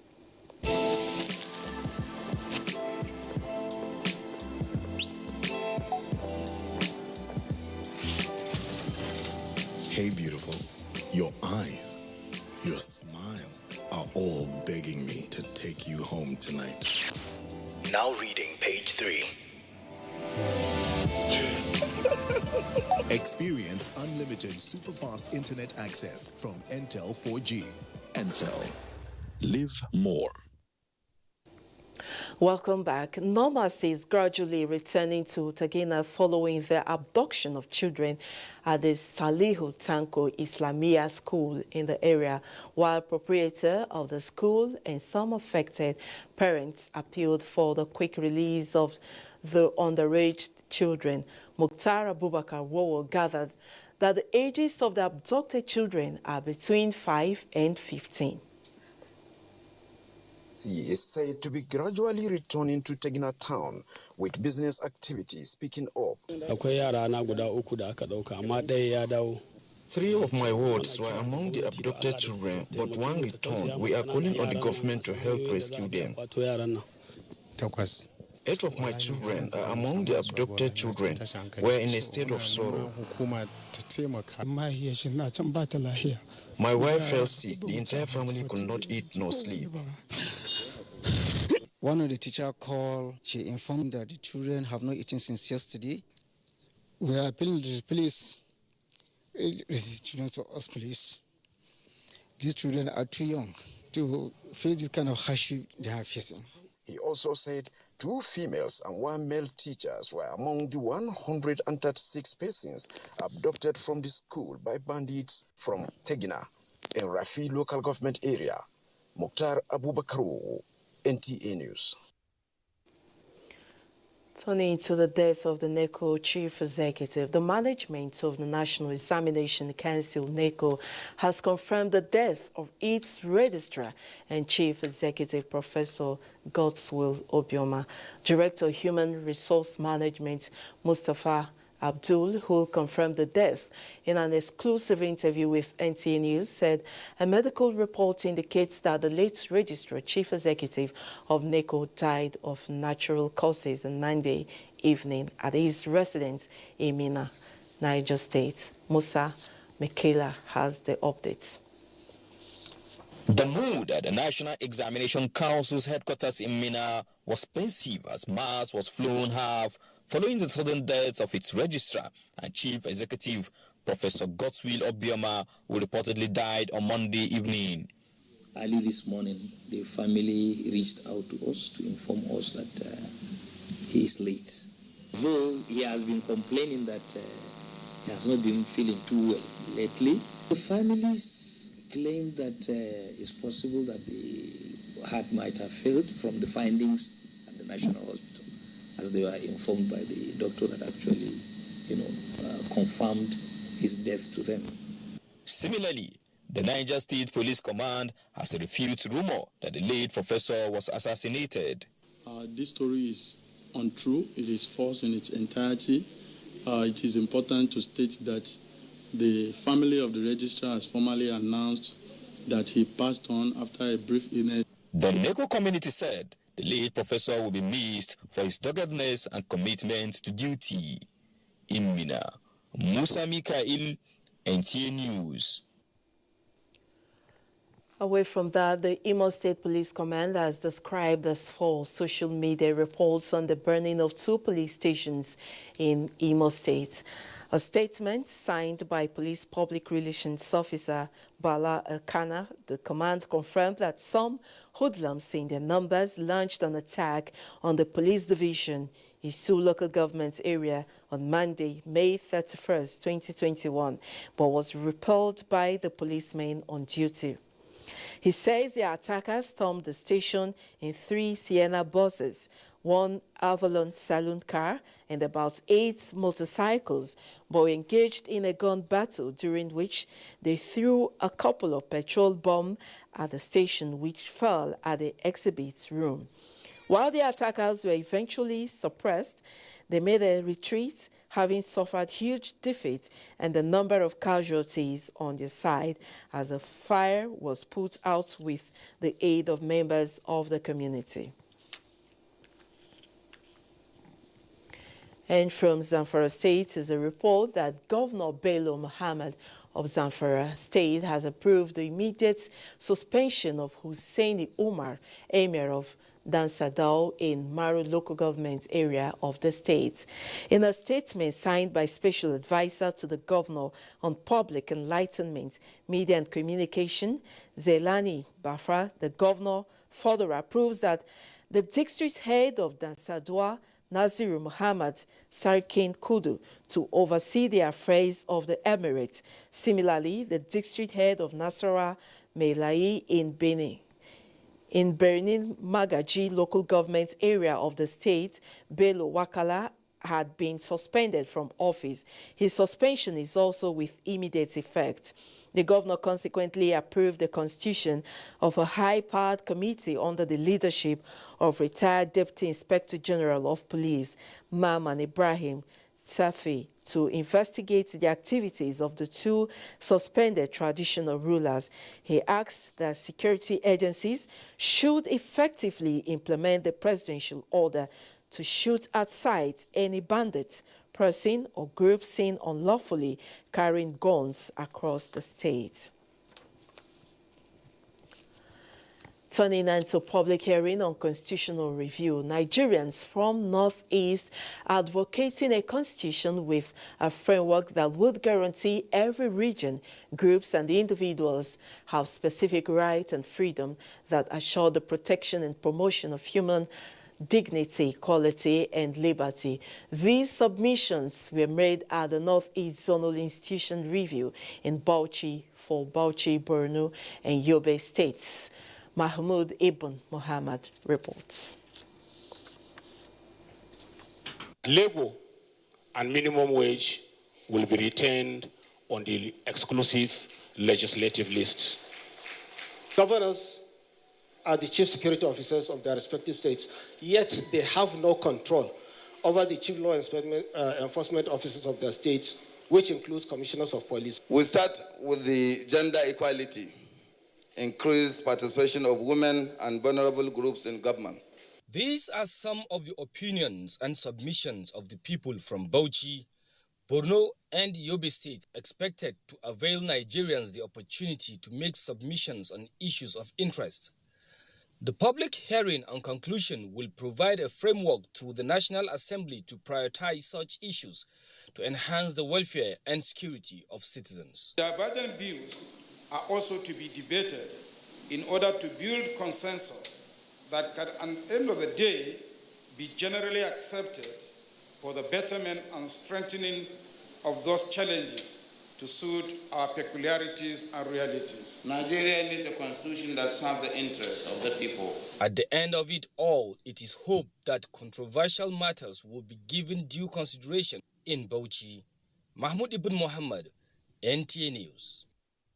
In another development, the Nigerian National Petroleum Corporation, NNPC, has revealed that it is currently considering equity participation in a number of private refineries in the country, in line with a federal government policy directive which stipulates the mandatory participation of the corporation in any privately owned refinery that exceeds a capacity of 50,000 barrels per day.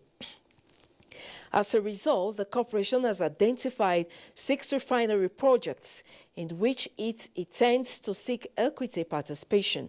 5 of them are at the development stage, with the Dangote refinery being the largest of them.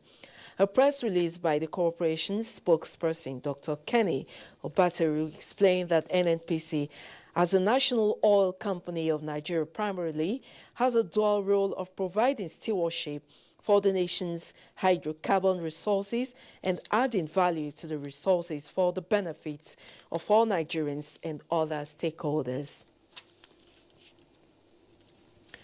And on CBN, effort on revamping cotton textile. Central Bank of Nigeria, CBN, says it will continue to dedicate resources to achieve the mandate of cotton textile and garment intervention in the country. The CBN governor said this in a message delivered by his deputy and corporate service directorate, Edward Adamu, at a meeting with industry players in Abuja. Musa Abubakar reports. This is a reflection that the intervention in the cotton, textile and garment value chain by the CBN is so far yielding the desired results. With 44 billion naira invested in 19 ginneries, 4 textile companies and 200,000 cotton farmers amongst other areas, efforts to resuscitate the sector is set to be gradually on course. This meeting has been reconvened by the CBN to deliberate on current state of the industry and chart a way forward as government accelerates efforts to diversify the economy. 2021 wet season plans are currently underway with the involvement of ginneries to integrate backwards by cultivating an average of 53,000 hectares with an estimated output of over 100,000 metric tons at 2 metric tons per hectare. We are also working with existing prime anchors for more than 10,000 hectares of land with an estimated output of over 20,000 metric tons. We must synergize, we must come together, we must create an ecosystem and agree that we're in an ecosystem. We want everybody to be like myself and we are made in Nigeria. Here. This is 10 yards. Everybody's wearing this. It will bring a lot for us. It will bring the needed jobs. It will make our companies to open. Major players in the industry identify smuggling, high exchange rate, and tax among factors that need to be addressed to restore past glory and create wealth for the country. In Abuja, I am Musa Abubakar, NTA News. We will now take the last break. Sports and more stories when we return this day.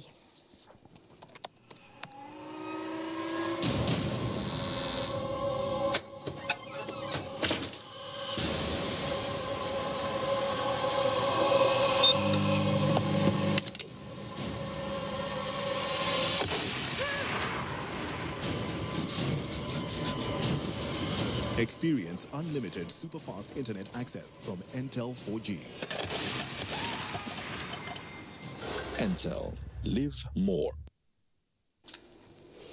Glad to have you back. Nigeria has set in motion implementation plan for plant variety protection law with a view to protecting seed business in the country. The National Assembly enacted the law in March this year and assented to by President Muhammadu. Consequently, The Director General National Agricultural Seed Council, Dr. Philip Ojo, says full implementation of the guidelines would ensure farmers get superior yielding seed varieties. He says the country will begin to witness efficient land use and reduce food costs as a result of the increased productivity from cultivated hectares across the country. Because other African countries know the benefit. A lot of other countries have been benefiting from this for a long time. South Africa is one, Zimbabwe is another one, Tanzania and Kenya. And we cannot leave our farmers without actually assisting them. We want them to have the best genetics. We are talking of increased productivity. Meantime, President Muhammad Buhari congratulates Mustafa Issa, president of the Nigerian Guild of Editors, on his re-election for a second term of office at the Guild's just concluded convention in Kano. In a statement signed by Senior Special Assistant to the President on Media and Publicity, the President expressed good wishes for his new tenure and also congratulates those who emerged as members of the Standing Committee, the re-elected, and those who won fresh seats. The President commends the rancor-free conduct of the elections and the unanimous acceptance of the outcome and urged the newly elected executive to join his administration in the effort to rid the country of fake news and the sustenance of national security. And a coalition of ethics, Nigeria Television Authority, NTA, in line with its mandate, will continue to support any cause targeted at promoting ethics and values, peace and national unity. Director General of NTA, Yakubu Ibn Muhammad, resounded this commitment when he received the management of the National Coalition, who was on an advocacy visit to his office in Abuja. Charles Alpha reports. Dialogue, an increasingly popular tool for conflict resolution, remains key to national survival, and the desire of every well-meaning Nigerian at a time all kinds of agitations and kidnapping constitute threats to national unity. The National Coalition, in its quest for peace building and a prosperous society, is seeking synergy with NTA with focus on national re-engineering and integration. Thus, this project was significantly designed and proposed to assist the federal government in addressing religious and ethnic, socioeconomic and political differences in the country. One of NTA's core responsibilities is promoting an indivisible Nigeria through its programs and news and current affairs. The Executive Director Marketing, Malam Abdulhamid Dembos, who received the group on behalf of the DG, Yakubu Ibn Mohammed, believes Nigerian problems require homemade solutions, and all hands must be on deck to make it a reality. As a medium owned by the government and by extension Nigerians, we welcome ideas such as this, and we'll try as much as possible to give you all the support that is necessary for you to succeed. The group plans to use music as one of the key instruments for the propagation of peace. Charles Alpha, NTA News. Let's now join Olumide Guntola on our sports updates. The World Table Tennis Governing Body, ITTA, has confirmed the Tokyo Olympic qualification of Africa's #1 player, Aruna Quadri, on the basis of world ranking allocation in the latest June 2021 ITTF Olympics qualification ranking. In another news, 14 para-powerlifters are intensifying training at the National Stadium, Lagos, ahead of the Paralympic Games in Tokyo, Japan. The team, which is hoping to surpass its performance at the last Paralympic Games, say the early camping exercise organized by the Ministry of Youth and Sports Development will ensure they achieve their objectives. Assure Nigerians, by the special grace of God, will come home smiling. In basketball, preparations are in top gear for the 2021 Babatunde Babalola Wheelchair Basketball Tournament, slated for the 3rd and 4th of June at the Indoor Sports Hall of the National Stadium, Surulere, Lagos. Teams from Oyo, Lagos, Kwara, Ogun, Edo, and Delta states are expected to feature in the tournament. We are going to use it as a scouting ground also for athletes who can also represent the nation. In another development, ahead of the August deadline given to the handlers of the reconstruction of main bowl of the National Stadium, Lagos, by the Minister of Youth and Sports Development, Sunday Dare, the second phase of the work has begun in earnest. The next stage of the work is the installation of the electronic scoreboard, the laying of the synthetic track after the pitch is completed. The loss of it assists football distribution when it's adequately maintained. In tennis, administrators and coaches have been reacting to Naomi Osaka's withdrawal from the ongoing 2021 French Open. She's done so much already at 23, 4 Grand Slams, and she tells you she has mental issues. I think we shouldn't castigate her. Given the current circumstance, to return the focus back on tennis was a very mature move. Osaka was earlier fined $15,000 after her decision to boycott post-match conference. With sports update, Olumide Kuntola, NTA News. This is where we end the news. Remember to connect with NTA on the campaign against rape and rapists to be a star. Thank you very much for staying with us. I'm Obiagili Ugoke.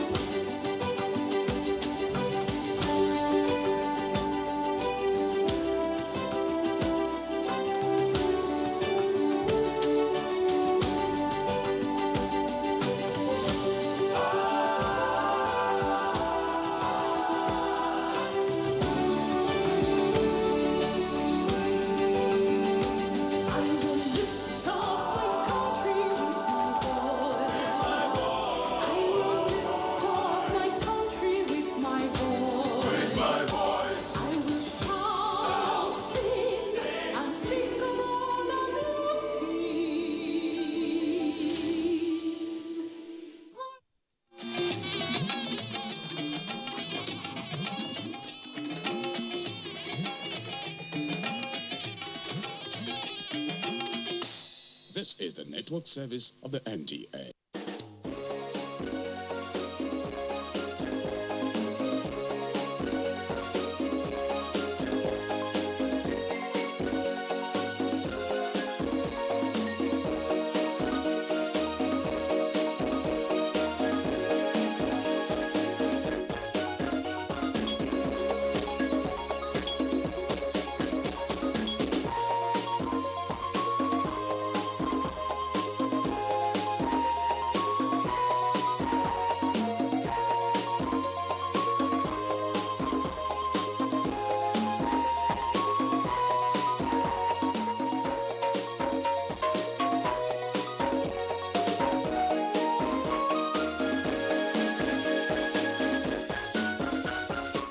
Hello and welcome everyone. I'm Nnamdi Odipo, and this episode reflects the current mood of the nation, and I'm talking about 22 years of uninterrupted democracy and 6 years of the Buhari administration.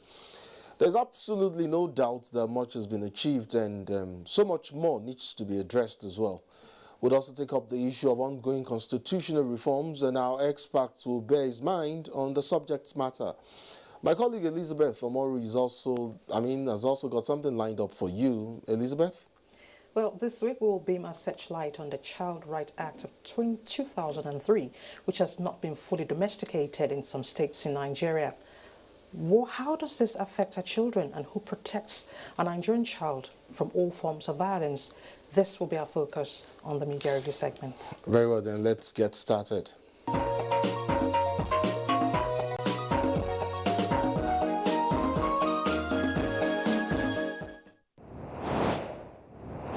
We'll get right into it and discuss the planned constitutional amendment, the rationale and why previous attempts may or may not have made significant impact. May Nasara Umar Kogo is a lawyer and public affairs analyst, and together we shall throw up salient issues regarding constitutional reforms. Welcome to the program. It's my honor to be with you. Well done. The Constitution is often described as the foundation of any democratic nation because it draws from an aggregate and a coalition of the people's aspirations and dreams. Please begin by drawing the distinction between the Constitution and the law. But most importantly, whether or not you agree with those who say that the 1999 Constitution fails in respect of being a product of the people and is therefore bereft of an agreement by Nigeria's multiple nationalities. Well, first of all, legalized assembly of rules and regulations for the conduct of orderliness in the society is what we mean by law. And when you are talking about the Constitution, you are talking about structural setting of the society, the institutional structural setting, the powers, the limitations, the liberties, and limitations. These are the things that are embodied in the Constitution. A Constitution is an assembly of particular structure and rules guiding the operations of those structures. In other words, it is something that is not static unlike law. A law is something that comes with penalties and the rest, but the Constitution goes with the dynamism of the power play over a period, and that is the reason why periodically the quest or the urge for amendments will now rise up. Okay, and so when the Constitution says, we the people, what exactly does that speak to? Well, paradoxically, it means the entirety of the citizens of the Federal Republic of Nigeria. But in a constitutional democracy, like ours, it is the representatives of the people that are to speak on behalf of the people. Okay. When the Constitution of 1999 was to be evolved, vividly, I remember during the former head of state, Abdulsalami Abubakar, concerted efforts were made, assembly of statesmen into a congregation for them to come and assemble the document, the book called the Constitution. These people sat down, did the constitutional review of the previous constitutions, the 1963 constitutions and the 1979 constitution, most principally, together with all the developments that happened over the period, and then giving a semblance of pictorial shape of the type of democratic structure we want to entrench.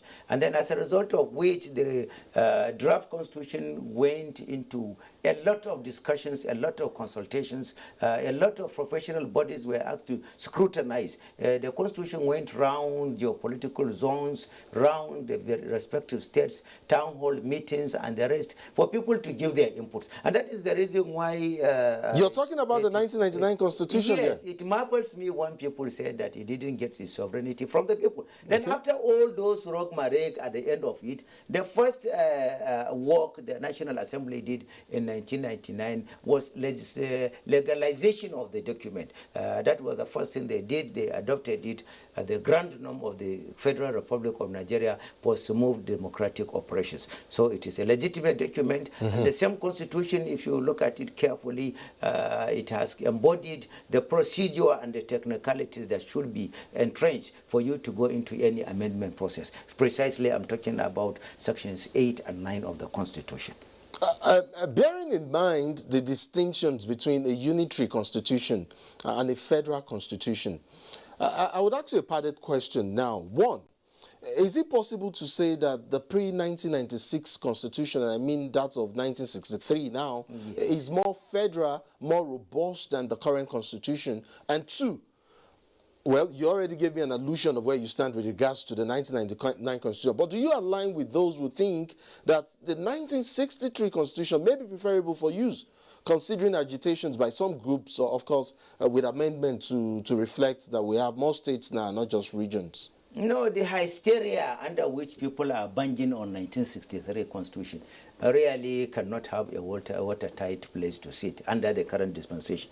1963 Constitution was diametrically different from the 1999 Constitution, especially when you come to the issue of fiscal federalism. That is the central focus of agitations by many people, the issue of derivation of the money and the rest. 1963 Constitution came with a lot of inconsistencies and with a lot of problems. Principally speaking, it was those inconsistencies in the 1963 Constitution were part of those things that even jumped Nigeria and plunged us into the 30-month civil war that led to the loss of over 3 million people.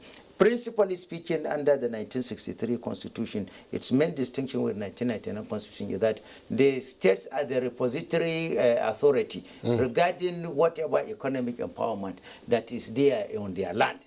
In other words, the states are the ones to keep custody and the benefits of whatever is endowed in their land, and then they give their a residue or a particular percentage to the federal for the maintenance of the federal umbrella, which is the opposite of which is what we are having in the current dispensation, whereby everything that belongs, everything that is there in the land belongs entirely to the federal government, and then the federal government through fiscal allocations committee will now be making a sharing formula which will go to the states and to the local government. But even here, there are a lot of inconsistencies. For example, during the Galliena-Abba period of democratic experiment at the National Assembly, there was the merger of the onshore and offshore derivation, something. The offshore is the one that is in the sea, and the onshore is the one that is on the land. But about 72% of all the oil we are having is derived from the sea. And in the sea, you don't have geographical boundary to determine which state owns what. Never minding the nautical miles of about 200 meters into the sea that still belongs to the Federation. But fundamentally, there is no structural setting to determine which states own what, on the basis of which you now come about the sharing formula and the rest. But nevertheless, it is like that in the interest of national unity, national cohesion, national stability, and national decorum. I believe it is like that. So all those that all these agitations people are making is centered on economic derivation. Whether somebody will call it constitutional reforms, what do you call it, restructuring, whether you whatever them you will call it, is centered on that aspect. And if we are to even go by that, it will go a long way in stabilizing the DC, but in stabilizing the country if you go by that. That time, I think, if I can remember correctly, it used to be 50-50. 50 to the derivation state and 50 to the federal government. If we can still replicate that in the interest of peace, probably it will erode the dictum of laziness we are seeing regarding our state. Yes, virtually if you remove Lagos, Kano, probably rivers and cross-river states. If you remove probably these states, revenue generation is now a matter of a history. It is no more being practiced by the state governments. Instead of them to really, the greater number of the governors are essentially relying on federal on the center. On the center. So by the time you now put it back, say whatever is in your land, you should be able, for example, the entirety of Northwest, it has a lot of richness of road, diamond, blue diamond, gold, uranium, and a lot of other things. The same thing when you go to North East, Sapphire is there, Aquamarine is there, Quarantine is there, Nichil is there, a lot of other things are there, bitumen is there, gas is there, and the rest. The same thing when you go to the Southwest, it has richness in solid minerals, more even richer than even the other two regions I have mentioned earlier. The same thing if you go to the South, and Southeast. We have now forgotten even about the coal of the Southeast. We have forgotten about the tin and Columbine of Jos Plateau. Jos essentially we are relying on federal government to bring out money. So by the time you now go into that, I rarely see the situation whereby everybody will be sit up. It will be the determinant of the quantum of money you will have to spend will be based upon the determinant of the quantum of resources you explore, and then by the end of it you harness the money with which to go about. And then even if you want to go into creation of 1,000 local government areas, go about creation whatever. It is the internal part of your revenue generation that would now determine how it's administered. I hear you clearly, Minasra. I would love to give you a breather, saying that, I mean, you're quite the talker, you're quick at it as well. But then, unfortunately, I would like for us to move ahead and real quick too. And I do have a feeling that you're a fan of alternative culture of doing things the right way, and I mean, doing the right thing the right way. And so I'll ask you this. We have had constitutional reform processes since the 4th National Assembly or so. And I understand how painstaking and clearly expensive the process can be. I would also concur and strongly too that constitutional reforms is a function of the National Assembly and not that of a national confab put together to duplicate the same efforts of the National Assembly. And recall that these are my thoughts. So I'll need yours on how best to get optimum results.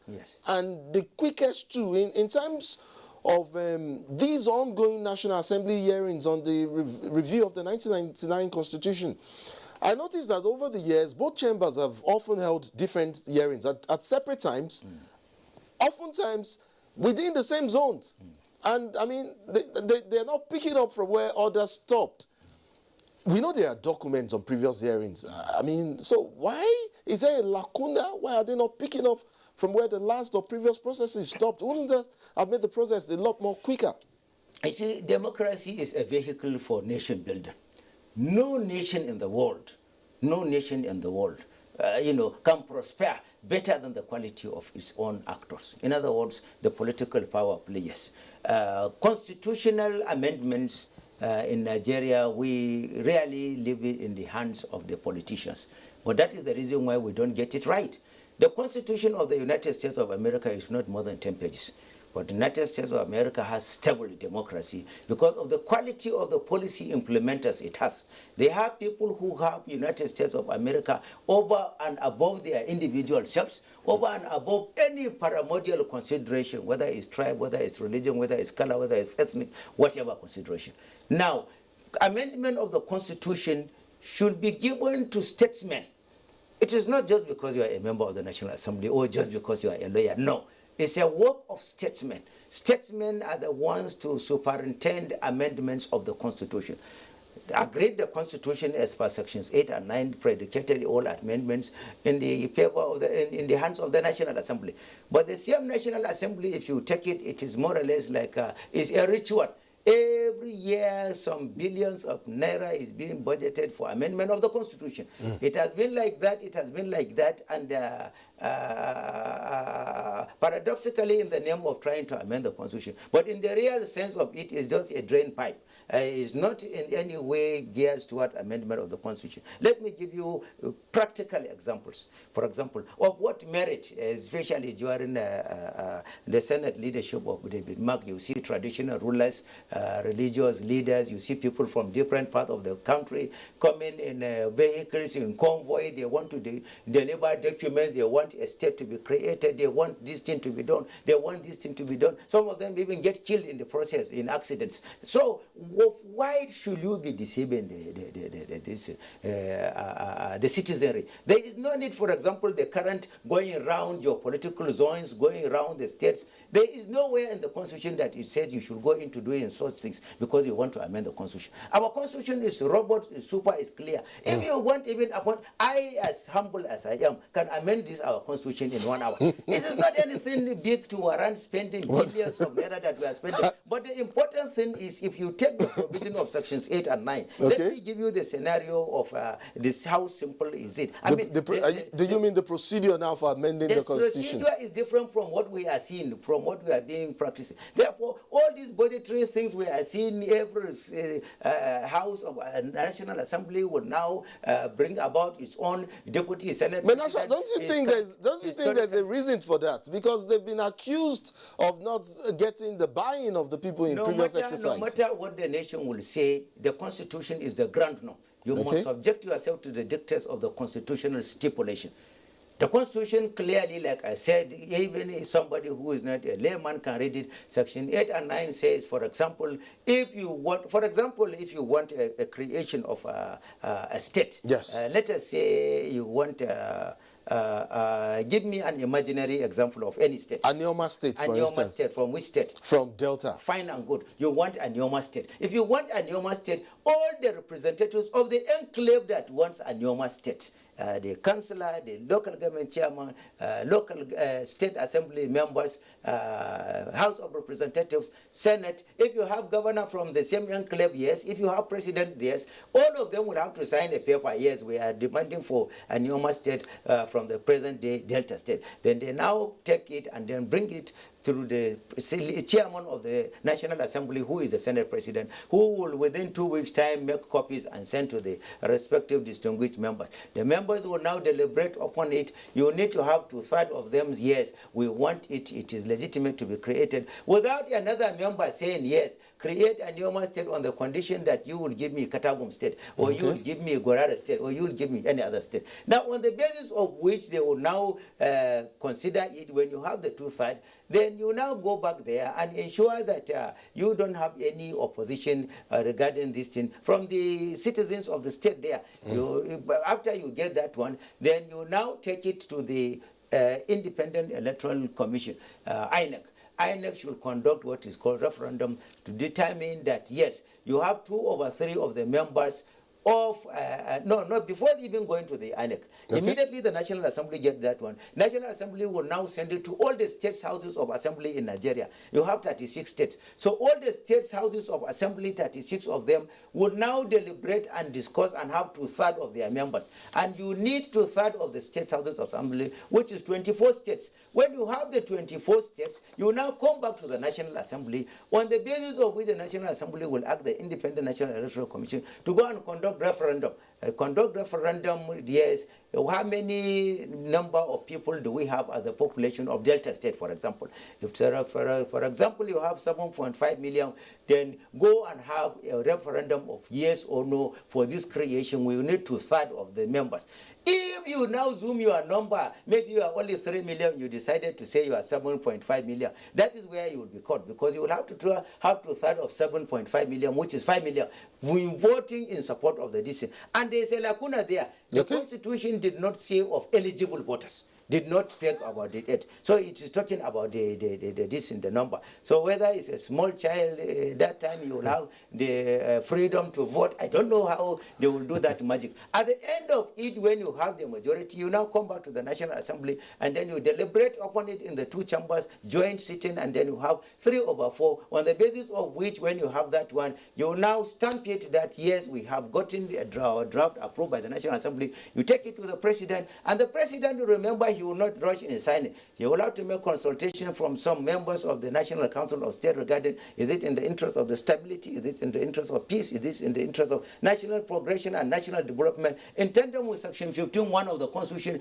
on the basis of which he will then go ahead and then sign it. It is at that level you have amendment of the Constitution by creation of Anioma State. Now, this is the procedure. There is nowhere they said, take it, go around into public sittings, go down into public hearings. If the Constitution wanted it that way, it would have stated it. It is not there. Therefore, there is no need spending all these billions if the interests and the patriotism of the nation is in the minds of the district. But anyway, those sittings are probably to justify the budgetary district. And some of the provisions too, you don't even need constitution, you don't even need this. Yes, I was incidentally I was going to come to that, because you've thrown up thrown up a couple of issues, and it's Yes. quite interesting how you've thrown up the issue of, you know, the procedure. I'll still take you down the line. I will we'll revisit this whole issue about the public hearings in the zones. But you just hold on. And just before I let you go, I would revisit that issue with you. Yes. I'm quite fascinated at how you've outlined the various processes for amending the Constitution and how they vary between procedures specified for different aspects of the Constitution, whether by, you mentioned 2/3, there's also the 4/5 majority, 2/3, as well as the president's refusal of assent. Yes. There's also a procedure that Once follows you after that. refuse it, Yes, flops. but we've seen all of this play out over the years. I mean, the 1999 Constitution is being utilized as amended in 2011. Again, I realize how cumbersome the process is. I mean, knowing, for instance, and I recall you mentioned that of the U.S. U.S. is a country with over 200 years of democracy, and they've only amended their constitution just about 18 times. But given the agitation for a more people-driven constitution, do you think there is any chance for real changes this time around for issues like, I know you've mentioned some of them, devolution of power, state police, fiscal federalism? That was one of the issues you mentioned. Also the issue of local government autonomy.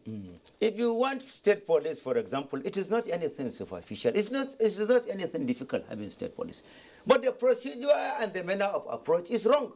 You don't need to... You make it sound so easy, but this is a process we began for almost 22 years. We have delusion of intelligentsia in Nigeria.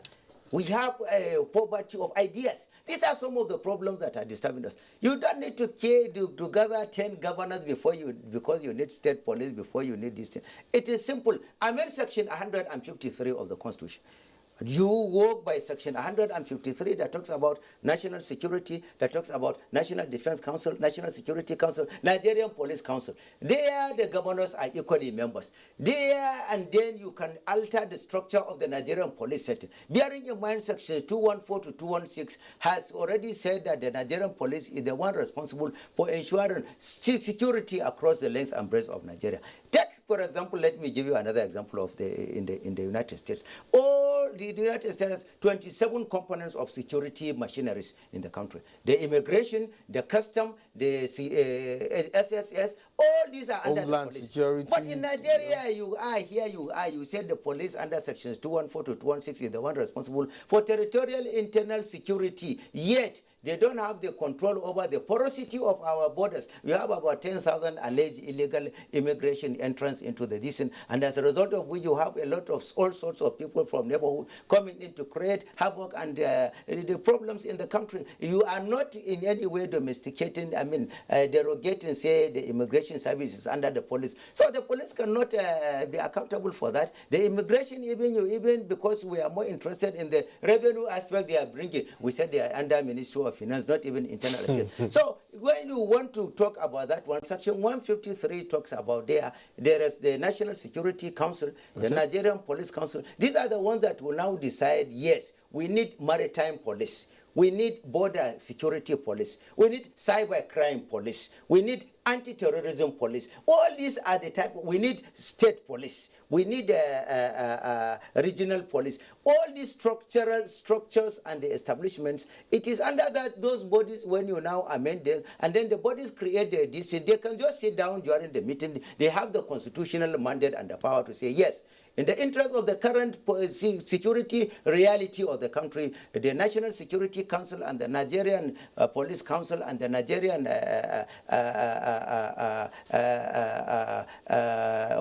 Defense Council, we have now decided to create the following new structures. These are the structures. This, as per the provision of Section 153. Then they should amend the provision of Section 214 down to 218 and 219. By the time you amend these issues, you have taken care of it. You have established state police, not for you to put the cart before the horse. You have already created Amatukun. You have already created the other one in Igbo land. Then you now come and say you want creation of state police. When you have already created it, you don't have the legitimacy and the power to create it, because you are members of that regulatory body that essentially is based with the responsibility of the creation of those establishments and those structures. So at times we over-amplify certain things that are really simple if we have the patriotic zeal and the interest to work on. what is important as far as the issue of policing is concerned is increase the numerical number of the police personnel. We have 385,000 police personnel in a country of 210 million Nigerians.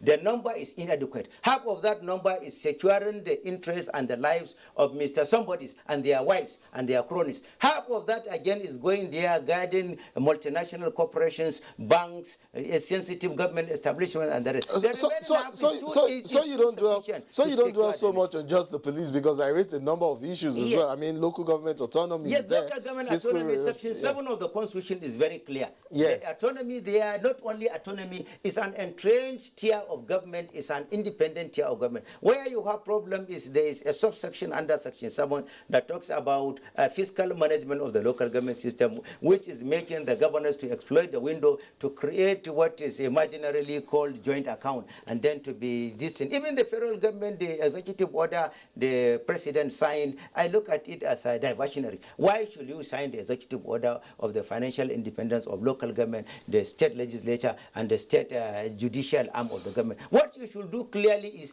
direct for the allocation to be going straight to the accounts of the local government system. Where they don't have those accounts, don't give them the accounts. I don't think a lot of things, you've said a lot of things there, I don't take them for granted.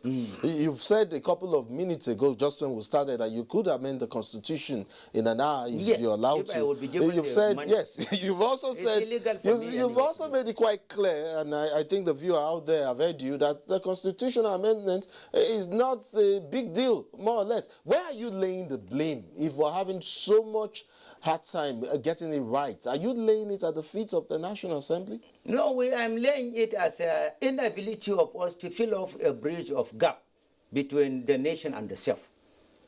Greater number of those in privileged positions of authority look at it as an avenue for self-enrichment, as an avenue to develop themselves rather than entrenchment of national honor by serving diligently for the nation. I'll leave it there. So the quality is the problem. Let's leave it there. But sometimes I get a sense, I think that the rigid nature or structure of our constitution is another issue. No, the constitution is not rigid. It is rigid, because why the British and a country like Israel both have constitutions that are flexible, our federal system of governance, as prescribed by the Constitution, is rigid, and it stands above any other law. I did a bit of government, yes. So I have two questions for you, very quickly too. Yes.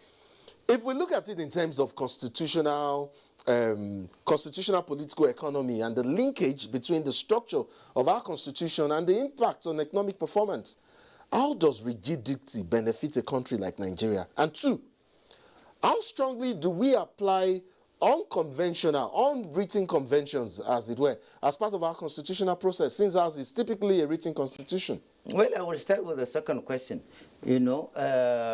Application of unwritten conventions, unwritten practices, it is only going to be successful depending on the mindsets of the power players. For example, the issue of executive orders. The president has signed so many executive orders. With respect to the sanctity of him as far the #1 chief executive officer of the country as far as Section 130 is minimal. For example, he has signed the executive order for the independence of the judiciary and the legislature. Look at the judicial workers up to now on strike. The governors have given adamant to that. Look at issue of the independence of the local government structure. It has given adamant they have given adamant attention to that. So long we don't respect the sanctity of the hegemony of the constituted authorities, so long we cannot get quality results regarding whatever conventions or whatever. And that is the reason why you look at it as if it is rigid. It's not rigid. The fiscal discipline and bureaucratic operations of our democratic governance is what we are lacking. That is the problem with Nigeria, not any other thing. We need to really see to the possibility of entrenchment of discipline in the way we run our democracy. Entrenchment of discipline, entrenchment of decorum, entrenchment of respect to the Constitution. We have one of the most superlative constitutions in the world, but operationally is very poor, because we operated in most cases like upside down. Take a very good example I want to give is that when you have when you have entrenched the local government system, before 1975-76, during the conference that evolved the local government system, You have a sound system of administration by the local authorities, by the traditional rulers. We now took it up and said, okay, bring about democratically elected structure so that the government will be closest to the people. We said we should bring about the decision in such a way that even a councillor, in order of protocols, is even superior to your paramount ruler. We now change that. We now change that. Suddenly, you now decide to take it away. That local government system you are seeing is taking care of the bridge between government and the governed. The citizens are seeing local government as a semblance of them being part and parcel of government. Then the local government chairman will now use such money to be able to have direct contact with the grassroots leaders, with the traditional religious leaders, cultural leaders, so that whatever is happening, he will be in the know. He will be in the control of all these vigilante groups, all these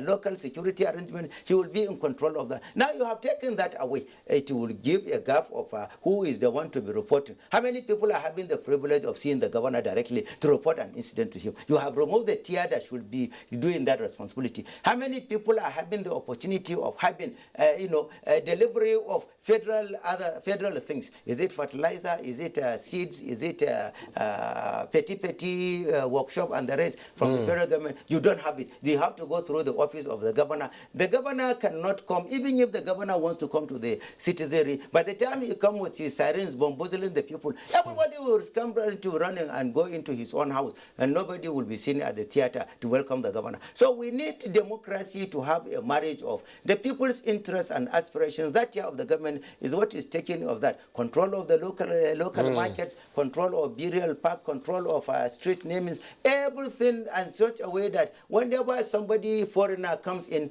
it is very easy for the person who is heading the street to identify him and report to the village head, who will now go to his councillor or his local government chairman and inform him, which is difficult for him to inform to. So these are some of the things that aggravated this issue of insecurity, this issue of unemployment, this issue of disillusionment, this issue of many things. Remember even the amount of money when they used to publish federal allocations to local government. The lowest local government is the one that earns about 250 million. That is the lowest local government in the. So imagine the totality of such money. You are contracting it into one, you are amassing it, taking it away for the entire local governments of the area of the states over a given period of time. Automatically, that money that should go there for the service of the grassroots citizenry is normally taken away. It's interesting how you're the one directing.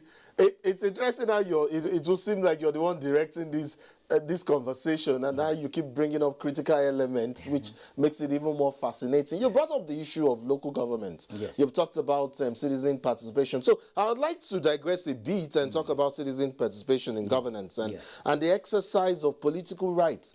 I have noticed consistently that the percentage of voters who determine the outcomes of elections here in Nigeria, whether national or subnational, I won't put a figure to it, but you and I have an idea of how minimal they are. Yes. The figures have been. The culprit here, the culprit here is not the lack of political rights, because we do have that, but rather the fact that the people do not exercise that right. Yes, people do not want to exercise the rights because they don't see the commensurate benefits of exercising the rights. People do not see the commensurate benefits. But then how do we now, I guess that would now be my question to you.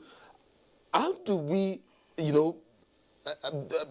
talking about economic security now and the guarantee, how can economic security guarantee active public political participation? Well, so long we now decide to imbibe on contractocratic, kleptonic, bourgeoisie democracy, which is centered on accumulation and making money, which is centered on not even the values of what you can offer, which is centered on your ability to finance yourself financially. In Nigeria now, no matter how excellent you are, no matter how resource endowed you are, you have to use your money to even buy a form in millions to say that, yes, I want to express my interest. That is even the name they call it. Expression of interest, talk less of contesting. And then you spend a lot of money, so much so that it is a political game of investment. The politicians look at it as a means of investment. I made an attempt one time to have given this exemplary representation to go to the National Assembly. But even the money to buy the form, I don't have. So my own constituency has lost the possibility of me giving them such quality of representation I claimed, say, probably I have. But in a situation whereby people in the Second Republic, take the Second Republic for example, the First and the Second Republic, during these times around, it is your quality that is normally being compared with the aspirations, the manifestos of your political party to determine whether you are qualified to be given the flagship of representing your own constituency or representing your own party. In those times, wait, no, please go ahead. yes, I was just going to say we're running out of time. Let me give you an example that time. Very quickly, a quick one. Yes, for example, Shehu Shagari wanted to go to the National Assembly, but he was changed by the party. The party decided that this is what we want you to be. Tafawa Balewa wanted to go to the National Assembly. The party leader said, you are more qualified than me to become Prime Minister. Let's Ahmadu Bello. Go and become. Umaru Musa wanted to go to the Senate, but he was called upon and said, you are a credible material, go and become my successor by President Obasanjo. We don't have such type of things anymore. We don't have statesmen. We have a poverty of statesmen in the game of affairs. That is the reason why you see political contractors, they are the ones that are in the interest of investing in order to drive benefits. And that is the reason why whenever they get elected, they normally forget about the citizens. They normally, how many of them normally remember their constituencies and go for a visit? We see so many people coming to Abuja in a taxi, and at the end, they now succeed in becoming the owners of luxurious aircrafts. We have seen them in Abuja. So we have to really think of politics as an avenue of service, as a service of trust. You are the vicegerent of God to transcend natural justice to the citizenry. You are the one responsible to bringing about the dream of the founding fathers, unity and faith, security, and good being of the country. This is the dream, but we have most people thinking about it that how much I spend will determine how much I gain. And that is the reason why they become superpower, that they are above the control of even their political parties. The political parties will be following them. You will see the chairman of the political party following a president looking for appointment as a minister. A son is looking for appointment as a minister under his son. So I mean, that's right. I'm sorry, but I mean, I would let you land ordinarily, but I've just been directed to round off our conversation. We're completely out of time. We've got other segments and other guests as well on the program. I would have loved for this conversation to continue. I think we'll create another platform and then bring you on so we can continue because this is an ongoing process and it's something we should keep talking about until we get it right. I want to thank you so much, Nasara Umar Kogo, for lawyer and public affairs analyst, for coming on Insight. It's been a delight. It's been a pleasure having you here. Thank you so much. It's always my honor to assist in nation builder. Thank you very much. Thank you. Up next is Elizabeth Omori with the Media Review segment.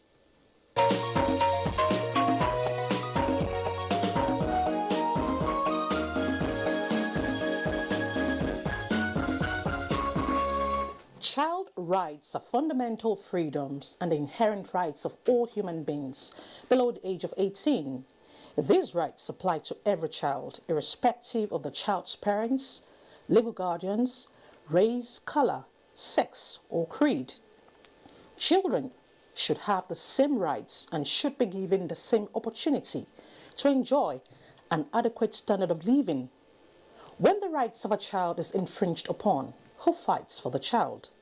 Parents, society, government. My guest, Naima Sadiq, Member Board of Trustees, Young Ones Foundation, will deal on the issue before us. Naima, it's nice to have you join us on Insights. Thank you for having me. All right, in your own terms, how would you define the rights of a child?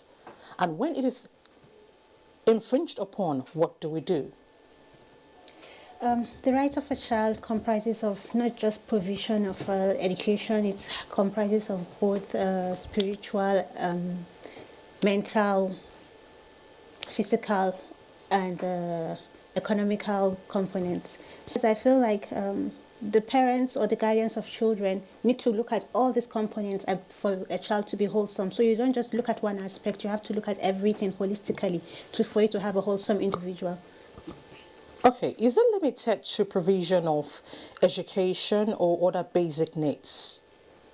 It's not just limited to education. Okay. It has to comprise of the physical, mental, emotional, spiritual guidance for the child. Because if you provide education for the child and the child is not mentally balanced, or the child doesn't have a very good upbringing at home, or even maybe physical or emotional stability, it's going to cause a lot of problems in society in the long run, because you don't know the person might be intelligent and have the capacity to do things academically, but then they won't be very balanced and they won't be accommodated in society perfectly.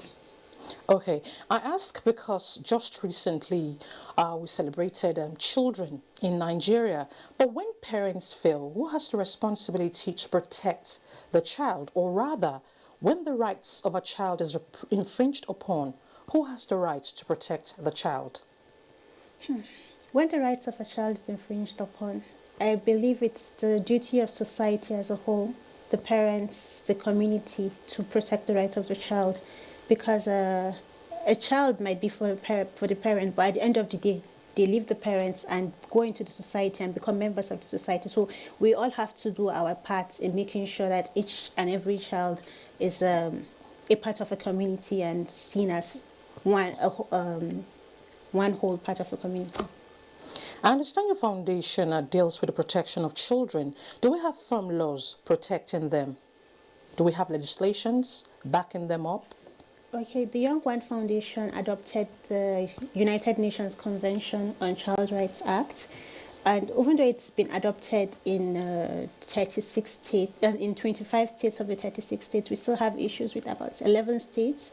So they've not yet adopted this Child Rights Convention Act because of some customary laws or cultural barriers, which sometimes creates issues with adopting this child rights convention laws. So the situation now is to make sure that all the 36 states adopt this child rights convention rights act, so that everybody can be on the same page. Don't you think this is a challenge to NGOs, the society, parents, and even the government? It's a big challenge because the Child Rights Convention Act looks at the child and looks at the way we can protect children in the society.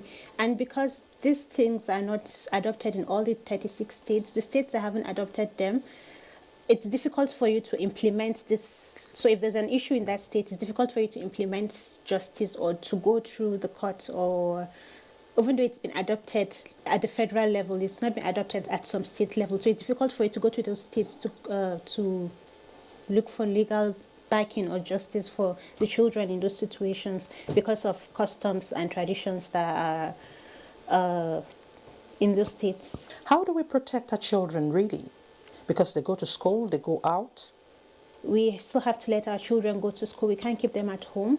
So in this situation, it's just very essential for parents and the community as a whole to be very watchful and very careful with people that, people that we allow into our homes. Or you have to be, when you go take your children to school, you have to be very careful with the people. The teachers and the school have to look at people coming into the school to pick the children, who is dropping the child, who is picking the child, who is in charge of the child, what are the rules in the school. As a parent, you have to look at what are the rules in the school. Are they going to allow anybody to just come in? Do they have adequate security for the school? Are they going to allow anybody to come and pick the child when it's closing time? Are there ID cards? Are there tags for the parents? So these are the things that we have to be very watchful about. And even when the child goes home, we have to be careful about people we keep at home, the security, the nanny. People have to have, we have to have security checks before employing people, so we can make sure that whoever we have around us, we can always question them if things happen. So if, for instance, you have a nanny and you do not have security checks for the nanny and anything happens, you don't have anywhere to go back to or anywhere to turn to. So it's necessary for us to make our due diligence and have security checks and make sure that there's backing for anybody we are letting into our homes and our school and everything. Okay. I understand you work with children at camps. How do you relate with them? Most of the time when we go to these IDP camps, the children are very happy to see guests and people coming to help them because they know that something new is coming, something exciting is coming. So for instance, if you take a cooking class or maybe music or football, anything, it's just exciting for them, and then they're happy that at least they're recognized. It's not just a normal day. People remember them, and then people want them to have a better life. Okay. Now, let's talk about the theme of this year's celebration of the Children's Day. It dwelt on COVID-19 and children. And we have children in IDP camps. How have you been able to walk around children knowing their nature and COVID-19, as well as the nature of COVID-19? Okay. With children, it's not very easy to talk to them about these things because you can't tell them, don't touch your friends. So we have to just teach them hygiene, wash your hands every time. During the COVID-19 time, palliatives were provided. Hand washing stations were also provided. So anytime you go out, you're coming in, wash your hands, don't touch your eyes, don't touch your nose, wear your face mask. So you just have to keep on reinforcing and telling them these things over and over again so that at least they know something is happening and they need to be careful and take their hygiene more seriously. More seriously. Now, before I let you go, there's an increasing spate of sexual violence against children. Do you look into that? How do you handle such cases? We kind of create a safe space where it's easy for them to, if something happens to you, it's easy for you to come and talk to at least the person, the volunteer in your group and say, oh, something happened to me. And then it's now incumbent on the volunteer or whoever is in charge to take this up and fight for the rights of the child, because for the child to have the confidence to come and talk to you, then it means a lot. So if there's any situation, we encourage people, children, anybody to talk, speak up so that your case can be heard and a solution can be provided and the culprit can be brought to book, hopefully. Okay. What about the Child Rights Act, the UN Child Rights Act? How do we apply this act? Right now, we're trying to make sure that the children are given a safe space to communicate whatever the issues are, whatever is happening, so that they can have a very good physical, mental, and emotional balance in their homes and in their schools, wherever they are. Naima, I would like to ask you this because it's really, we see children around, and then in the African setting, when you have a child, that child is not just your child, it is everybody's child. But really, how safe are our children in society? Times have changed, I'll say. In the olden days, we could say that the child is the child of a community and not just the parents. But the situation in the community now is there's a lot of distrust in the neighborhood and everywhere. So you have to talk to your children, first of all, and tell them to be very comfortable in talking to you. If anything happens, they should talk to their parents. And the parents have to give their children listening ears. They have to be there for the children and be very watchful. Talk to the children and make sure you know what's happening in their day-to-day life. All right, Naima Sadiq, member, Board of Trustees, Young Ones Foundation. Thank you so much for coming on Insights. Thank you for having me. Thank you very much. At the outset of the program, I did make mention of the current mood of the nation, and I meant the 6 years of the Buhari administration. And yes, there are many things to be grateful for, and yet many other areas with subsisting challenges. One area I would like for us to take a look at is the finance and economy. And my colleague Leah Katung-Babantunde would help us give perspective to that.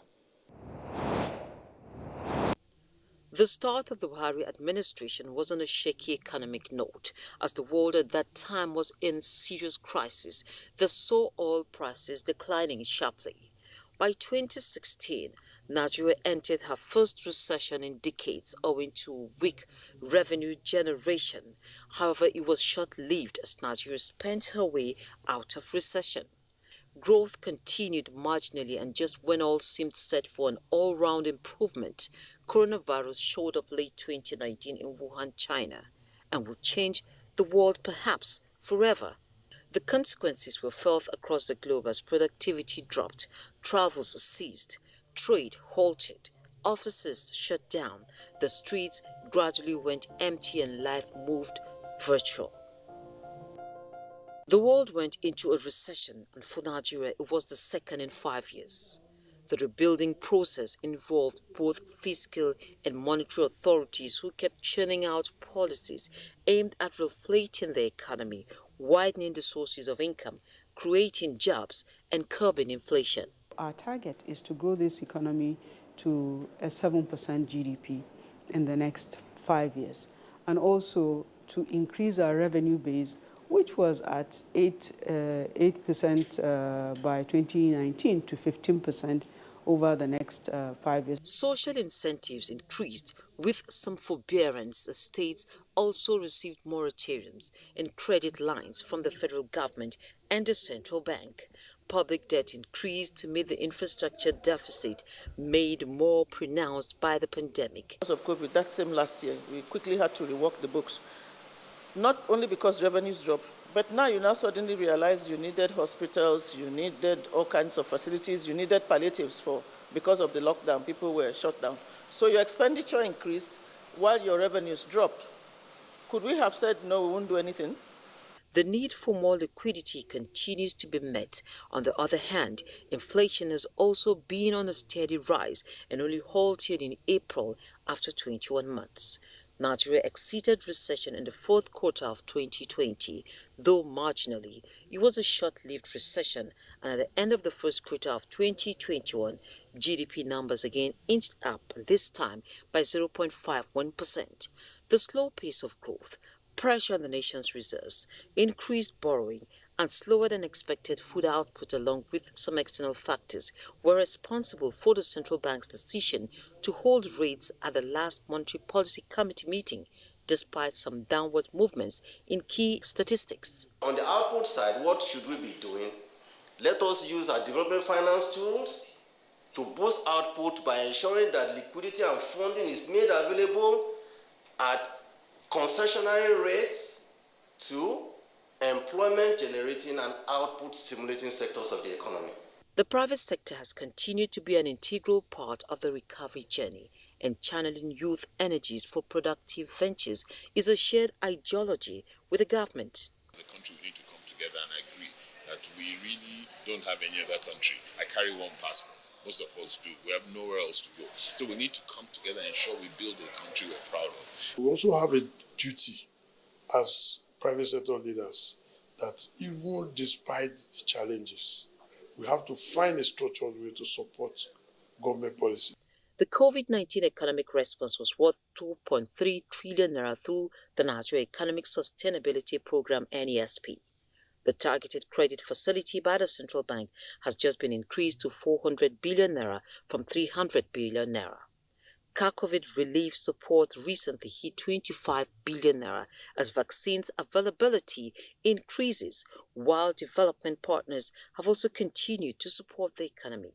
The populations are growing of young people, and so we're looking for ways to have private sector climates that are inviting to new businesses and that allow job creation. Economic managers are optimistic the desired growth that is inclusive will be achieved in the near term. And that's it on this episode of the program. Do join us same time next week for more insights. My name is Nnamdi Odipo. And I'm Elizabeth Omori. We'll see you next week.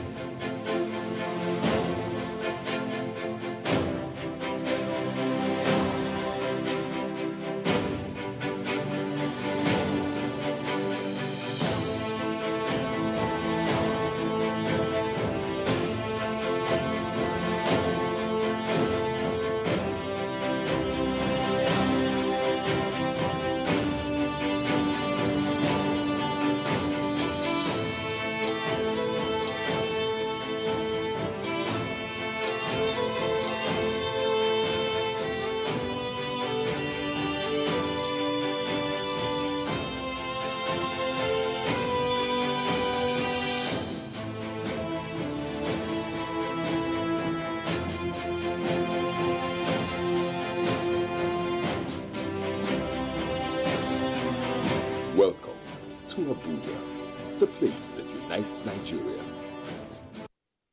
The act of making something more beautiful by adding ornaments to it is also known as decoration. Today, so many men and women hardly do without decorating their events. They choose the colors and the quality of materials befitting such an event. Invited guests and groups that grace the occasion normally come in their numbers with different attires conforming to the recommended colors. This practice is an indicator of cooperation and solidarity during ceremonies and festive period. The purpose of wearing the dress can be to serve as self-identification with age mates, relations or friends during social occasions such as weddings, funerals or parties. The word Asho in Yoruba means cloth and Ebi denotes family. So, Ashobi can be described as a family cloth usually worn during parties or family ceremonies or occasions. However, others call it anko, and many adopt the white man model, which is uniform. When it first started, it was just the headgear. All the members wearing the same color. Gradually, today, they have moved down even to the dress and the handbag. Handbag to match and even shoes. The question then is, how do we practice in our own locality in Benue State? Because of our association with the outside world, our people are bringing it and introducing it now in Benue State. They use it in order to make their events colorful. Almost all the Tiv traditional marriages, you see them making black and white ashobi. So for the Ido mass, it's red and black. Then the Igede is blue and black on the traditional marriages, and even on the white weddings, they use black and white. How do you feel when your event is accentuated with different colorful attires? So much excited because I will know that at least I have a group, as in people that have identified with me on my day. I will be so excited, so joyous inside me. I will know that yes, so people, everybody will know that yes, these are so people, he belongs to them, so it makes you happy. What happens if the guests come with attires whose colors do not correspond with those recommended?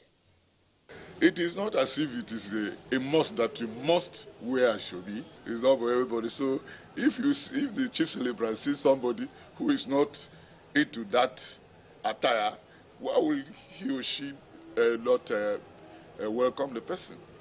There are factors that could make people to disappoint you in that way. Some, it could be that they don't have the money to afford the material given. So it could be that they don't like wearing the same clothes with so many people. Inasmuch as decoration is aesthetic to an event, people whose attires do not conform with the color of the day should be free to partake in the merry-making or identify with others wearing the same uniform. After all, the essence of attending any party is just to celebrate with others and have a nice time. So, next time you're going out for that occasion, the choice is yours. Stay with the crowd or have your own unique identity. Revision classes on television for students in secondary schools in English and mathematics will commence on the NTA. The revision classes will transmit Mondays to Fridays from 5 p.m. to 5:30 p.m. on the network service of the NTA. This is organized in preparation for the various national examinations and orders. This is brought to you by the Federal Ministry of Education.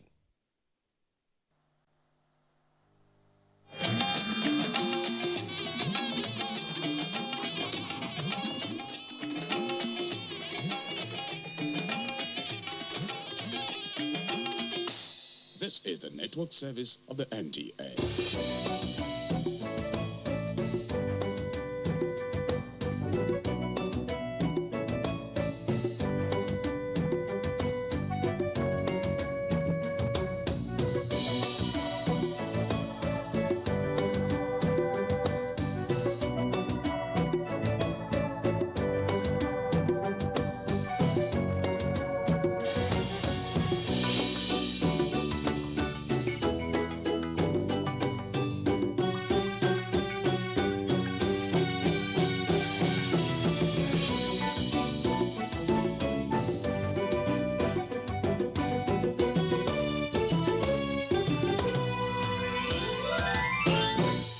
am Jennifer Igwe. Thank you for joining us on Environment Matters. Today we'll be looking at our biological diversity. Why is it important for us to preserve everything we have in our ecosystem? Why is it that they all play a crucial part and are interconnected? What happens if we destroy any part of them or decide to maybe pay attention to one side and ignore the other? That's our focus today on Environment Matters, so stay tuned.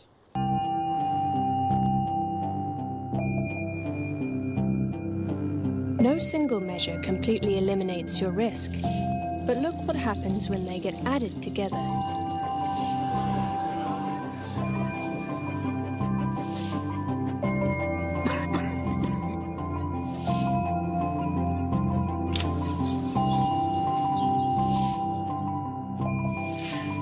Know your risk, lower your risk.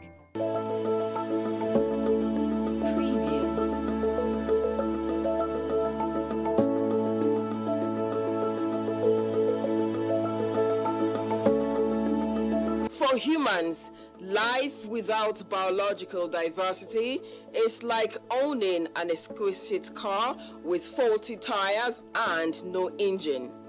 What this means is that everything about our existence will hang in a balance, and the likelihood of a devastating crash and shutdown beeping like a ticking bomb. Our fast-paced development process has resulted in great distortion in the ecosystem. The robust biodiversity has been exploited and drained, so much so that it has become lean and frail, staggering to a tipping point. Human activities, including deforestation, urbanization, agriculture, developmental activities, especially in the area of construction, road constructions, rail developments, have all disturbed the biodiversity of our mother earth and alter the interaction between biodiversity and their physical and chemical environments. These have created challenges, including human health challenges, infectious diseases, climate change issues, governance issues, and several other challenges facing humanity today.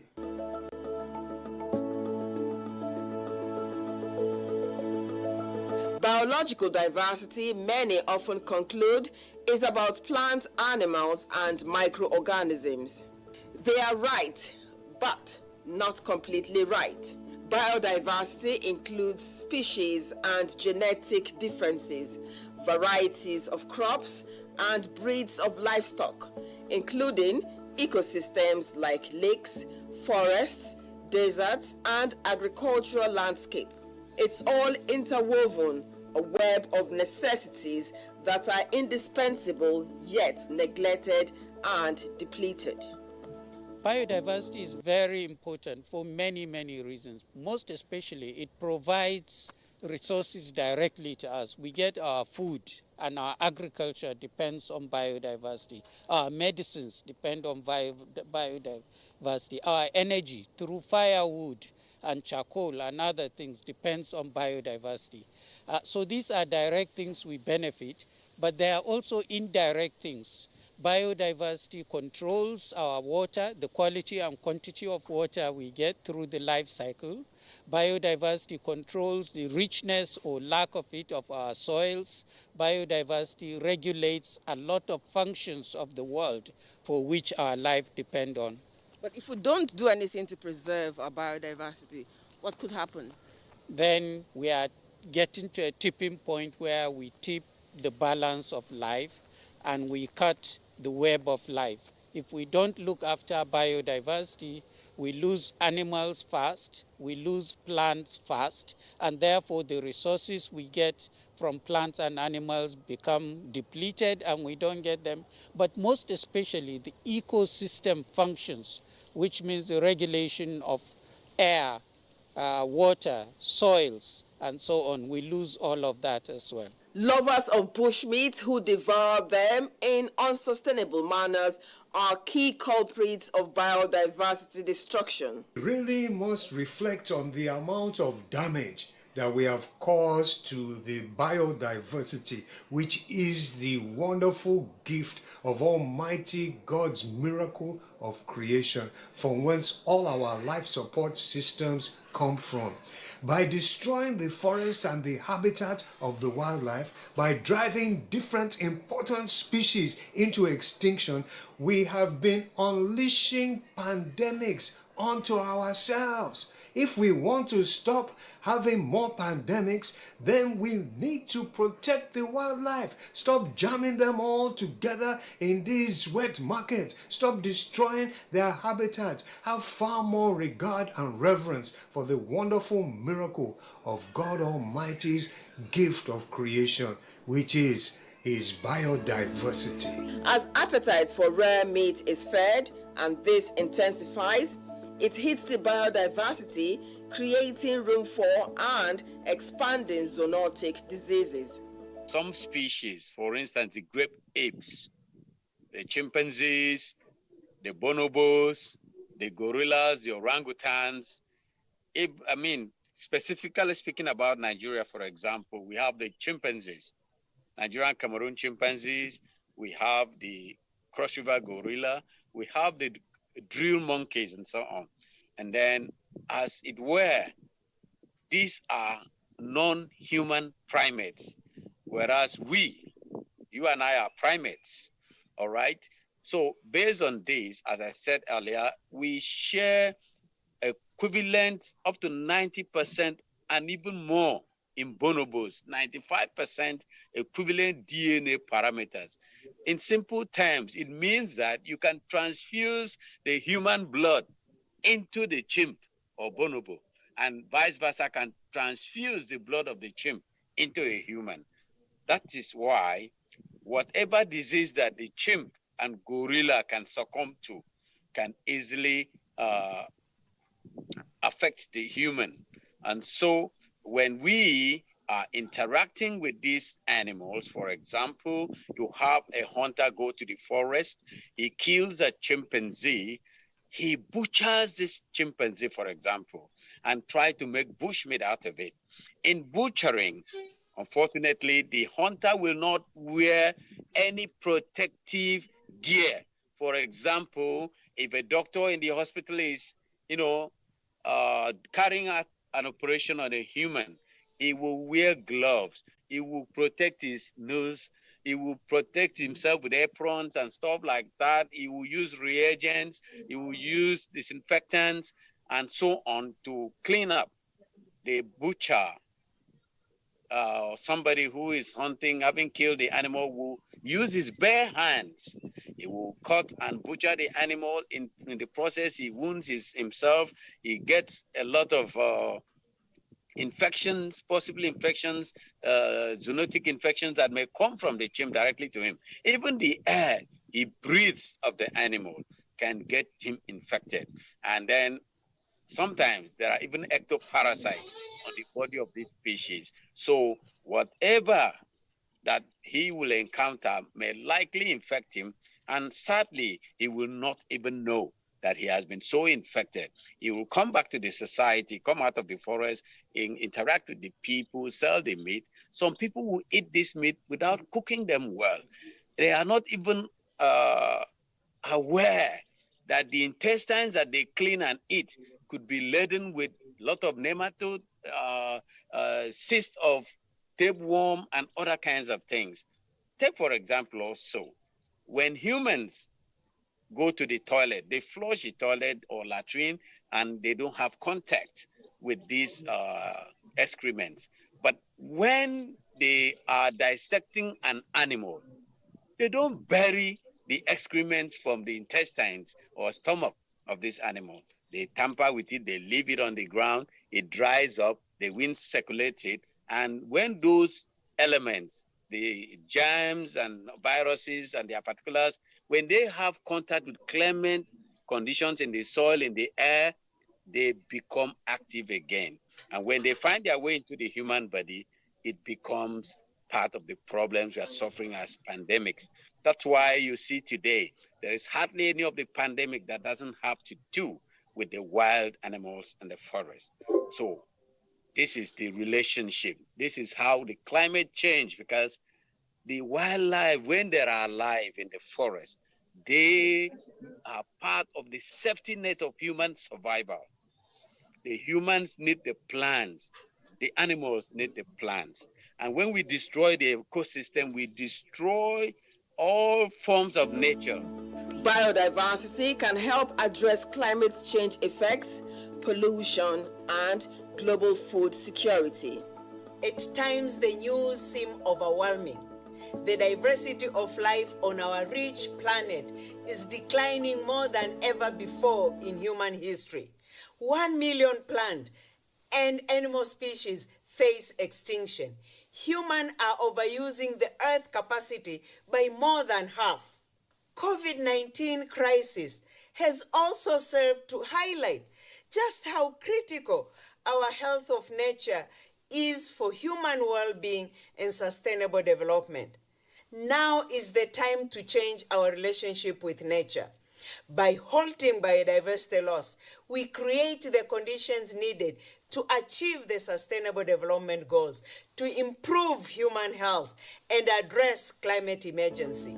The United Nations and other experts say nature-based solution can reverse the rapid destruction of our biodiversity, and all humans can and need to be a part of the solution. A healthy planet is critical for achieving the Sustainable Development Goals. Yet, biodiversity is declining at an unprecedented and alarming rate, and the pressures are intensifying. We are depleting resources faster than nature can replenish them. COVID-19 has further reminded us of the intimate relationship between people and nature. The current crisis provides an opportunity to recover better. We need to protect nature, restore ecosystems, and establish a balance in our relationship with the planet. The rewards will be tremendous. By reversing biodiversity loss, we can improve human health, realize sustainable development, and address the climate emergency. Solutions exist to protect our planet's genetic diversity on land and at sea. Everybody has a part to play. Sustainable lifestyle choices are the key. The choice to live sustainably must be made available to everyone, everywhere. And that means better policies that promote government, business, and individual accountability. We all need to be part of a movement for change. The destructive attitude of man towards biodiversity started during the Industrial Revolution. Experts say the time for needed intervention is now, particularly as climate change and the coronavirus pandemic are causing worse destruction to man that biodiversity can check. We shouldn't be cutting down trees and forests. We shouldn't be emptying the forest and poaching animals. We shouldn't be throwing around waste. We shouldn't be destroying our oceans. We shouldn't be filling our wetlands and making the earth inhabitable for the other forms of life that we share the world with. Can intervene by planting trees. And then at the government level, the government owns the land. There is no reason we must not, as a matter of urgency, as a matter of interest, we must, as a people, as a nation, set aside more conserved and protected areas, well-managed protected areas.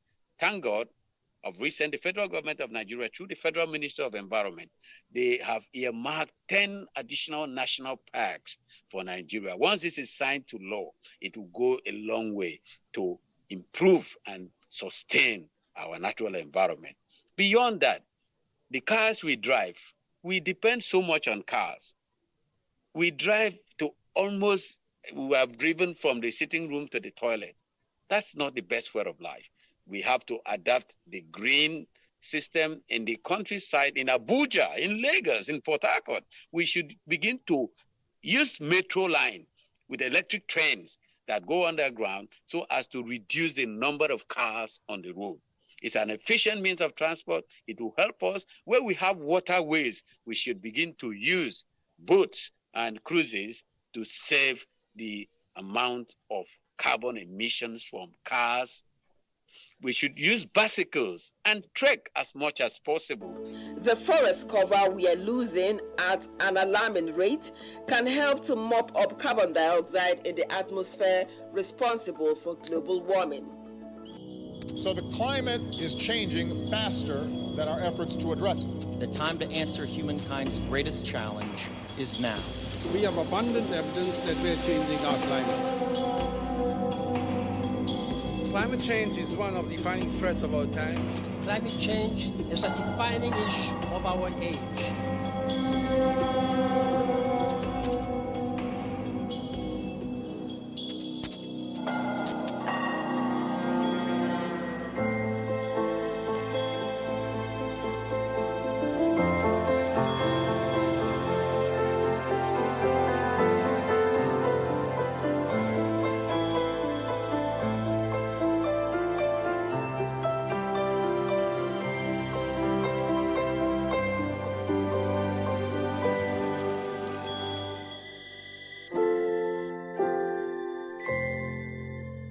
The ocean contains a vast variety of creatures.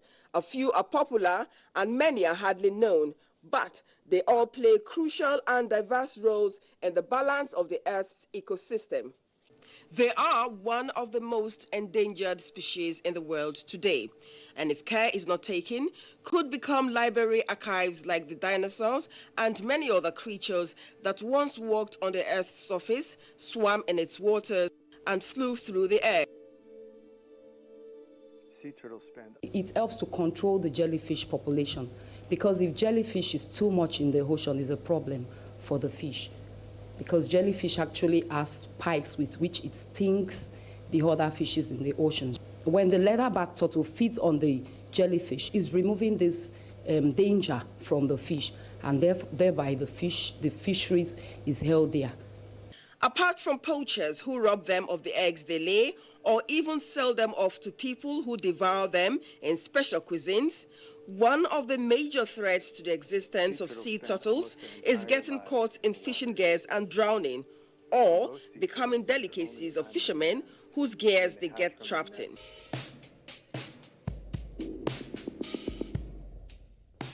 So crucial is the function of the sea turtle to the aquatic ecosystem that as far back as the 1970s, scientists, managers, and fishermen in various countries worked to reduce the frequency at which sea turtles become bycatch of fishermen.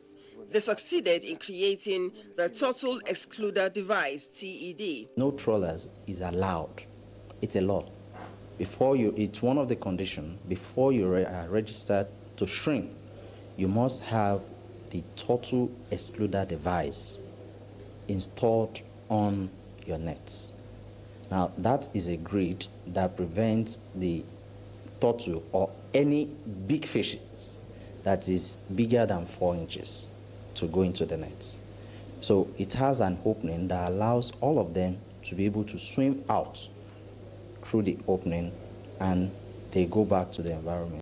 The absence of this device on industrial fishing trawlers from Nigeria years back led to a ban slam on shrimps exported from Nigeria to Europe and the United States. Shrimp exportation actually is the highest income earner for Nigeria when it comes to agric.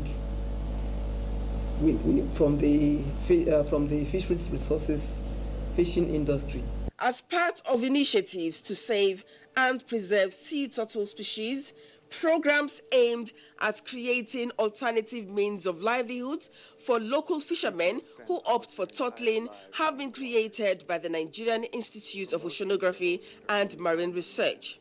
These programs are not without challenges. I interviewed a fisherman that actually went out to fish, and all night he didn't catch anything. He only got sea turtle. And when I got to his hut, the sea turtle was there. So I tried educating him.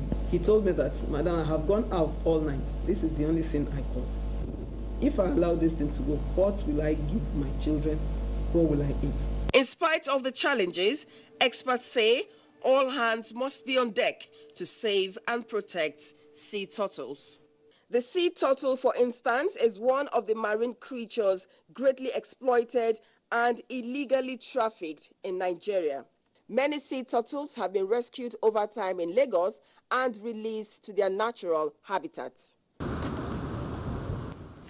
Found in warm and temperate water throughout the world, sea turtles are one of the Earth's most ancient creatures. The 7 species of sea turtles found today, experts say, have been in existence for about 100 million years since the dinosaurs. They look like their cousins on land, the tortoise, but with features that depict their difference. The sea turtle's shell is streamlined for swimming through water and has arms shaped like paddles. They cannot retract their legs and heads into their shells like the land tortoise. They are listed in the IUCN Red List. IUCN Red List means the International Union for the Conservation of Nature. You know, the Red List is for animals that are endangered or threatened. You know, and when we say an animal is endangered, that means if care is not taken, you won't see that animal again. Most sea turtles have unique traits and migrate very long distances, sometimes thousands of miles between their feeding grounds and beaches where they nest. That's why they are called migrant species. And then what they do after they migrated is when they want to breed, they come back to the same area where they were, you know, where they were born with their males, the mates at sea, and then the females come ashore to lay their eggs. And there is a particular species, the green turtle, which has the nesting site fidelity. That means exactly the same area where it was born. That is where it will come back to lay its egg. The trait sea turtles have of laying their eggs on beaches where they were hatched is one of the key factors responsible for their depleting population. Poachers target them at such periods to cut away about 100 eggs laid respectively by each of them. Afterwards, they grab the turtles and sell them to those whose delicacy menus they meet. Africa. A continent is heating up. Vulnerable nature. Almost 1 billion people. No one else is as hard hit by climate change. Resources become scarce. Poverty is growing. A growing number of Africans is therefore speaking up on climate change.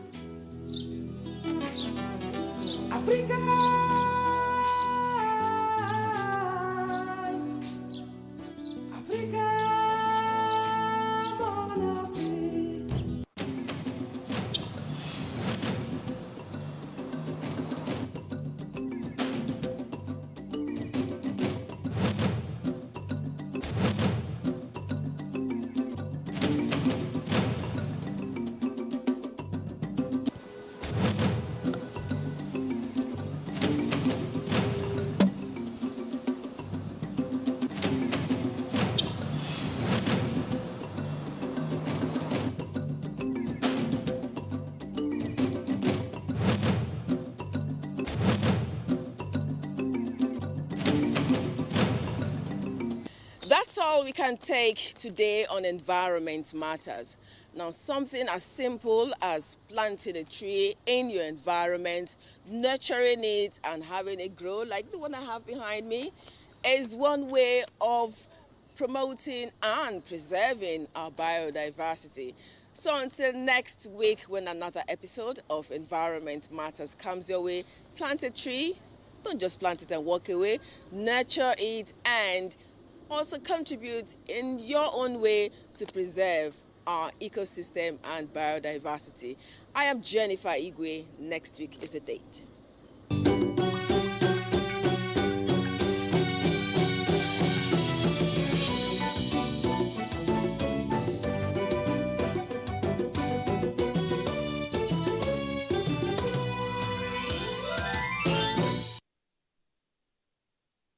You can follow us on all our social media platforms: Facebook at NTA Network News, Instagram at NTA Network, Twitter at NTA News Now, YouTube at NTA News Online. Or visit www.nta.ng.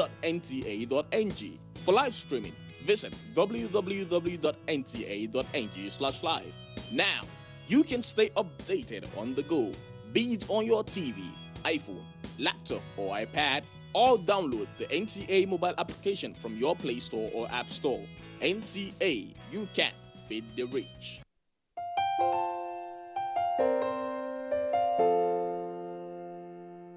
My brother, my sister, papa, mama, and pikin.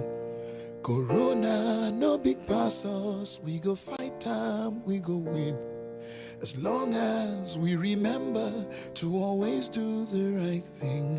Wash your hands, love each other, we go win. Oh. Corona, na the virus, we dey worry human being. E no get Lego, but e dey waka from person to person. But we fit beat time, we fit stop time if we maintain good hygiene and practice social distancing. We go win. Oh. No shaking hands with your neighbor. Blow them a kiss from afar. Use soap and water to wage war. Let's show this thing who we are. We are special, we're courageous, we are awesome human beings. We dey super, we get power, we can conquer anything. If we hear word and obey laws and exercise discipline. Wash your hands, love each other, we go win. Oh. If it be like say you know well, like it's something they do you, and you feel say, you believe say, you get to see they do you, and your body no grisogy, like it's something they do you. No let panic finish you, you go win. Oh. Self-isolate for the sake of all the people that you love. Oh, don't go around spreading rumors, 'cause fake news won't help anyone. You are special, you're courageous, you're a caged human being. You too much, oh, you get power, you can conquer anything. Only if you hear word and obey laws and exercise discipline. Wash your hands, love one another, we go, we know. My brother, my sister, papa, mama, and pikin. COVID-19, no big pass, we go fight and we go win. Just as long as we remember to always do the right thing. Wash your hands, love each other, we go win. Oh.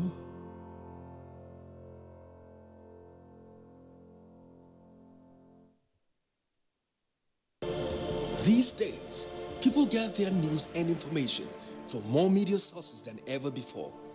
Some of the news and information given are fake, unverified, doctored and manufactured to create confusion, stir disaffection, and cause disunity.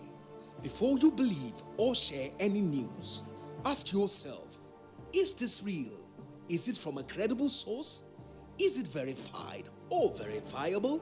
Fake news is dangerous, whether you do it for fun or for political gains.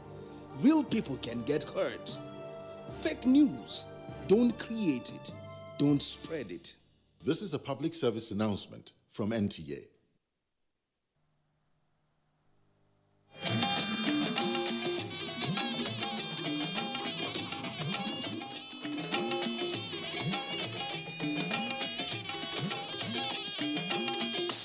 This is the network service of the NTA.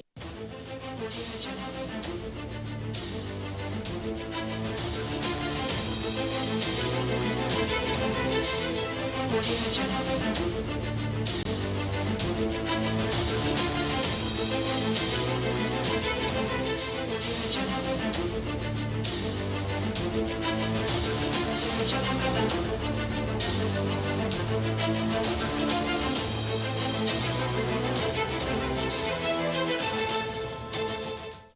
was actually discussing with my friend yesterday, and she said, Dosh, you know, say this life no balance. And I looked at her and I nodded. I was like, yes, when people without eyes are striving to be the best, people without eyes are, you know, making mark in their own world, while people with eyes are complaining, I don't have job, I don't have this, I don't have that. People without legs are traveling the world. They've done masters, they've done PhD, they've done everything. And the ones with 2 legs are there with 1 degree, complaining, I'm looking for government job. Really? This life balance? Ain't no balance. Today on Against All Odds, we're bringing life to your doorstep the story of this young man, Adebayo. He's a visually impaired person and an artist. I'm very sure that before Adebayo acquired blindness at some certain stage in his life, he wasn't this productive.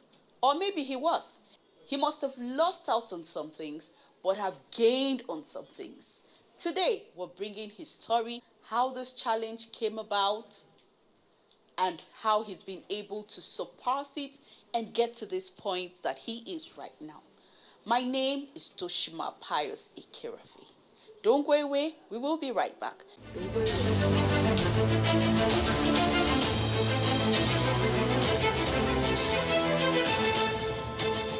This is Against All Odds. I am curious about something. You are an artist. Yes. And you actually make out designs. And you're also teaching people, okay? How do you know when you create your design in your head and you put it down, explain it to them?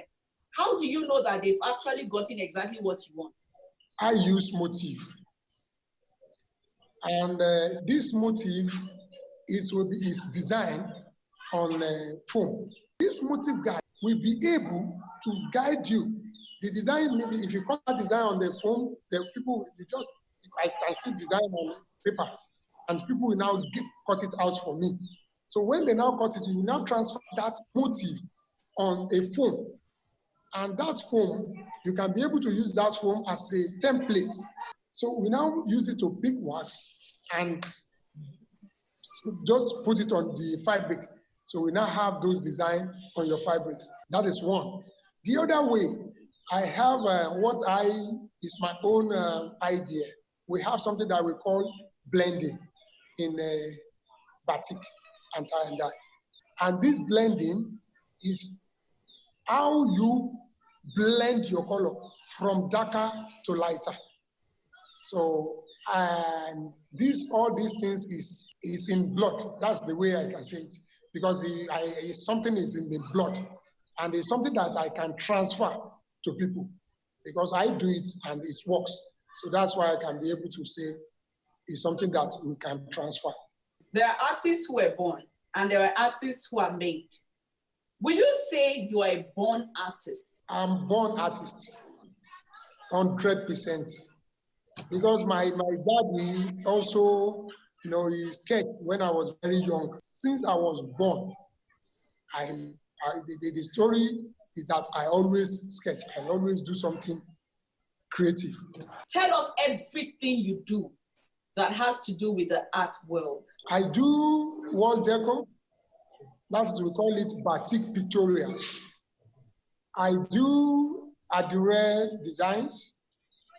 I do duvet that we used to cover my best friend.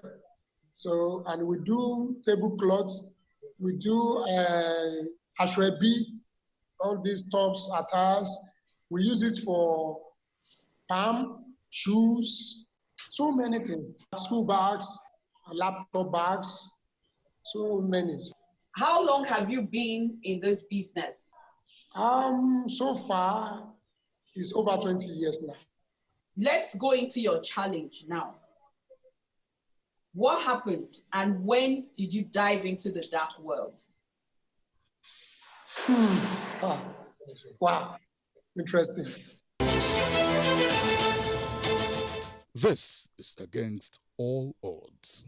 20 years in an art world is such a long time for one to have recorded resounding achievement, especially with the kind of drive Adebayo had.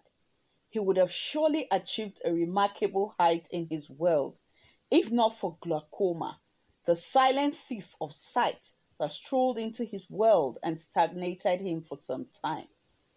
Adebayo Murtala David, born in Lagos State, Nigeria, into the family of Mr. and Mrs. Murtala David. Adebayo lived and schooled in Lagos with his parents until he lost his dad in 1981.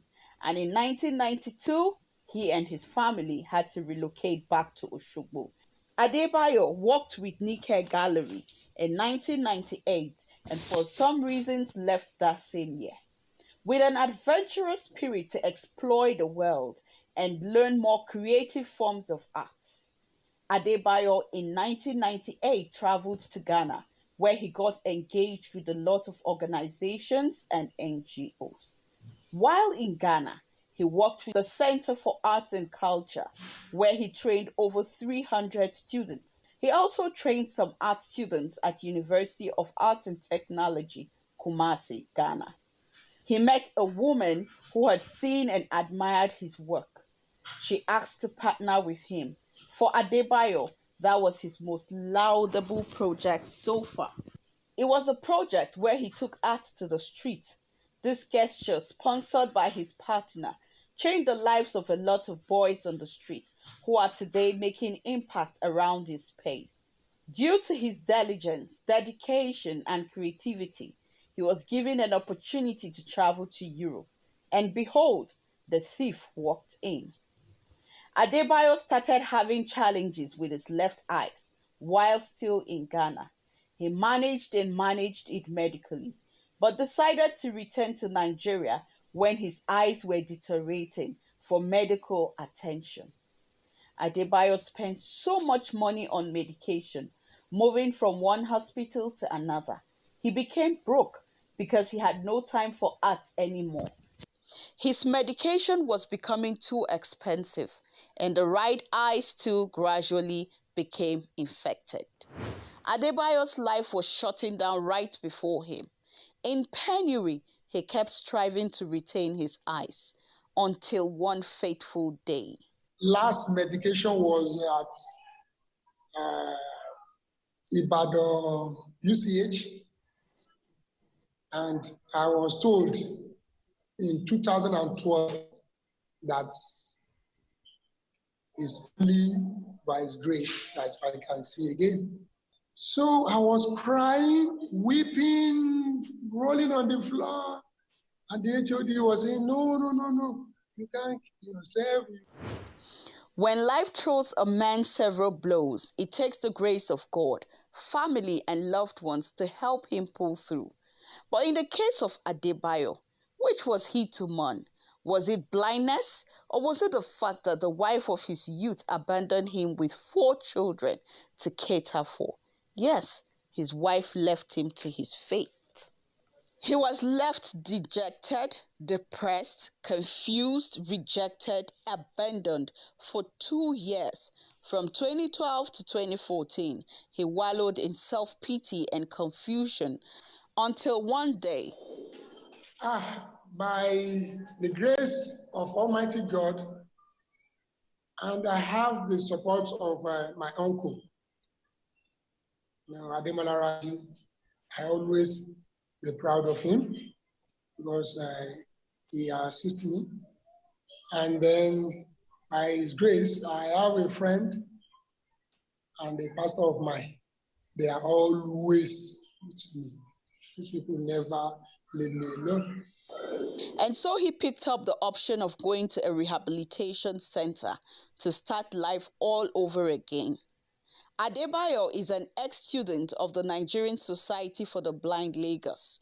There he learnt the new life. After a year, I was even trying not to leave the school because I really touched the life of people also there. Because as a student, I have to change the tune of even the creativity of that adire making department there. Because when I was at Oshodi, I taught my teachers, my colleagues, so many people believe that they can do adire, which I trained them. Up to now, I still have many of them contact me.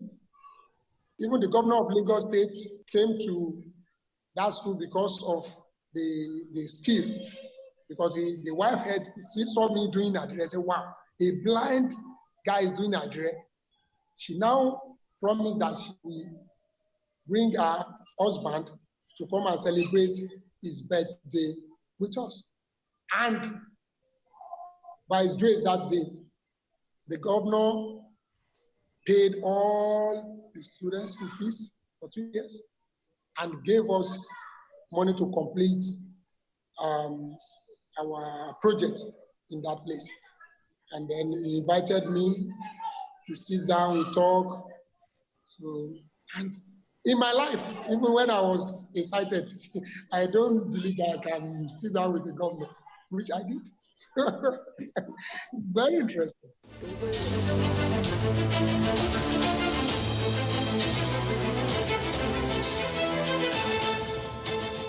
In my room, inside the hostel, I started mixing music. And, every place, I was disturbing people by mixing, being like trying to be a DJ. I'm telling you, with the grace of God, after leaving that school, I can be able, people gave me contracts. I go to birthday party, I play, I mix for them. From there, okay, what next? I don't need to stop there. I have to be selling discs with this art, because everything has gone down in art business. By His grace, I now come up again. So, and today, I can be able to mix discs. I can be able to play sax without learning it so far. I can be able to play gong-gong. Before we continue, let's use that to relax a bit.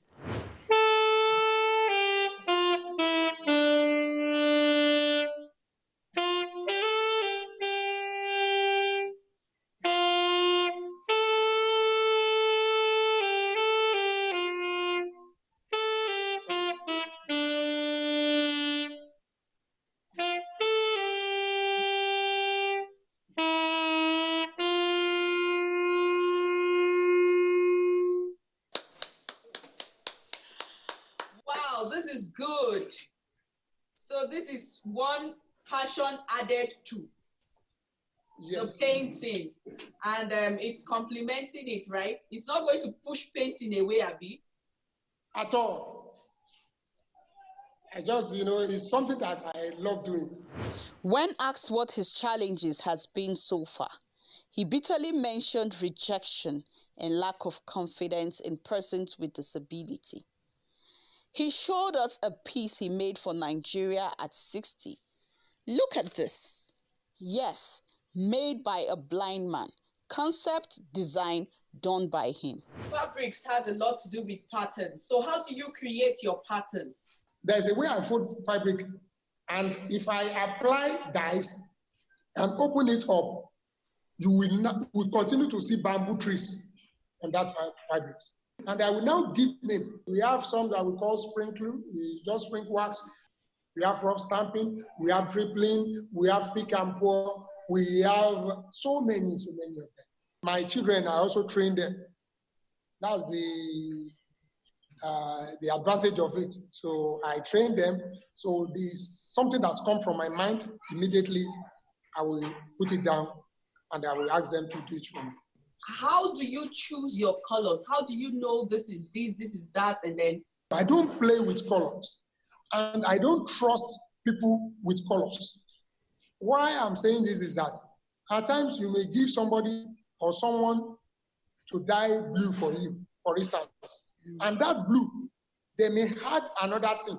Immediately you add another thing to that, what you are done, you may not get the original color because the quantity of the material you are putting in that dye solution will determine the kind of color you get.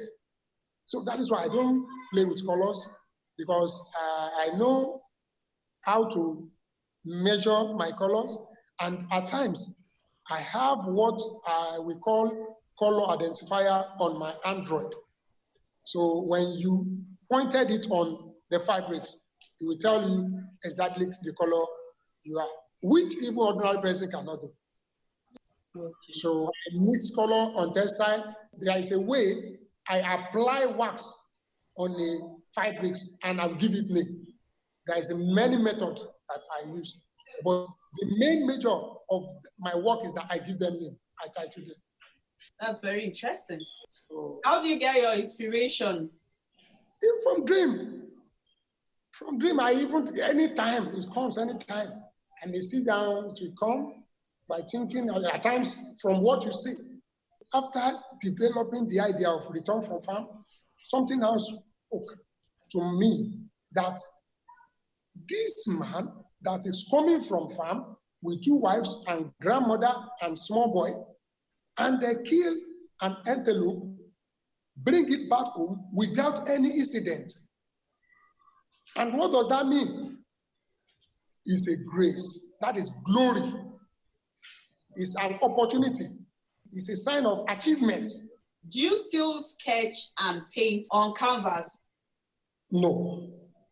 It's only the work I did before I lost my sight. But I give concept. You know, what is funny about this art, let me brief you a little bit.